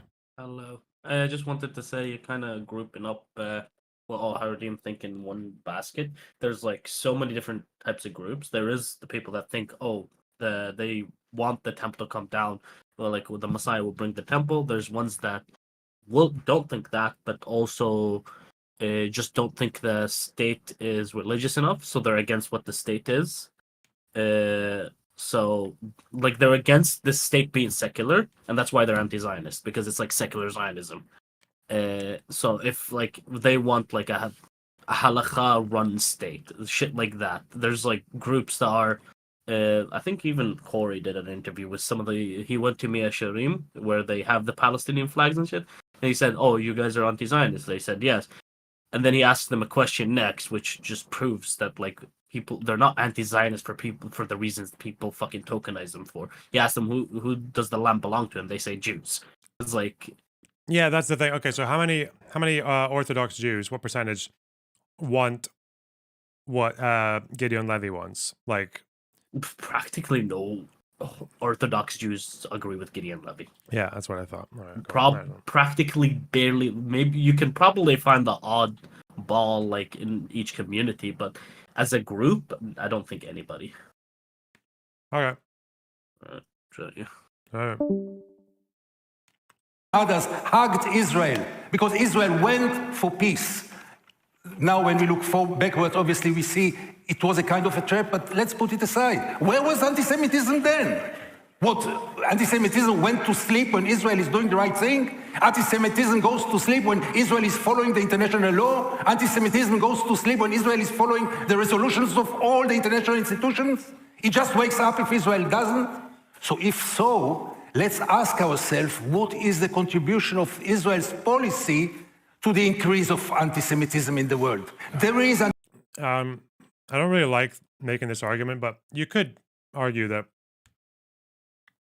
anti-Semitic groups who veil their anti-Semitism in anti-Israel rhetoric do find it easier when you've got the last 20 years of a government that has no interest in peace. Well, yeah, maybe. But my God, maybe be very careful making that argument. Anti-Semitism in the world, it should be fought without any compromises, no doubt about this. But the manipulation of Israel to label any criticism as anti-Semitism makes a damage to the fight against anti-Semitism.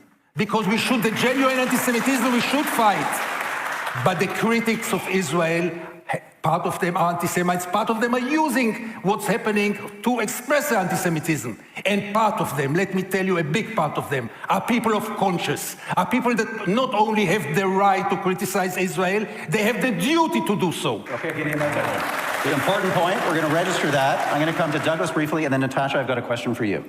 First of all, again, nobody on this side has said or would say that if you criticize any politician in Israel or any action of the Israeli government, you are therefore an anti-Semite. Neither of us said that at any point. Secondly, at no point on this side have we said that this is a zero-sum game between the Israelis and the Palestinians or the Israelis and the Arabs. There is no reason why a Jewish state should not be able to live side by side with another Arab-Palestinian state. Now, careful. Does he mean the 67 borders? Or does he mean the Palestinian state would be Jordan? That's a... Let's see. If he gets called out on that one, I don't even know. Is Mehdi Hasan clever enough to catch him out on that one. Okay.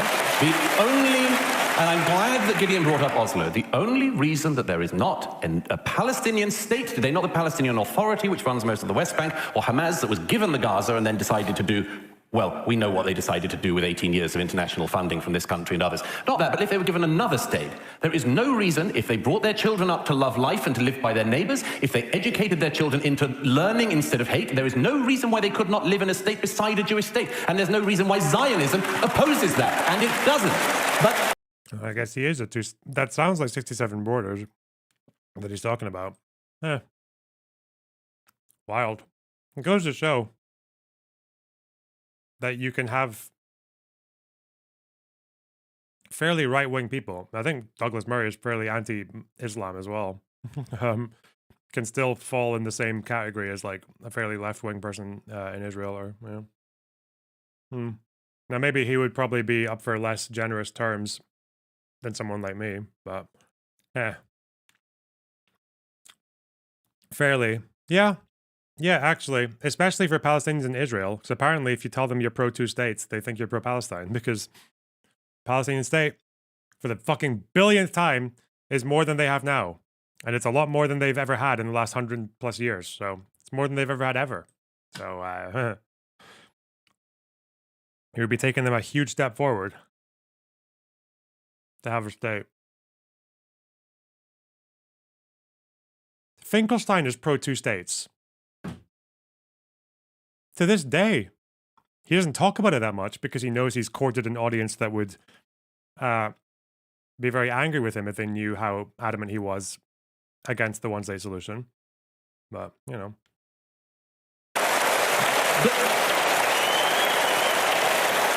But once again, Gideon and Mehdi said something without giving you the context. You said that when Israel was involved in Oslo, the world loved it. Well, we all have our different histories and interpretations of that, I'm sure. Maybe it just looks better in the rearview mirror. The reality is that the Oslo process massively changed Israel. Why? Because the Israeli public and their politicians went for peace, and they got intifada. They went for peace, and they got suicide bombers at nightclubs in Tel Aviv. And one reason why Gideon is such an extremely rare voice in Israel, and congratulations, Mehdi, you know the drill, you can always find a Jew on your side who'll support what you do.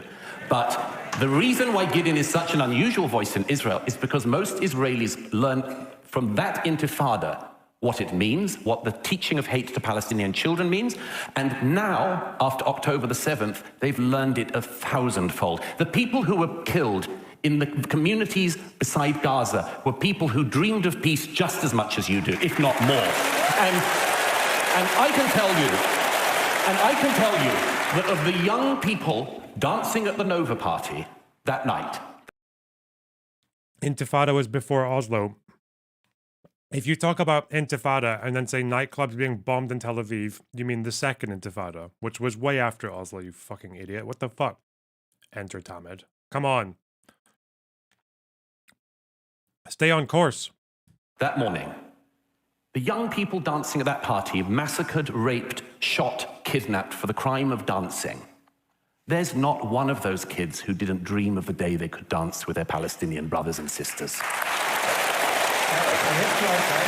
Okay, Gideon, you got to be brief here because Natasha's up next. Sure. I don't know what they shouldn't have been killed. In any case, if they dreamed about peace or didn't dream about peace, they shouldn't have been killed. No doubt about this. But to put Israel today as a peace-loving country, really, something must have some borders. I mean, where shall we stop? We can say everything about Israel and believe everything about Israel. When Israel, you just mentioned the two-state solution. Wonderful solution. Why are there 700,000 settlers there if you want to give it back? Why did you put 700 settlers? Out of peace? Facts. Facts. I think it does Israel a massive disservice if they don't have a fucking leader that isn't at least proposing peace plans, like, or at least offering them to the West Bank. I feel like, can you imagine if for the last 15, 20 years, the Israeli prime minister was constantly saying, look, these are our proposals. There's a little line at the bottom that needs to get filled out. Mahmoud Abbas said he would think about it. We're still waiting. Can you imagine just like anytime that criticism came up, the Israeli prime minister could just say, look, it's there. Where's Abbas?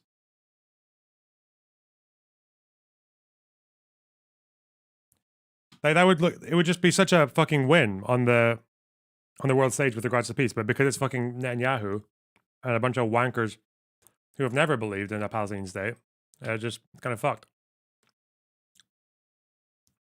And I want you to tell you one more thing. Each of you, I don't know you, unfortunately, maybe I'll get to know you tonight. I can get your mood. Each of you, ask yourself, if you would have been born Palestinian and live all your life under the brutal, maybe the most brutal regime today in the world. I saw it. When you would wake up in the morning and see your parents beaten and go to sleep at night and troops will come to your home and kidnap your father or your mother in front of your eyes on a daily basis.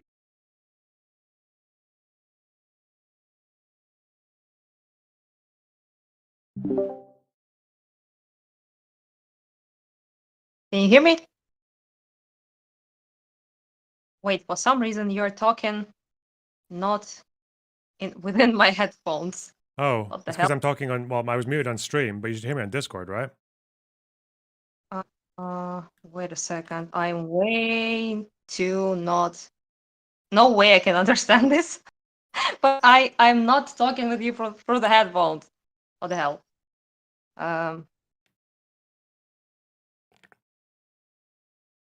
Oh well, if you can hear me, it doesn't matter. Yeah, I can hear you.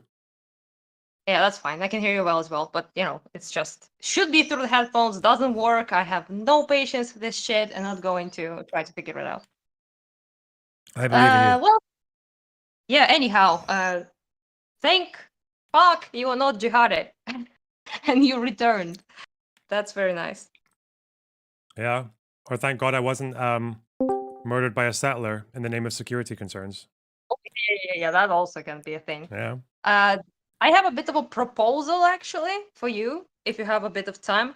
So I have this friend who's a Syrian dude. He's a journalist, and he would very much love to speak with someone and to like get an audience for Assad and Russia and everything that is going on there. And basically nobody, not a single soul in the West talks about it. So I thought of you essentially, and maybe Destiny as well, that maybe you would be interested to like talk with him, since you are on your Arab, Israel, Palestine, Middle East grind at the moment. So what's your thoughts? Does this person support Assad or oppose him?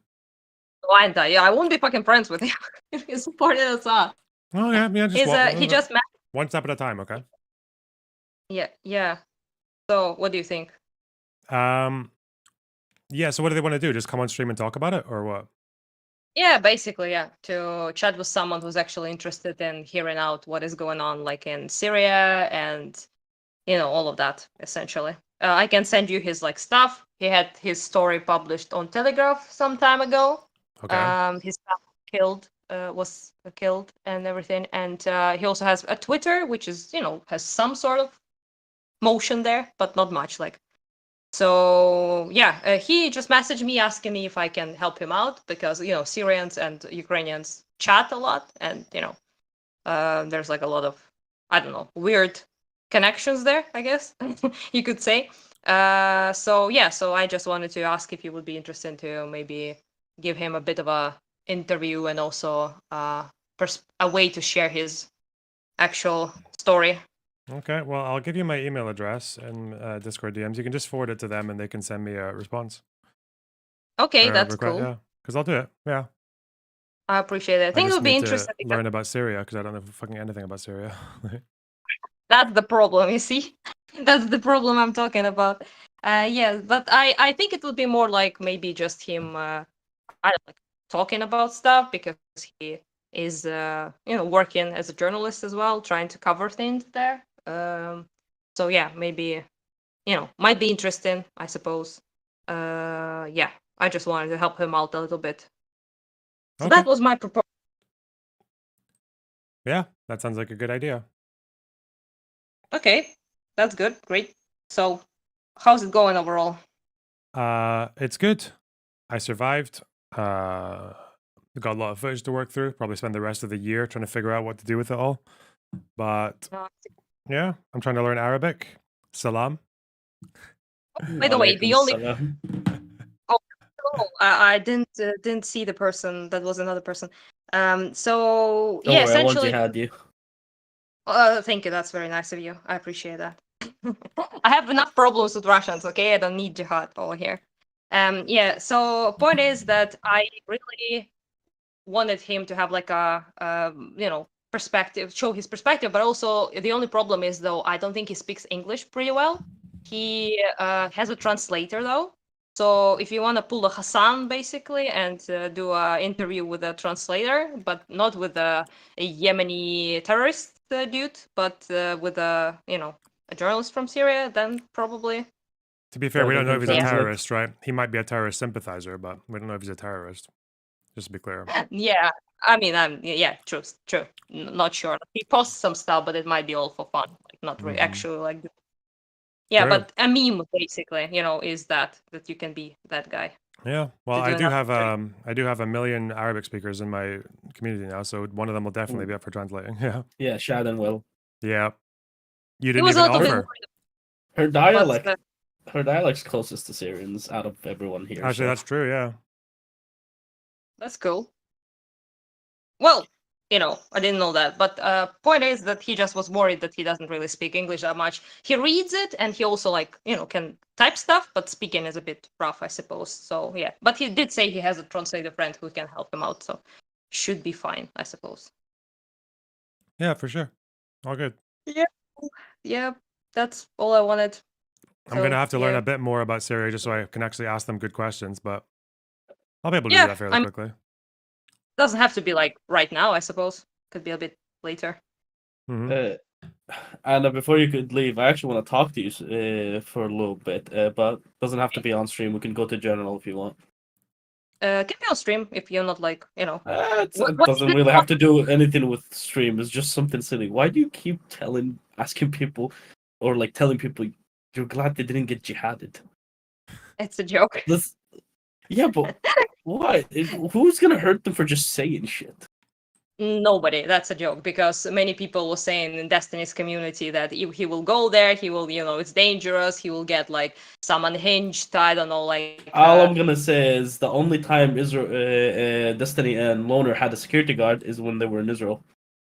Yeah, I mean, it's just a joke because many people were like saying, "Oh, he will get attacked by rabbits." Yeah, the reason I don't like that joke is because Israelis genuinely believe that, and I live in Israel and I hear that all the fucking time.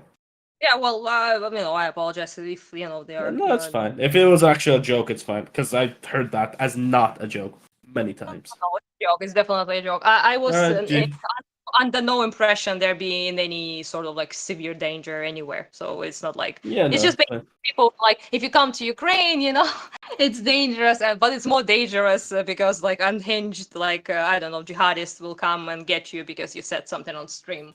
Like that. For the chatters that are getting annoyed about me not liking that joke, go get fucked.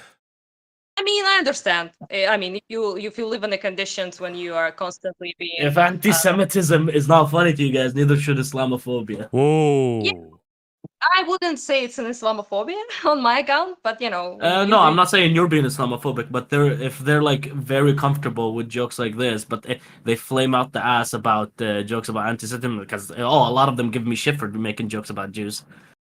See. Well, I like I said, I don't really know like who you are, but I obviously understand that it would be not as funny. No, it's clearly. Well, I don't know you. That's why I asked because I've heard you say it twice to Destiny. I was like, okay, I didn't know you, obviously.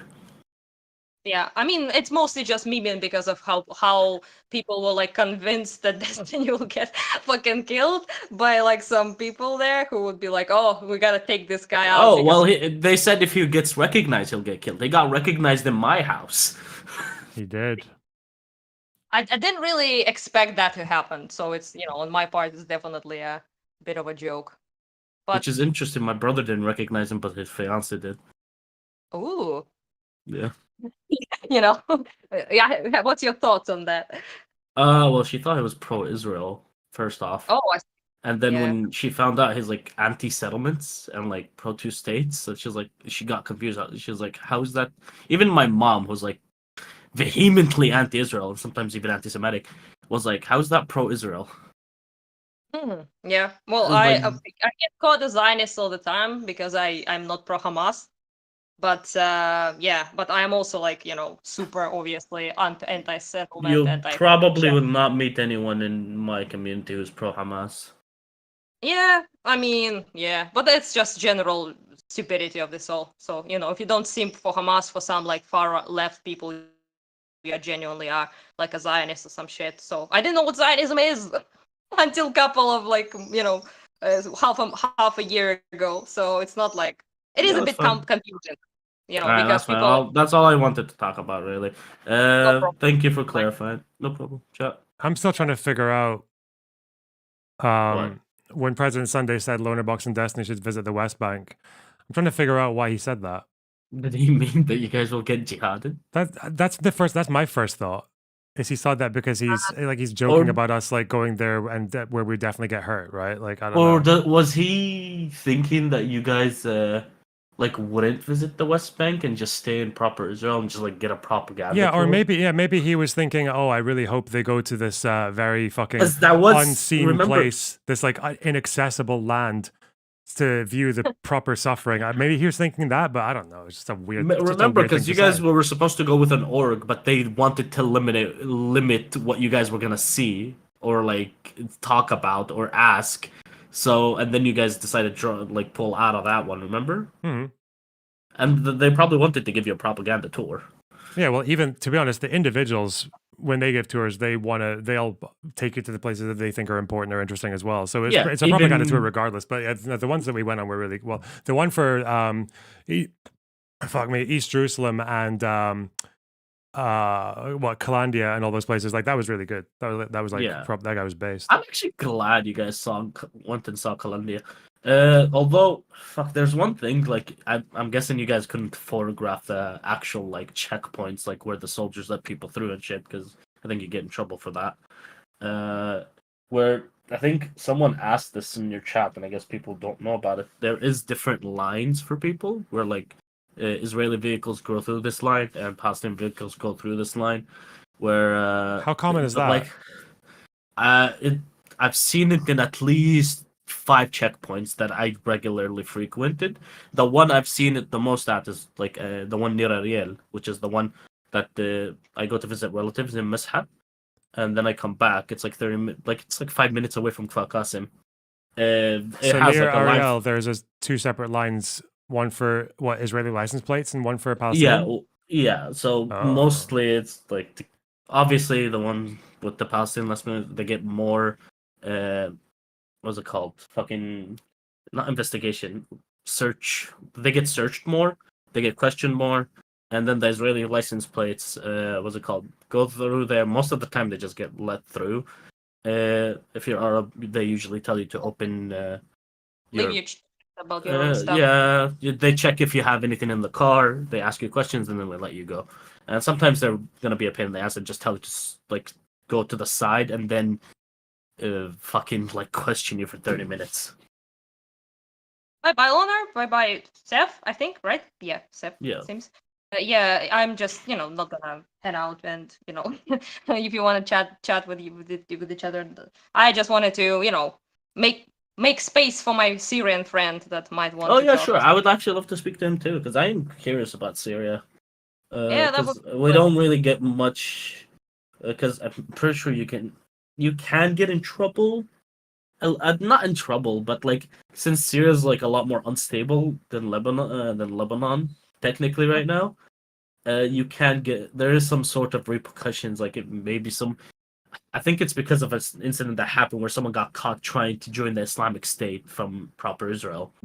And so now they're being a lot more safe. Like if there's like anyone talking to people from Syria, is he from Syria itself or is he out? I think he's there. Yeah. Is he still living in Syria? I think so.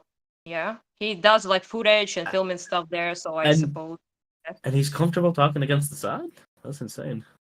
Yeah, he's not only comfortable, he actually like films shit and publics it. So I don't know. Depends on where you are in Syria, because Assad doesn't control of Syria anymore. Yeah, true. It's like stuff. So he's a pretty badass dude, I think. I saw. No, it sounds badass. I wouldn't imagine myself doing that shit. I'd probably stay on the down low when there's a fucking ongoing conflict like that. Shit is pretty rough there, which is why I'm, upset because people don't talk about it, because it doesn't involve United States and Israel and all of that, so nobody cares, which is something I'm not a big fan of. There was something not necessarily related to the conflict, but if you remember the big ass earthquake that happened in Turkey, like it also it also affected Syria, which a lot of people didn't talk about. The district where Syrians primarily lived, and the Sheikh housing also was built there for technically like Syrian refugees, and the houses collapsed the most there.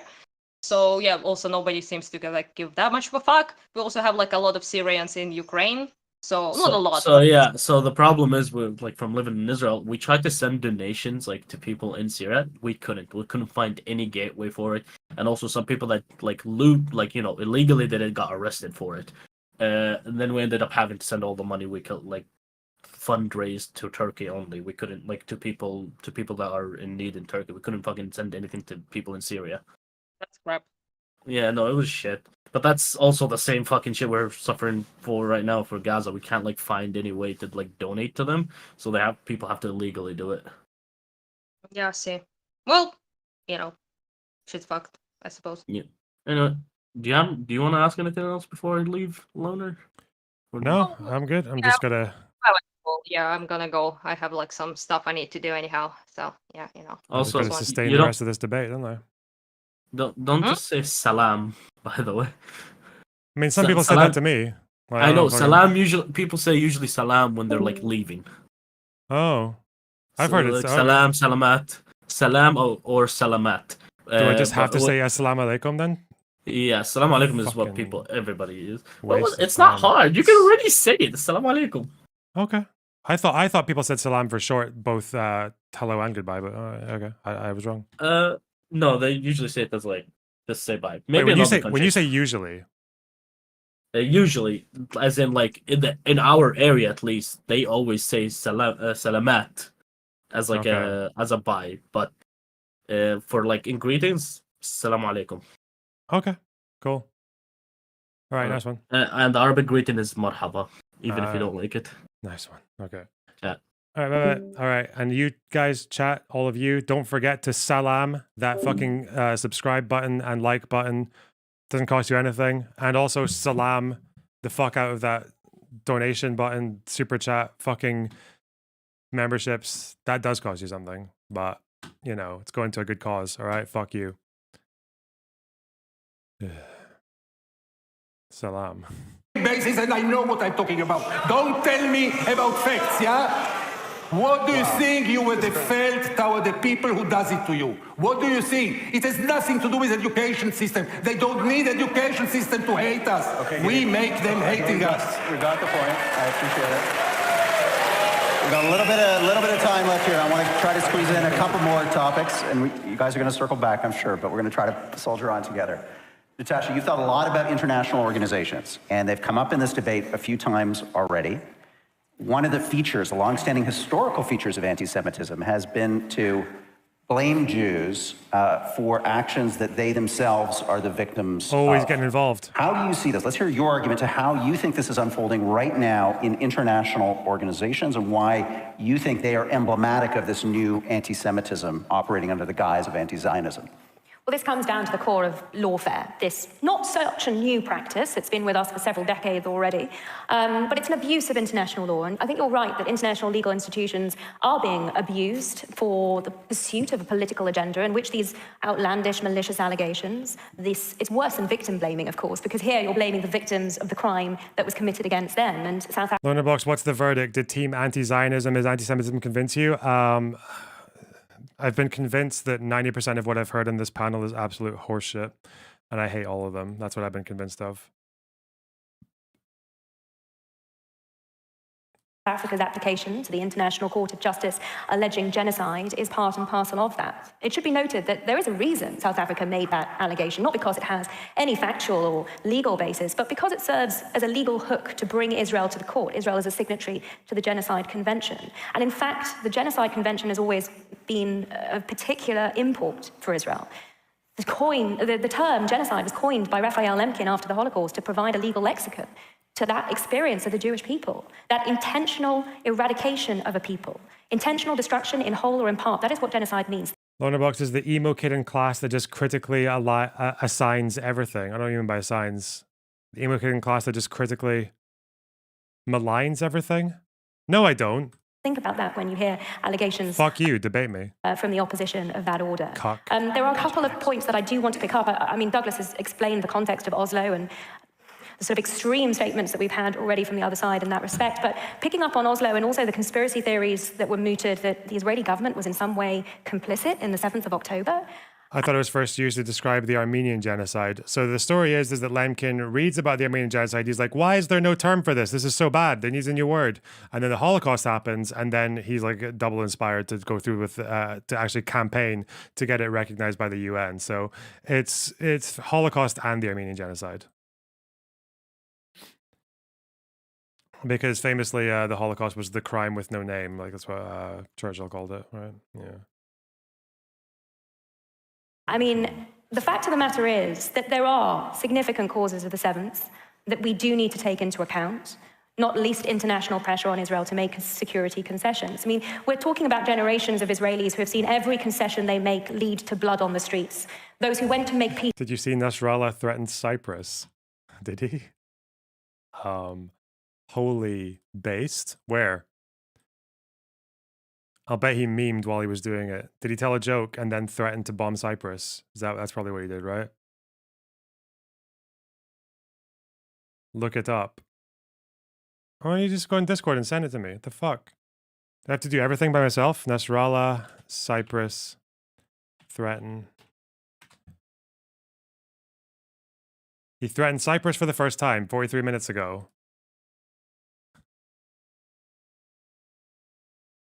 Okay, there he is, looking like his regular old self. Let's see, where's the clip?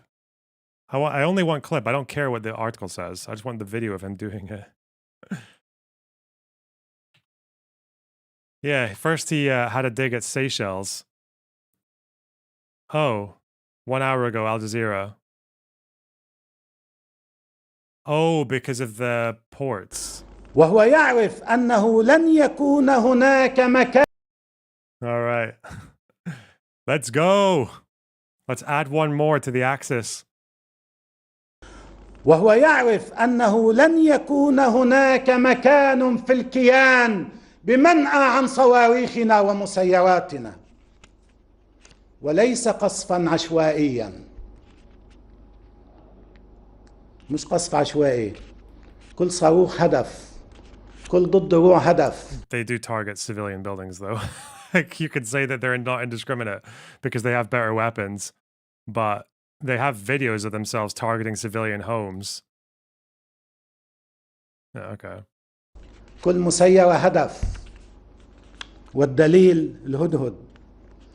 هو يعرف أن لدينا بنك أهداف كامل وحقيقي ولدينا القدرة على الوصول إلى هذه الأهداف مما يزعزع أسس الكيان.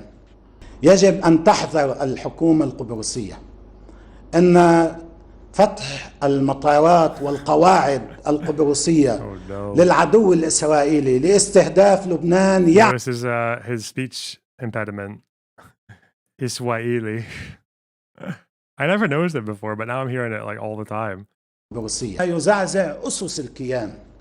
يجب أن تحذر الحكومة القبرصية أن فتح المطارات والقواعد القبرصية للعدو الإسرائيلي لاستهداف Israeli. He's like a Londoner saying an R. Soypuis.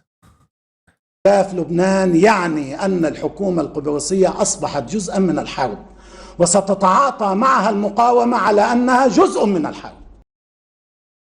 God, he's so intense. Fuck, why would he's just picking fights with everyone, isn't he?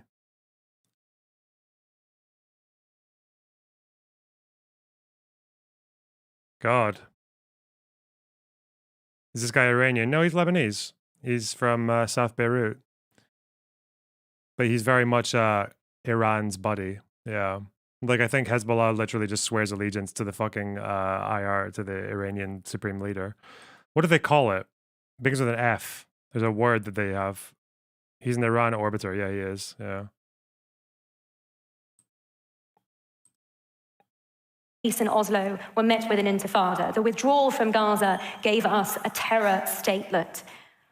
But what people don't... Ayatollah, no, there's an Arabic word that they have for that's something to do with Hezbollah's support for the supreme leader. It's like FAQ something. I can't remember. Seem to realize is that between January and August last year, there were some 400,000 entrances from Gaza into Israel. Douglas spoke about the people of the South seeking cooperation, coexistence with their neighbors in the Gaza Strip. Those entrances, 400,000 of them, were mostly on work permits. People who... Is that it? Fuck you? Yeah. It's one of those words that fucking phonetic, that fucking Q in Arabic that has no reference to the English language. Because that Q is not, it's not like a K, it's like a K. It's like from the bottom of your throat. Fuck you. Fuck you. Oh, God, I can't. One day I'll get it. I know it's a fucking guttural, dick. A fucking guttural. Want me to come in and say it? Yeah, why not? Make me proud.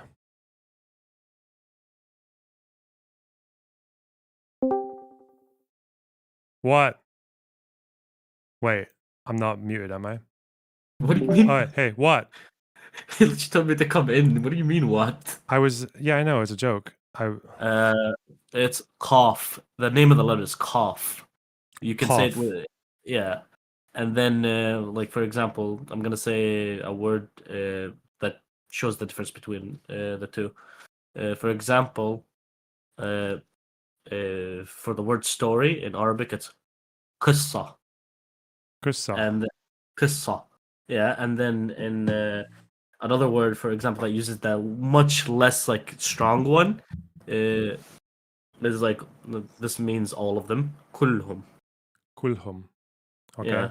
So what's the fucking word for what they call the supreme leader or whatever? That FAQ, whatever word? Fiqh? Yeah. Oh, fiqh. Yeah. Oh, I've heard it pronounced massively different to that. How? I heard someone call it. Wait. Hold on. Maybe I'm not getting. Don't know the word you're talking about. Are you talking?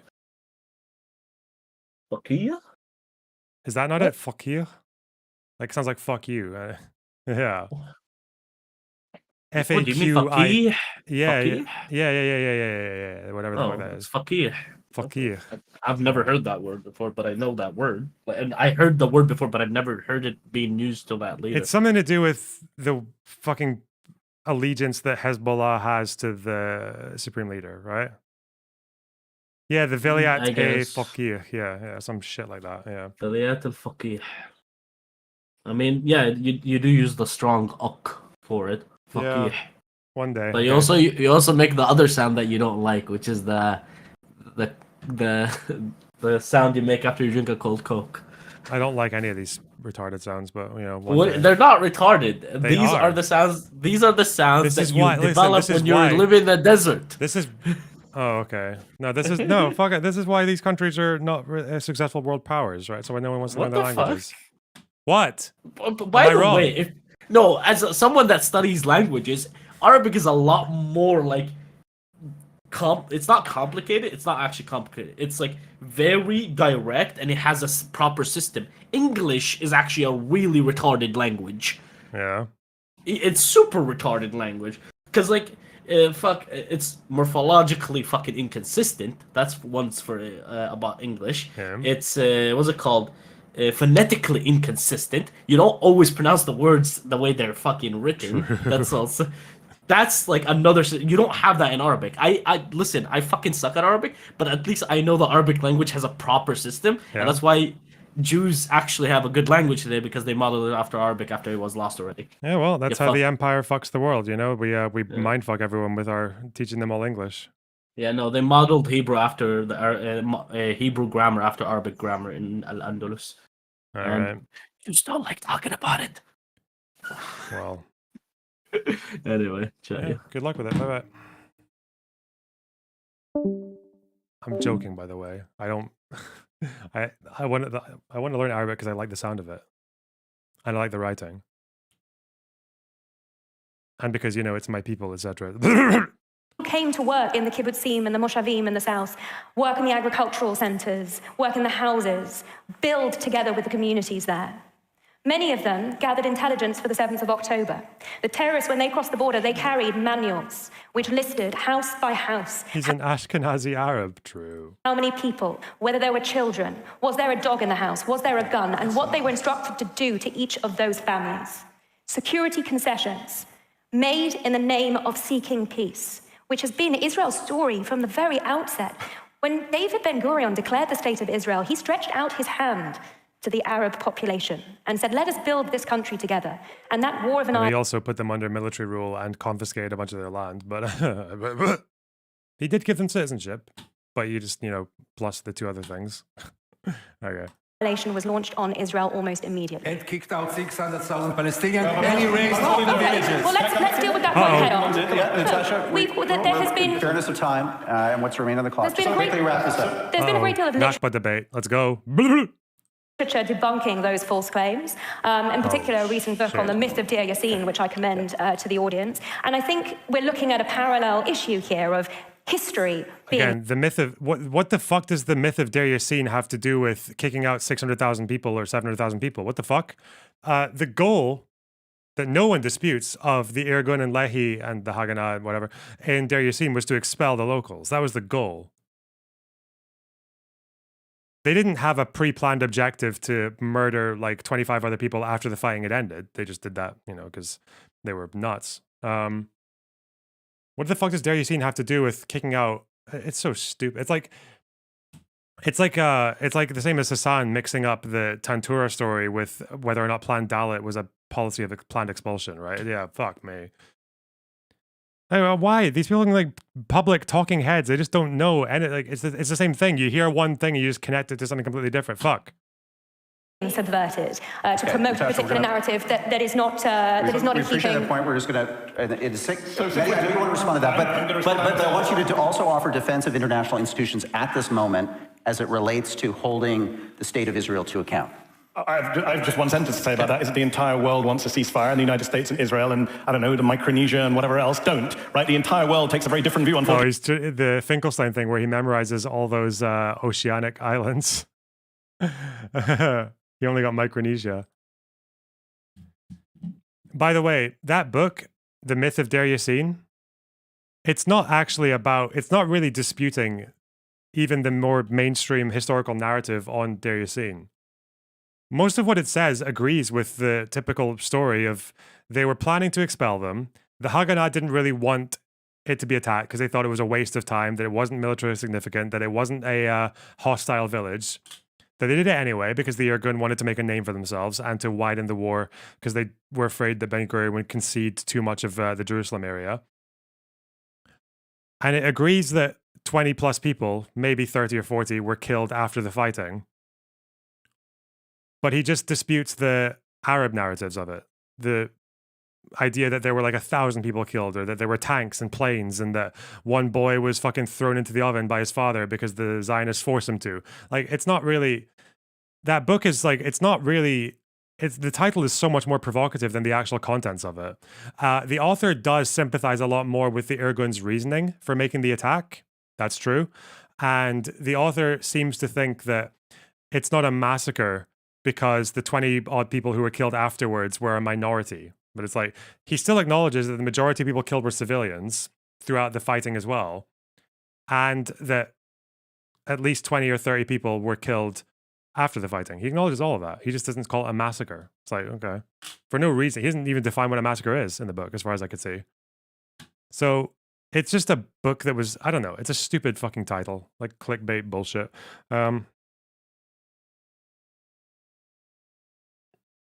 What do you think of Ilan Pape? Think he's kind of shit?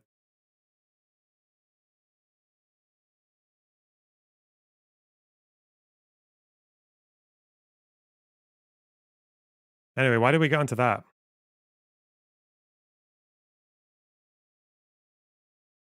To the people in this room and to Douglas and Natasha, the International Criminal Court, the International Court of Justice, the UNHCR, UNICEF, Doctors Without Borders, Amnesty. I like doing it every now and then. I think it's just good to show maybe one example of what I mean when I say that, because maybe some people think I'm discrediting a renowned historian for no reason. It's like, I'll show you, because I've read The Ethnic Cleansing of Palestine, unlike probably most of the people who simp for Pape. But let's see.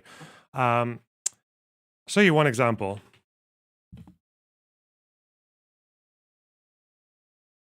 Of why I just don't think he's very good. There's more than one, but let's see.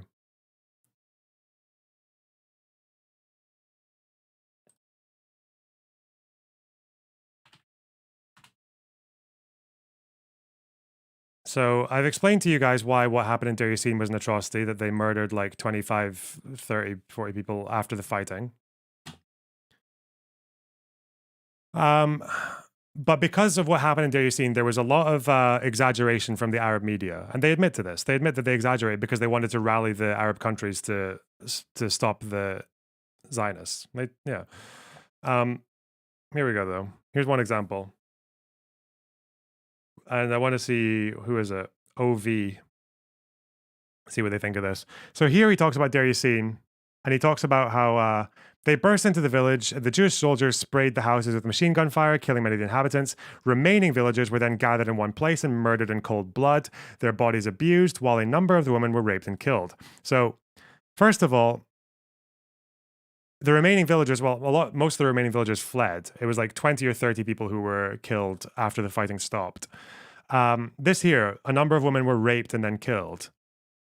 Now, the survivors of Deir Yassin, like the witnesses who fled after when they had the chance to, and even some of I think the orphans and people who were taken to Jerusalem and just dumped at the gates, they denied this. They protested the Arab media at the time when they put out stories about rapes. They said it didn't happen. Now, people might have multiple reasons for saying this didn't happen. People might say because of like cultural or pride or just like denial or whatever. Yeah, people might say things like that all the time. But if you look at Pape's source for this, why he thinks a number of women were raped and then killed, you can go, number 6, the descriptions and testimonies of what happened in Deir Yassin. The saga, the Deir Yassin massacre, revisionism and reality. You can look at this text, the full thing, because I've already looked at it. 45 pages. Matthew Hogan is a pretty go-to for Deir Yassin for telling the story. Let's see what he says about rape. This is them criticizing a revisionist piece that is downplaying the events of Deir Yassin, and the way that he mentions here, it cites witnesses who find no evidence of excesses like rape and mutilation, and omits their clear testimony of mass murder. Here, there were certainly other excesses committed at Deir Yassin. In this monograph, we have studied only the mass murder. Some accusations against the killers, for example, rape, mutilation, are more controversial and elusive than others. General looting, prisoner exhibition. And then just nothing. So there's 2 mentions of rape. And what they're doing in this paper is they're criticizing a revisionist piece for attacking the shaky evidence of rape at Deir Yassin and using that to avoid the broader charge of murders that took place after the killing. And the reason that they're criticizing it here is he's saying, focusing on other discrepancies and details of the event in an effort to confuse the issue is standard revisionism and a regular feature of the ZOA tract.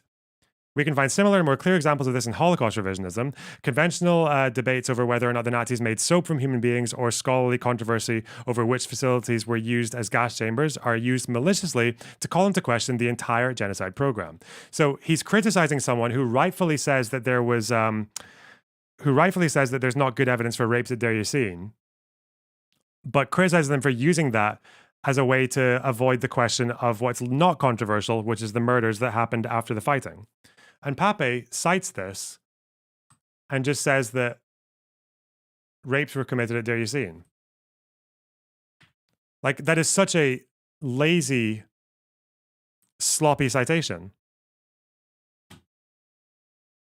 And he does this apparently quite frequently throughout the book as well. This is why, if someone is going to use a citation like that, it's just not trustworthy. So that's like one example of him probably doing it in a pretty egregious way. He's just cited a paper that doesn't actually back up the claim that he's making. Now, there were rapes that happened in the 48 War in other locations, but the evidence for it happening at Deir Yassin is just not really there. So yeah, that's why I don't like Pape.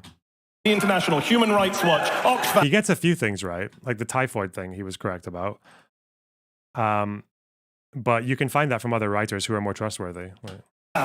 Christian Aid. Yep, you're booing. What does it come to when you're booing Oxfam? What does that tell you about yourselves? You're sitting here booing Oxfam to defend Benjamin Netanyahu. Let me just deal with something you just said. You talked about debunking propaganda. First of all, you can't even get Israeli propaganda straight. The Israeli government's own security agency, Shin Bet, investigated what you just said and said, no, we found no evidence that workers from Gaza were involved in the October 7th attack. Oh, Shin Bet alive.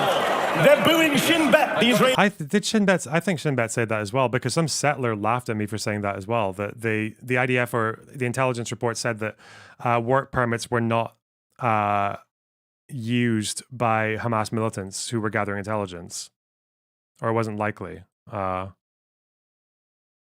it did seem to be like they did know a lot about the kibbutzim. They did know a lot about what was located where and everything. Like they knew where the armory was for Kfar Aza, and that's why they landed their paragliders in the area to shoot people who were trying to get weapons.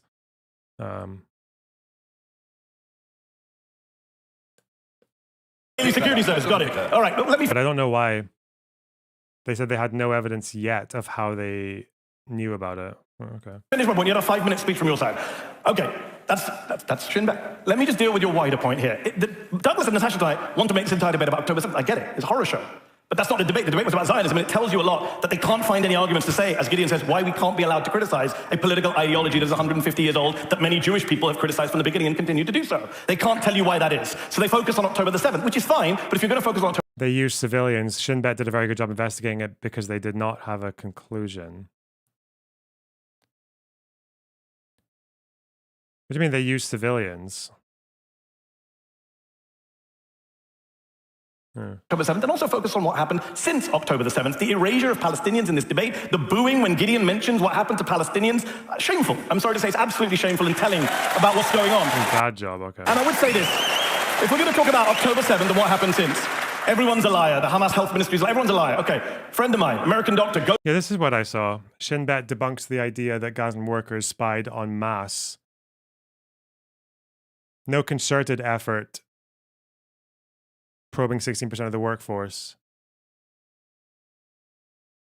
Could it just be that there was a small number of them, but not the workforce as a whole?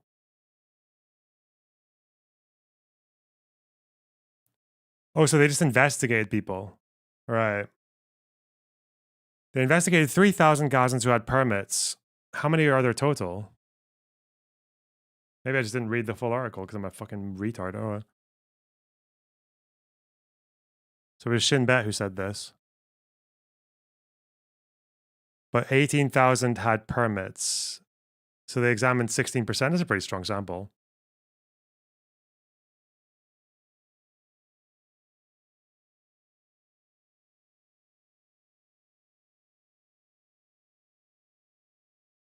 And they found no concerted effort. They did not completely rule out the possibility that some individual laborers... Ah, okay. All right.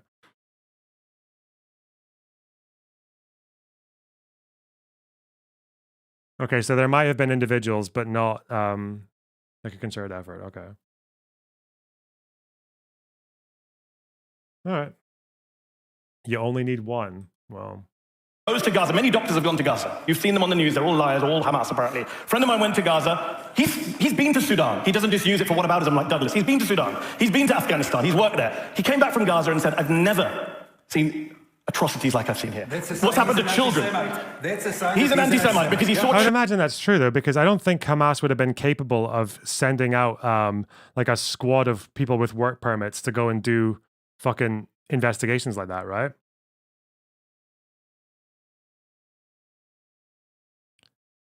But they might have been able to have one-off people who had permits who were willing to disclose that information, or maybe they paid people or something like that. Okay. All right.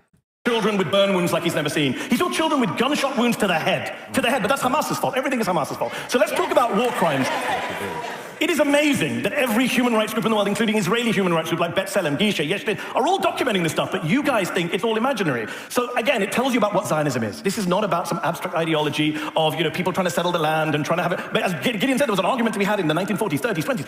Zionism today is what the Palestinians are enduring on a daily, nightly basis in Gaza, in the West Bank, in East Jerusalem, in Israel itself. And the erasure of that tells you everything about why we need to be able to talk about what Zionism does to the Palestinians. No other way they could have gotten that information. Well, what I heard from some of the kibbutzim people was that not only did people know where the armories were and all this shit, like they knew about the right locations to land to stop the people from resisting. I think someone who speaks Arabic, I think, said that they heard Hamas people discussing who was in which house before they went into it. But again, it's like,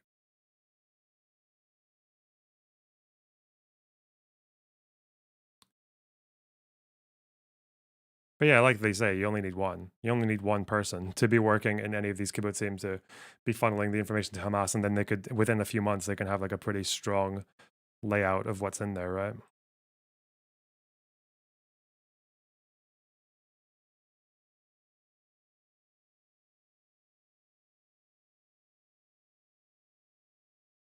Without being smeared as anti-Semites.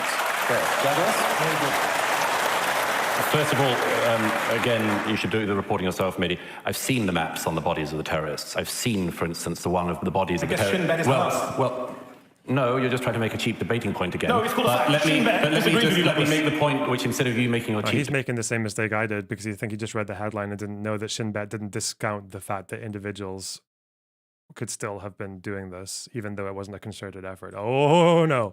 Debating point is a fact which you should think of imbibing. Just stop it for a moment, Mehdi, and listen. Please, go. Come on. Give us your facts. I'll give you one example. The terrorists who came into Ofakim, which is many miles from the border, on the bodies of the 12 terrorists who made it into that settlement, into that community there in Ofakim, I have seen the map on the body of at least one of the terrorists, and it had on the map the house of a member of the Knesset who lived there, the house where the synagogue was going to be because it was a holy day, and the kindergarten. Now, I'll give you one other example. In Niroz, excuse me, because you lied again. Because you lied again and pretended that what Natasha just said was not the case. And I'm telling you, what Shin Bet says. No, you're not. Again, okay, just it's a shame Douglas Murray's not as familiar. But why wouldn't you just say, okay, did Shin Bet say that not a single person with a work permit was gathering intelligence for Hamas? That's all you need to ask. Because apparently they didn't rule that out. But yeah, in Kfar Aza, the people on the paragliders landed like at a place where they could have a view of the armory, like the door to the armory. So they were standing on rooftops with a vantage point over the door to the armory, so that they could shoot people who were going in to get weapons to defend the community. So a sample of 3K out of 18. That's a reasonably good sample, though. I don't think they're saying they found none. They're saying that they found no concerted effort.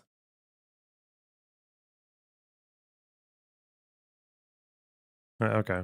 Maybe. Douglas, we're not going to trust you. You want me to trust you? As usual, you're making a cheap point for your partisan reasons. And I am telling you, You've accused me of being Hamas, but I'm the chief debater. I have seen the precise maps Douglas, of the communities you're not a reliable witness, Douglas. I'm afraid I am. I'm afraid More you're reliable not. than you and your bosses in I'm afraid Qatar. you're not, Douglas. Oh, my boss is in Qatar, not chief debating. Douglas, you're the guy. Sorry, let's just be clear. You're the guy who denied earlier that what you said in the Spectator. Let's just be the clear content. We're talking about October 7th, October 7th. 5 days after October 7th, you said maybe they will finally put an end to this insoluble nightmare, raise Hamas to the ground, or clear all the Palestinians from that benighted strip. It could be a good time to do it, but you tell this audience we can live in peace side by side. That's a war crime. No. Ethnic cleansing is a war crime. Not clearing people. No, I said maybe for a reason. It could be a good time to do it. For goodness sake. Douglas, just apologize and move on. Seriously. Talking about moving on, we are now going to move on to closing statements because the time for this portion of the debate has come to a close. We're going to approach those statements in the opposite order of the openings, 4 minutes each. So, Gideon, this time, you're the only time in the debate you get to go first. Very Take us away with unfortunate. your closing statement. I would love to have the last word, but I never get it. That's fine. I guess I don't deserve it. Also, how did they get a hold of the 3,000 workers? Because October 7th happens. I'd imagine that from then on, no workers coming from Gaza into Israel. Was it workers who were already in Israel? Because obviously the bias there would be that if you were a worker who was gathering intelligence for Hamas using a work permit, you probably were not in Israel on October 7th. You might have been fighting or you might have been in Gaza. I don't think you would have been working. Right?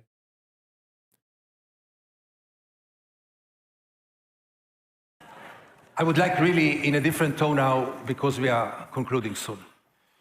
I'm the only one here who lives in Israel, who was born in Israel, who raises his children in Israel, who never had a slightest idea of leaving Israel, who will never leave Israel as long as I will not be forced to leave Israel. All my life I live in Israel. Part of my life I was a Zionist. Part of my life I was struggling because it's not very easy to get released from something that you get from childhood in quantities that I can't even explain, or how much propaganda goes to our veins and how much blindness goes to our veins toward other side of Israel. And Israel has so many good sides. Don't tell me about them. I know very well, and I know to appreciate it very well. And in many things, I have very hard time to live in Israel, to be an Israeli. Many times I'm deeply ashamed of being an Israeli. What the fuck is this whispering? How is it a biased sample? Oh, because if you're a Hamas person or an informant or whatever, and you're gathering intelligence so that Hamas can attack on October 7th, you're probably not going to be going into Israel on October 7th, no? And it seems to be that the workers who were arrested were ones who were working in Israel at the time. That's why there might be bias, because maybe you're gathering intelligence with your work permit and then you go back to Gaza on October 6th and then you're given a gun and you go and do the attack. Or you fucking just stay in Gaza and like stay behind. Yeah, that kind of thing. So we don't know, right? How much intel did they really... Well, it seems to be they had a lot of intel. It seems to be they knew a lot about the layout of these kibbutzim. Yeah. That's more or less confirmed. That however they were able to get the information, they knew roughly who lived where. They knew where the armories were. They knew where specific strategic locations were, where they could land or take up vantage points. They knew a lot about these layouts, yeah.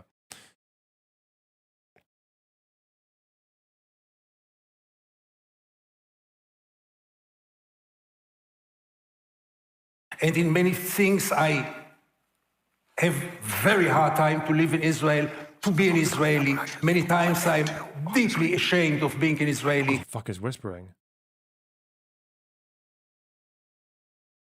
I don't believe they would tell a random informant with a work permit about the location precisely. Well, we don't know if they're a random informant, right? They might be working for Hamas.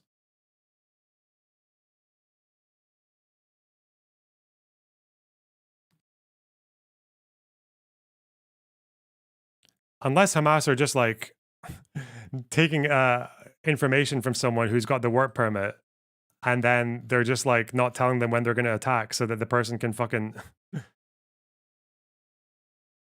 and then just like let them get killed in the crossfire or whatever. Even if they work for Hamas. Well, wouldn't Hamas just say don't go to work? I don't know. Yeah.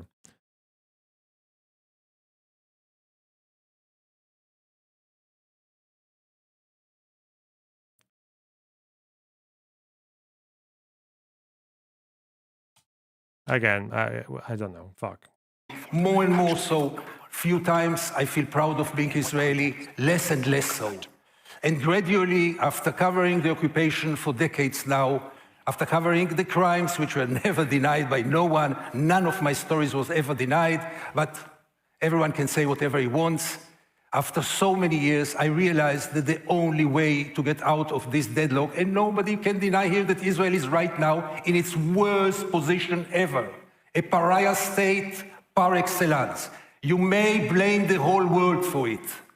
But maybe we Israelis should also look upon ourselves and ask, maybe we did something wrong. Can it be that we didn't do any mistakes, any crimes, and the whole world is anti-Semitic? Uh-oh, another warning.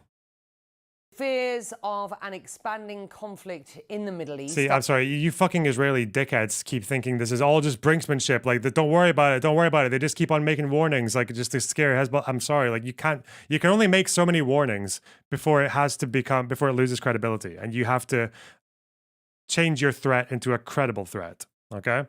And I learned that from listening to Israeli right-wingers. Like, and it's true. Fuck. After Israel's foreign minister warns Hezbollah it would be destroyed if all-out war breaks out. Israel Katz's comments online follow Hezbollah's release of a purported 9-minute drone video that shows sensitive military locations and civilian areas in Haifa and other Israeli cities. And while tensions percolate along the northern border with Lebanon, there's a brewing diplomatic rift between the Netanyahu government and the White House. We are connecting the dots on this for you with Ben Wiedemann, back with us this hour from Beirut. Paula Hancock's is in Jerusalem, and Lauren Fox is in Washington on Capitol Hill. Let me start with you, Ben.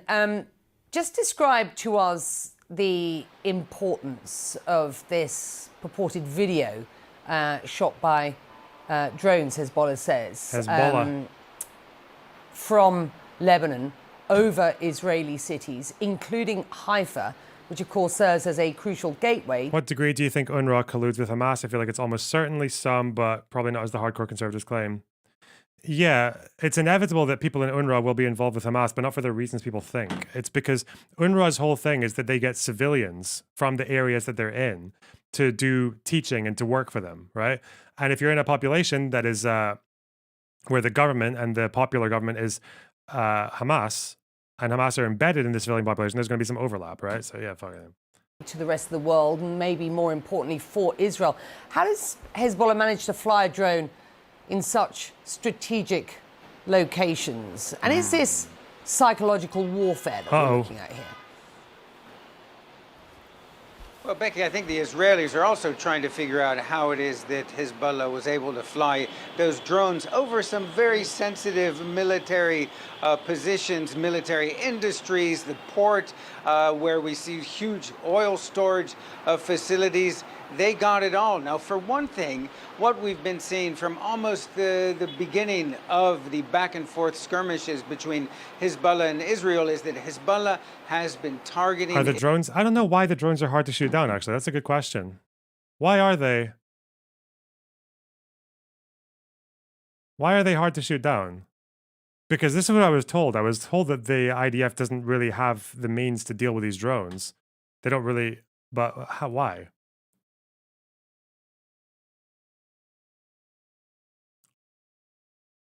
Huh.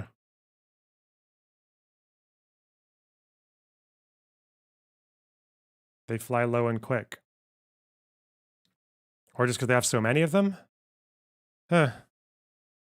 Israeli surveillance and observation Google Earth. No, you can't. Google Earth won't tell you where the fucking armory is, you moron. equipment all along the border. The Israelis, in fact, brought in cranes to replace the destroyed surveillance equipment, and Hezbollah took those out as well. So clearly there are holes in their ability to see what enters they're taking out surveillance equipment. Airspace. But above and beyond that, clearly Hezbollah has the technical capabilities to collect this sort of sensitive information well inside Israeli territory. It's about 30 kilometers from the nearest point on the Lebanese-Israeli border to Haifa.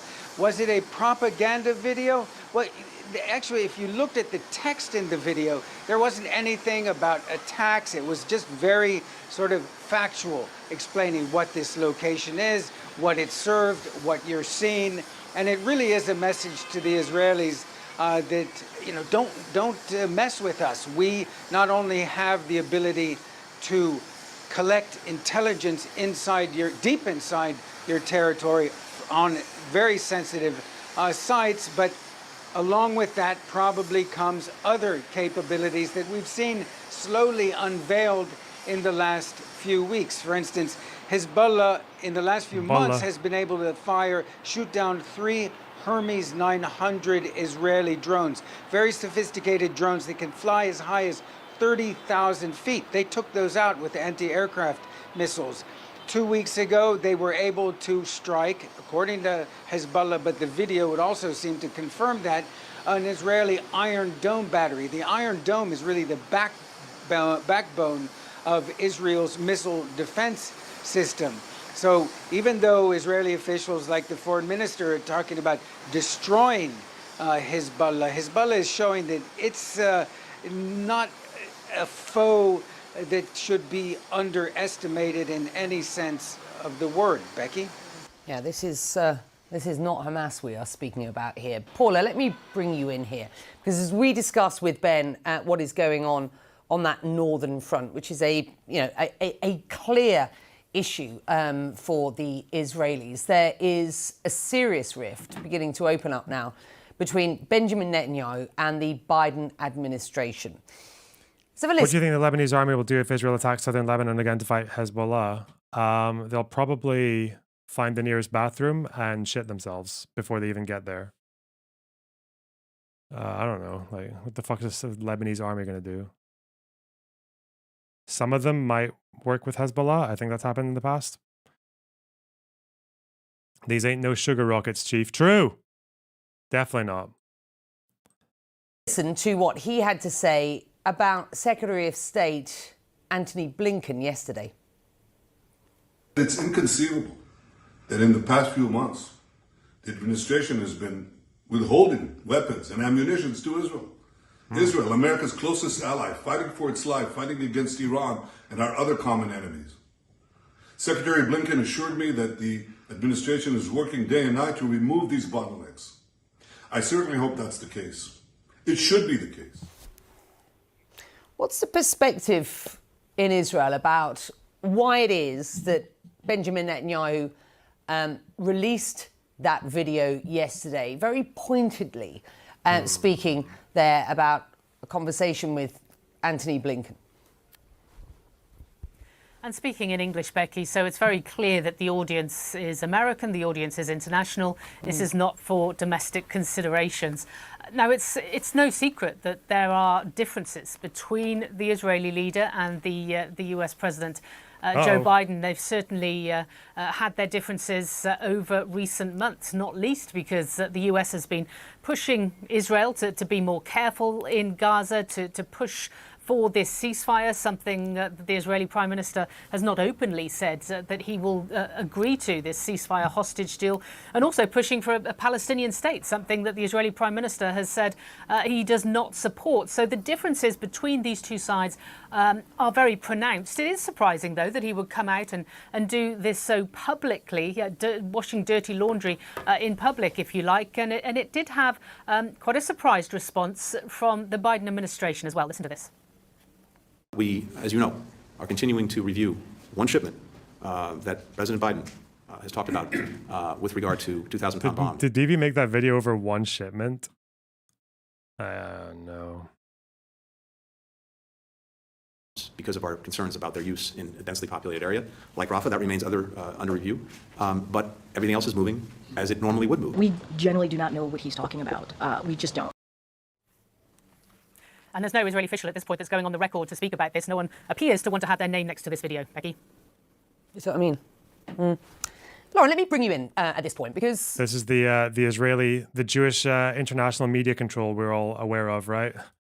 Bibi making a fucking cringe soy rage video because of one shipment that's under review. This is the Israel that's brainwashed the rest of the world with propaganda. Fuck me, man. All of this happening just ahead of Benjamin Netanyahu's visit to Washington in July to address Congress. We have seen some pushback already, with some lawmakers saying that they will boycott that. Have a listen to Senator Elizabeth Warren earlier. Do you plan to attend Prime Minister Netanyahu's address to Congress? No. Look, we need a ceasefire.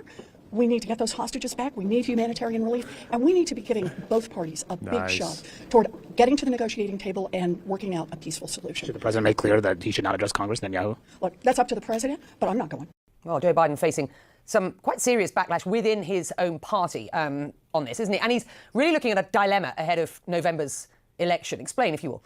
Yeah, I mean, this is still a month away, and I think it's clear that there are many progressive Democrats who plan to boycott Netanyahu's speech when he comes to address Congress in July. But this is really coming from two different places. You know, on the one hand, there is just disagreement with Netanyahu's handling of this conflict in the Middle East. On the other, there's also this feeling from some liberals that you are putting Joe Biden in this position where someone who has been critical of the president is coming and addressing Congress just months before the November election. So it's really sort of the politics abroad and also the politics at home that they don't agree with. You have to keep in mind, this is happening in the context in which the House Speaker, Mike Johnson, has put a series of really tough votes on the floor that have fractured Democrats in some cases. Now, there's really typically just a small number of Democrats that vote with Republicans on some of those proposals, but it has been one of the most difficult conflicts for the leader, the Democratic leader in the House, Hakeem Jeffries, to manage within his conference. And so, you know, I expect that there's going to be a large number of Democrats boycotting Netanyahu's address to Congress. We should note that about a decade ago when he came to Capitol Hill, there were also dozens of Democrats who boycotted the speech, so that's not precisely new, but I think the numbers might be larger. It's also possible that they have press conferences or some kind of other counter programming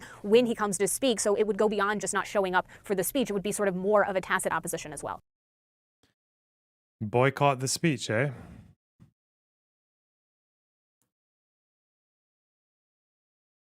Okay.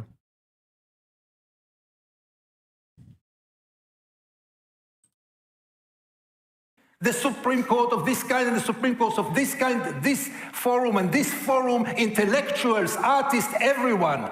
Can it be that all are anti-Semites and only we are pure and just forever? Is this guy intentionally saying absolutely nothing every time he speaks? I feel like there's just no points being... So we have to look with some kind of decency at the mirror and ask ourselves, but that's really our problem as Israelis. Most of the Israelis are still convinced, according to the propaganda lines that we heard here today, are not ready to take any criticism and become very, very aggressive if you dare to criticize them from time to time. I dare to suggest to my fellow Israelis, maybe the Israeli IDF, the Israeli army, is not the most moral army in the world, but the second moral army in the world. You know, after 40,000 victims in 8 months, maybe they are the second after the army of Luxembourg. They become offensive.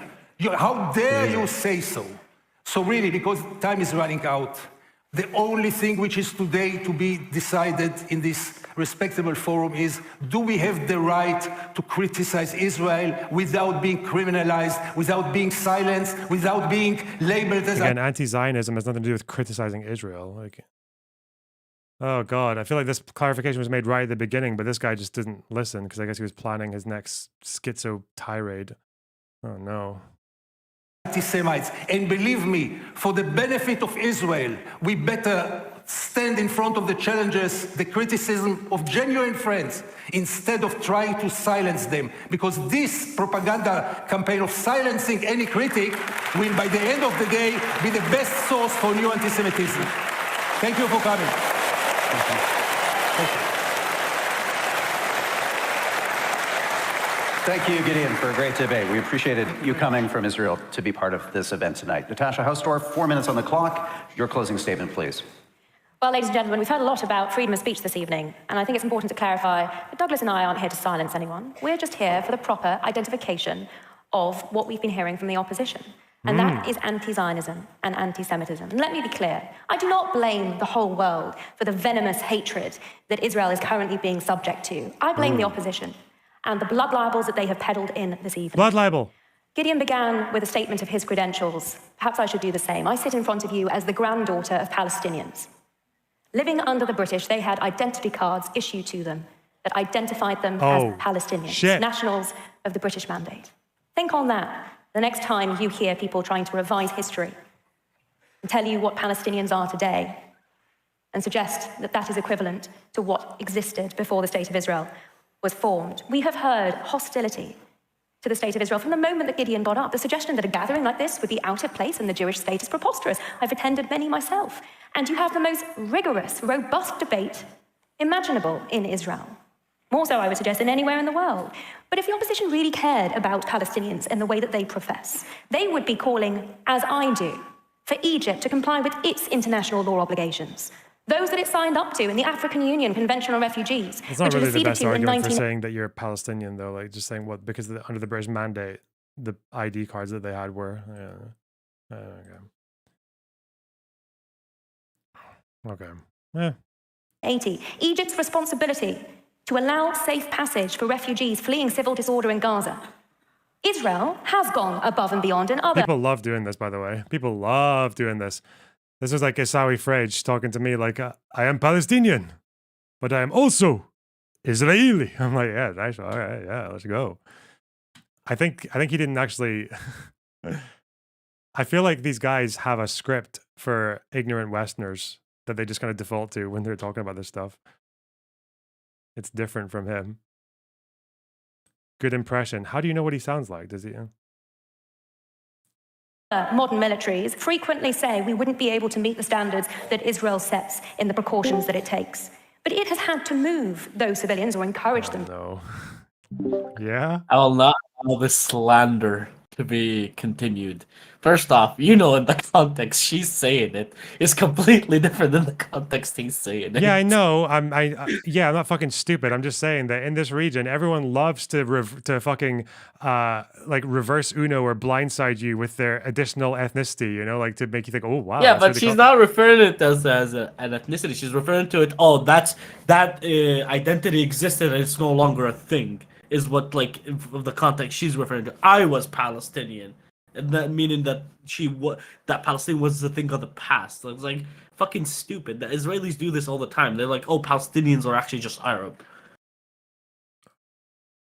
Yeah, I know. This girl would literally call the podcast and massacre a blood libel. Fucking stupid. I hate people like this. Yeah, well, don't slander my boy Isawi. Okay. I tell you. To move, it doesn't control them. To evacuate, to provide humanitarian corridors.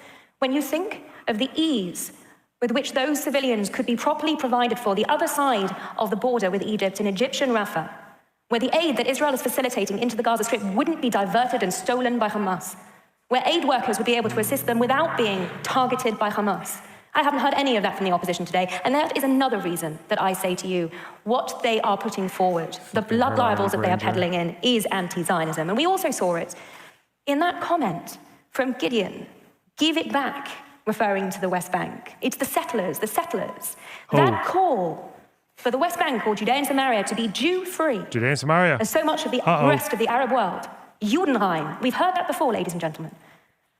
We were told because Jews in the 20th century differed about whether the creation of the State of Israel was a good idea. That was a reason that Jews couldn't be anti-Semitic if they were anti-Zionist. Because this is a pretty decent puzzle, because I do this, forces them to, they're going to take the night. I don't know if it forces them. Wait, because it's like this. Then what was next? Is it this? And then they go there, and then fork. But I'm kind of just not ruling out every option, so maybe it's wrong. Okay. And then, here, because they can't go here, or here. They can't take, but they have to go here or here, and both of these are forks, right? Bah. Fuck you. Who said H5, retard? All right.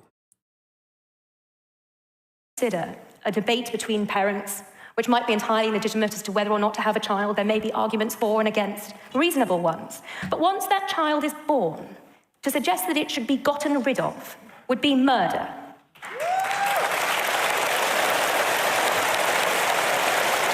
So she's less of a two-stater than Dougie. Okay.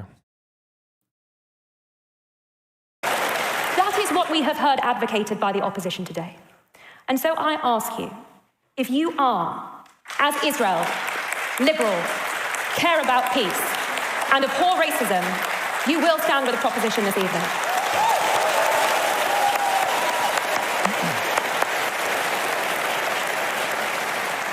Mehdi Hasan, let's have your closing. Ladies and gentlemen, before we finish that, I do want to say, look, I get it. I do. I get it. Anti-Semitism is undeniably on the rise. Hate crimes are on the rise. Ancient tropes and conspiracy theories are back in circulation. No one is denying that. And so Jewish people, understandably, feel unsafe, threatened, insecure. So we should take a stand. I've said this for years. Take a stand against anti-Semitism, all of us. But this isn't it. This is not it. This motion is not it. I'm sorry to say, this motion is an attempt to play you, to manipulate you, to gaslight you by propagandists and apologists for Israel's current government. Propagandists. In fact, this motion could have been written by the Israeli government. And you don't have to take my word for it. Just back in 1973, Israel's own foreign minister, Abba Eban, said the quiet part out loud. It began over 50 years ago. He said, and I quote, one of the chief... Why should Israelis accept two states where one state is democratic for Israelis and Palestinians and the second state exclusively for Palestinians? Because otherwise, what do you do? Because otherwise your two options are to ethnically cleanse 2 million people from Gaza, 2.5 million from the West Bank, or it's to annex the whole thing and give them voting rights. Or it's to annex the whole thing and not give them voting rights and become an actual apartheid state. And good luck with that when they start demanding voting rights. Have fun. Enjoy yourself. Enjoy the climb. That's why. Chief task of any dialogue with the Gentile world is to prove that the distinction between anti-Zionism and anti-Semitism is not a distinction at all. Anti-Zionism is merely the new anti-Semitism, he said. So this attempt, there's nothing new about this attempt to define a new anti-Semitism, even while the old anti-Semitism from Douglas's end of the political spectrum is flourishing right now. We have a Republican presidential candidate who is a card-carrying anti-Semite who hosts Holocaust deniers for dinner, but we don't hear about that. We have far-right militias on the rise right now across North America. We don't hear about that. Just a few years ago, the biggest massacre of Jews in North American history took place in a synagogue in Pittsburgh, and the shooter was not a left-wing anti-Zionist, it was a right-wing anti-Semite. We didn't talk tonight in this debate about the... I guess that's a fair point. It seems to be a lot of that. Well, again, I don't know because I keep on seeing news stories about anti-Semitic violence, but I don't really seem like they tend to say who the perpetrator is or why they did it. I think there was another guy, was he in Canada or Australia? Another kid fucking self-immolated, but their brother or their family member was saying, don't say this is for Palestine. They were mentally ill and suicidal before October 7th. So yeah, I don't know. Yeah. The anti-Semitic threat being posed by the rise of far-right parties in Europe, where the Israeli press says this is good for Israel. Wow, I remember a time when the rise of far-right parties wasn't good for Jewish people, but it's good for Israel and its right-wing government, for Ben Gvir, for Smotrich, for Netanyahu. We don't talk about the threat posed by Viktor Orban, openly anti-Semitic leader in Europe. If I wanted to make a cheap debating point, I'd say that's because he's a fan of Douglas and Douglas is a fan of his, but I won't make that cheap debating point.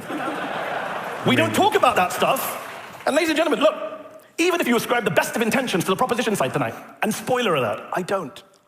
This entire debate is a distraction, a deflection, an attempt to make you look over here, not over there. There being Gaza, where they don't get to have protests on college campuses because the most moral army in the world wiped out 12. Yeah, I heard that story that a girl was raped for hiding that she was Jewish. Yeah. College campuses in Gaza. There being the West Bank, where a record number of children have been killed since October the 7th, even though the West Bank is not run by Hamas. There being Israel, where a government of self-proclaimed fascists and racists faces nightly protests from thousands of Jewish Israelis, including the families of hostages. But no, don't look over there. Look over here. Embrace this pernicious idea that those of us who oppose the way in which Israel was created, or what Israel has become, or how Israel treats its Palestinian minority, we're all somehow bigots, racists, anti-Jewish, even the Jews among us, like Gideon. Because, remember, that is the motion tonight. Not whether you support Israel or Zionism, which is fine, but whether the rest of us who don't are automatically anti-Semitic. By the way, what a weird... But no one ever define what Zionism is or agree on a definition. Because I feel like people like Mehdi could do well to answer the question about if Israel stopped Gaza, stopped what they're doing in Gaza, stopped what they're doing in the West Bank, pulled out of both of them, gave them a state, and recognized it, would you still be anti-Zionist, or I don't know, or would Israel just be another country that's founded on problematic terms, but like many others?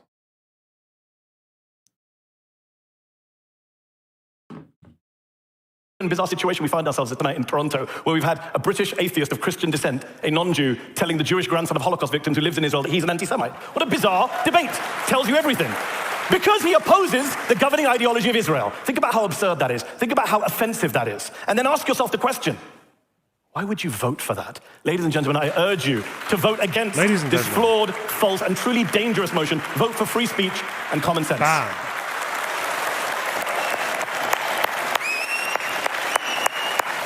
Thank you, Mehdi Hasan. Okay, Douglas, as per convention, the pro side of the debate gets the last word. You're up, 4 minutes on the clock. Well, thank you very much. Quite a lot of heat, some light. We set out this evening defining what both these terms were, and they are defined for you. Anti-Semitism is a cruel treatment, double standards applied to Jews. Anti-Zionism is a movement that believes that the Jews don't have the right to a state in their historic homeland. And as I said at the beginning, anti-Semitism is a shapeshifter. It does come from all sorts of directions, and Mehdi is right. As I mentioned at the beginning, it can come from the far right, it can come from the far left. But at the moment, what we see an eruption of is anti-Semitism in the form of anti-Zionism. What else is it that is motivating the crowds? Why, when I was in Vancouver the other month, were there crowds going down the street in Vancouver screaming about Israel? What's it got to do with them? You're miles away.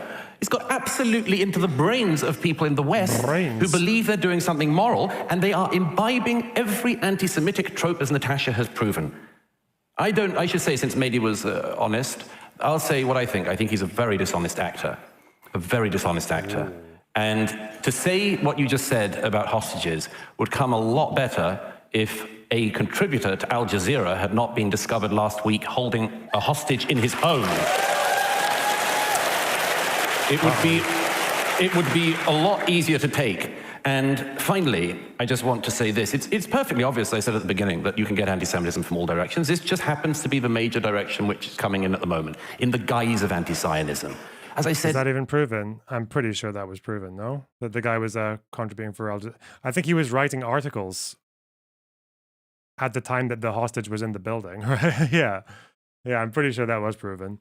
Now, he wasn't like he was a contributor. He wasn't like an employee. He was a contributor, but, you know, yeah. That's like the one caveat, I suppose.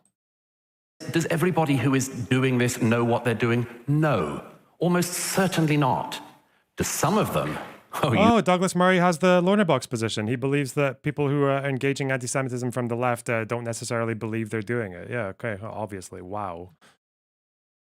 You bet. They're having a whale of a time. People like those people I mentioned marching last week through Jewish areas of Toronto, getting to scream about the pigs and the rats again. Wow, it feels good to them.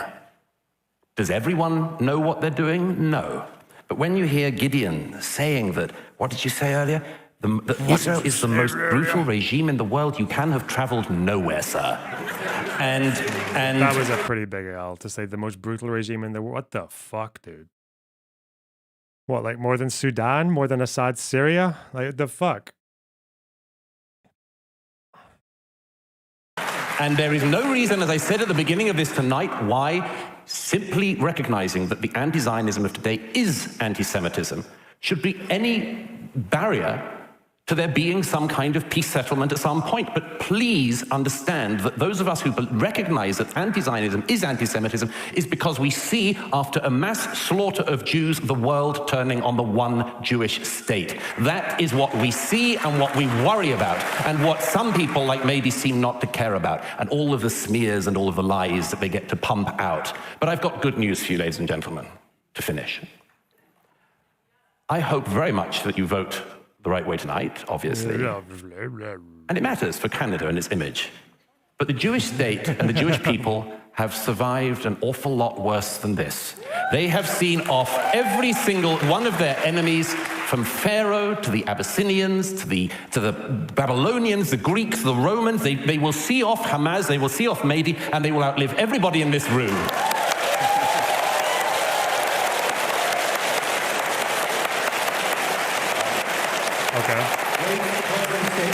For a great debate. And How does it feel to be a Jewish person listening to this? Do you feel glazed? Do you feel good that you got this kind of interest? Because I don't even think Douglas Murray is Jewish, is he? Curious he didn't mention the Nazis. Yeah, because I think we understand that like it wasn't Jews who defeated the Nazis. Like, okay. It was Joseph Stalin. Comrade Stalin. and can't think of anyone else. Ladies and gentlemen, please thank our debaters for the civility, the substance. And a few fucking sideshow imperial fucks. Colonizers. The rigor, the analysis.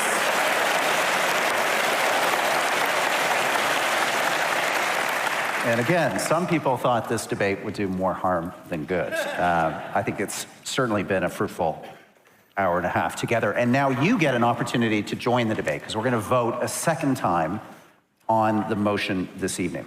So your vote pads have two options. One, A, if you are in favor of the motion, be it resolved, anti-Zionism is anti-Semitism. Or 3, the numeral 3, that's just beside the letter C, if you are opposed. As these results build, we're going to give you a little bit of time to make sure you get your vote in. We're going to take a quick look at how public opinion began in this room tonight. So we'll put those results up on the screen just to remind us how we came into this debate. Front screen, sorry, vote number 1, 61% in favor of the motion, 39% opposed. Okay. Let's look at how many of you were going to possibly change your mind when it came to the vote tonight.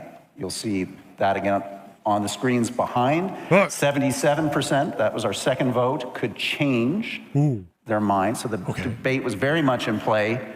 23% of you were made up, roughly a quarter. So has everyone had a chance to vote? You've all got your vote in. Okay, let's see if we have some numbers for you. They're building them right now. We're going to show those up on the second screen. So let's... I would just game the system by having the opposite of my actual position. Yeah. Why have they not? They must have a vetting system for that. There's no way people are getting away with that treachery. The second row of screens, let's see the new vote coming in. 66% in favor of the motion, 34% opposed. So Douglas and Natasha, congratulations for arguing successfully for tonight's motion. Thank you, Gideon and Mehdi, for an admirable argument for the con side. Thank you, everyone, for being part of this debate tonight. To Sherry Naylor, our organizer, Ricky Gurowitz, our managing producer. We'll do this all again in the fall. It is just one colonizer nation supporting another at the end of the day. Good night. Who won? The Zionists won. They actually gained supporters by the end of it. They were ahead to begin with, but they gained. So, you know. What does the winner get? Well, the way that these guys are talking about it, it sounds like now Canada has internationally declared in stone that anti-Zionism is anti-Semitism. And the student protests are over. That's probably the way that the fucking dramatics with which these people were discussing the results of this fucking debate.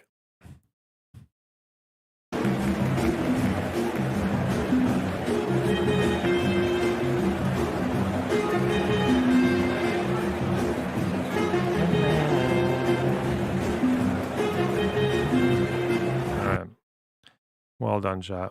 And I urge you, ladies, gentlemen of the House, I urge you, for the good of all mankind and your country and all the other ones, to cast your vote in favor of super chatting and subscribing to this channel and gifting memberships. It'll be a disaster for Canada if you don't.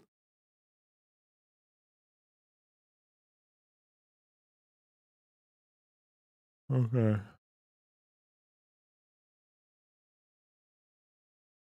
Because that sweet PV buck can only take me so far, okay? Yeah.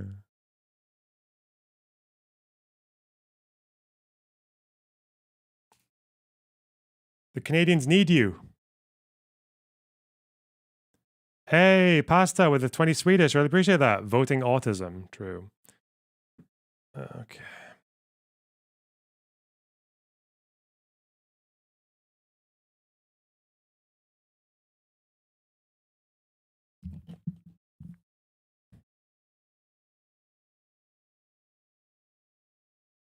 If I heard both these arguments, I would have abstained from voting. It was pretty weak, wasn't it? Just But I guess and I need to remember this as well, is the kind of arguments that convince most people are probably not the same as the kind of arguments that would convince me. Because I'm autistic. I don't know. Like, I'm actually curious now about who changed their mind because of what Douglas Murray and Natasha, is that her name, were saying. The one thing that might have changed my mind would have been Gideon Levy. I might have just been so annoyed by Gideon Levy that I would have wanted to switch my opinion just to spite him. Have you ever been discriminated against for being Middle Eastern in the UK/Scotland? Yeah, not recently. Not that I've known. Maybe I have without realizing it, but no, when I was younger, definitely, yeah. More the post 9/11 world, like Islamophobia and by extension anti-Arab sentiment was really common then. Marcus, thanks for the 30 shekels. Here you go. I'm still salty you didn't come to Haifa though. I know. We could have. Maybe next time. I'm really annoyed that we missed out. Oh, the Balfour quote, yeah. Damn, she had that on her piece of paper as well. I guess she knew. It is a commonly cited one, though. Commonly cited piece of nonsense.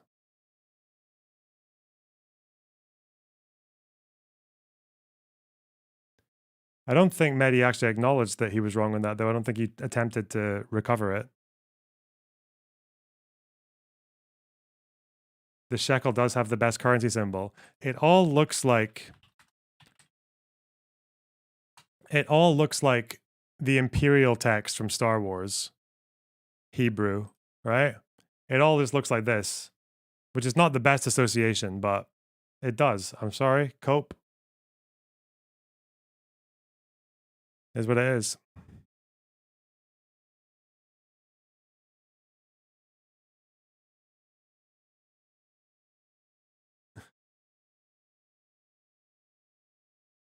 Dwayne, thanks for the $20. Really appreciate that. That's really generous. God. Are you going to watch that Brianna Joygray debate in the conference? What, the triggered liberal one, the trigonometry one, the get triggered trans asshole one, whatever the fuck they're called. Did she storm away from that debate? Did she walk out? Huh.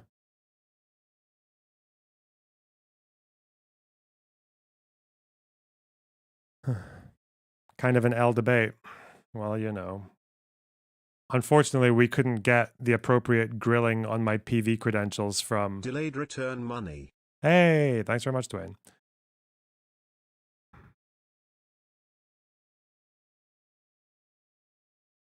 You're too learned for that kind of drivel. Listen, I'm not too learned for any kind of... Do you know this channel? What? Do you think being educated on a topic affects the kind of caliber, the kind of content that we choose to view? Hell no. Real Smith willing to chat with you. Yeah, possibly. I didn't want to talk about PV though, because I don't know that much about I just work for that. Like, I'm just an employee, or I don't even know if I'm an employee. It's just like a contract, yeah. But compared to fucking, I wanted to talk about F-bombs, thinking I've changed my positions to cater to progressive victory.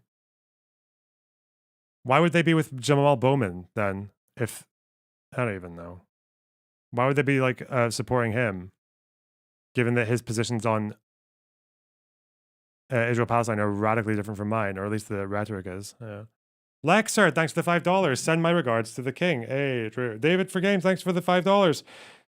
This is what one calls a total victory. Also, Sev is a Gideon Levy fanboy. Ain't no way. Is he? Oh, well. Listen, Sev also watches this channel, so he's got all kinds of problems. Okay, don't worry about him. Oh, God, you guys are... Why are you guys being so generous? What the fuck? I was getting ready to leave. Sir Glag, thanks for $20. Your monthly penance. God.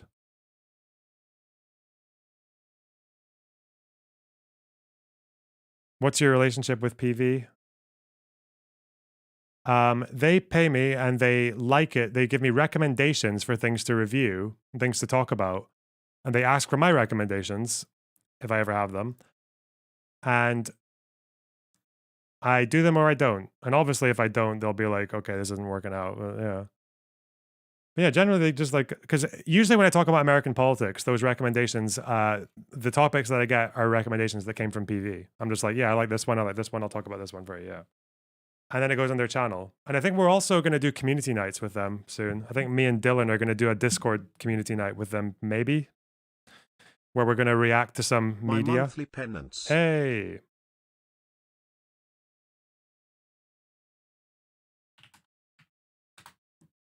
Tim R, thanks for the 5 USDs. Moneybox, god damn it. Are you canvassing in New York? No. I need a break. Come on. This is like, see, this is some of the stuff that they do. Like, oh no, this is progressive, is it PV Spotlight, they're called. This is the channel that like they sometimes take segments of mine and, or ours, and put them up here. Also, I don't know why F-Bombs is having such a hard time figuring out who is with who. Because he can just look at videos that are up here and this will more or less tell him who is working for PV. It might not give him a one-to-one, but like it shows you that I'm there. It shows you that fucking Hunter's there. It shows you that, now maybe they have different arrangements from me. Who knows? Josiah. Like, but this fucking detective shithead can't do that work himself, I guess. Okay. Oh, there's me. I didn't even know they took this one. AOC for why Biden needs to win 2024. Sev, thanks for the 15 shekels. David is salty because the side representing his side called occupation blood libel when he thinks it's justified KEGW. Oh. The never ending. The conflict between Sev and David will outlast the Israel-Palestine conflict.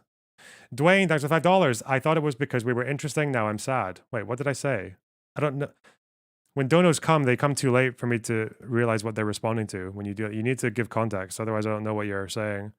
My memory's not good enough. Sorry. Uh-oh. Apparently, there's a debate channel in my Discord called Nuke France. Okay. Well, I hope they, I hope the House votes with their conscience on that question. You know what? We could actually push PV Spotlight to 2K subscribers, you guys. It's possible.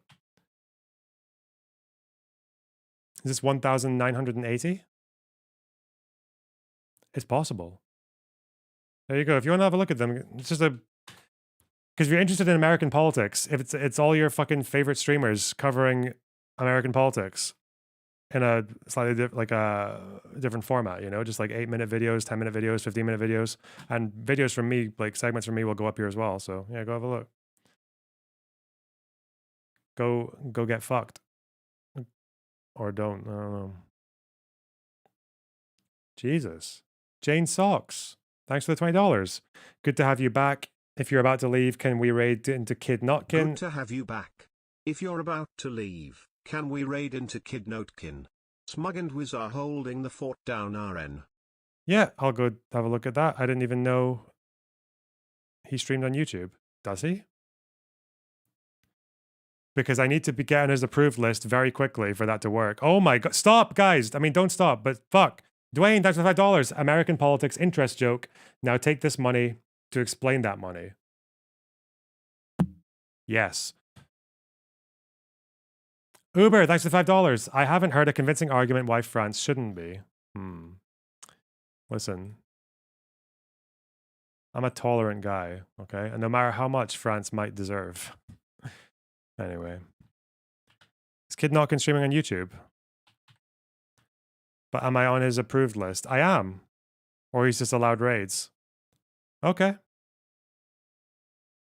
Well, listen, guys. I will send you over to Kid Notkin, okay? Gym stream when? I hate the gym. I'm sorry. I said it. The gym is boring. I might still go, but I'm not going to try to become big box again. Fuck that.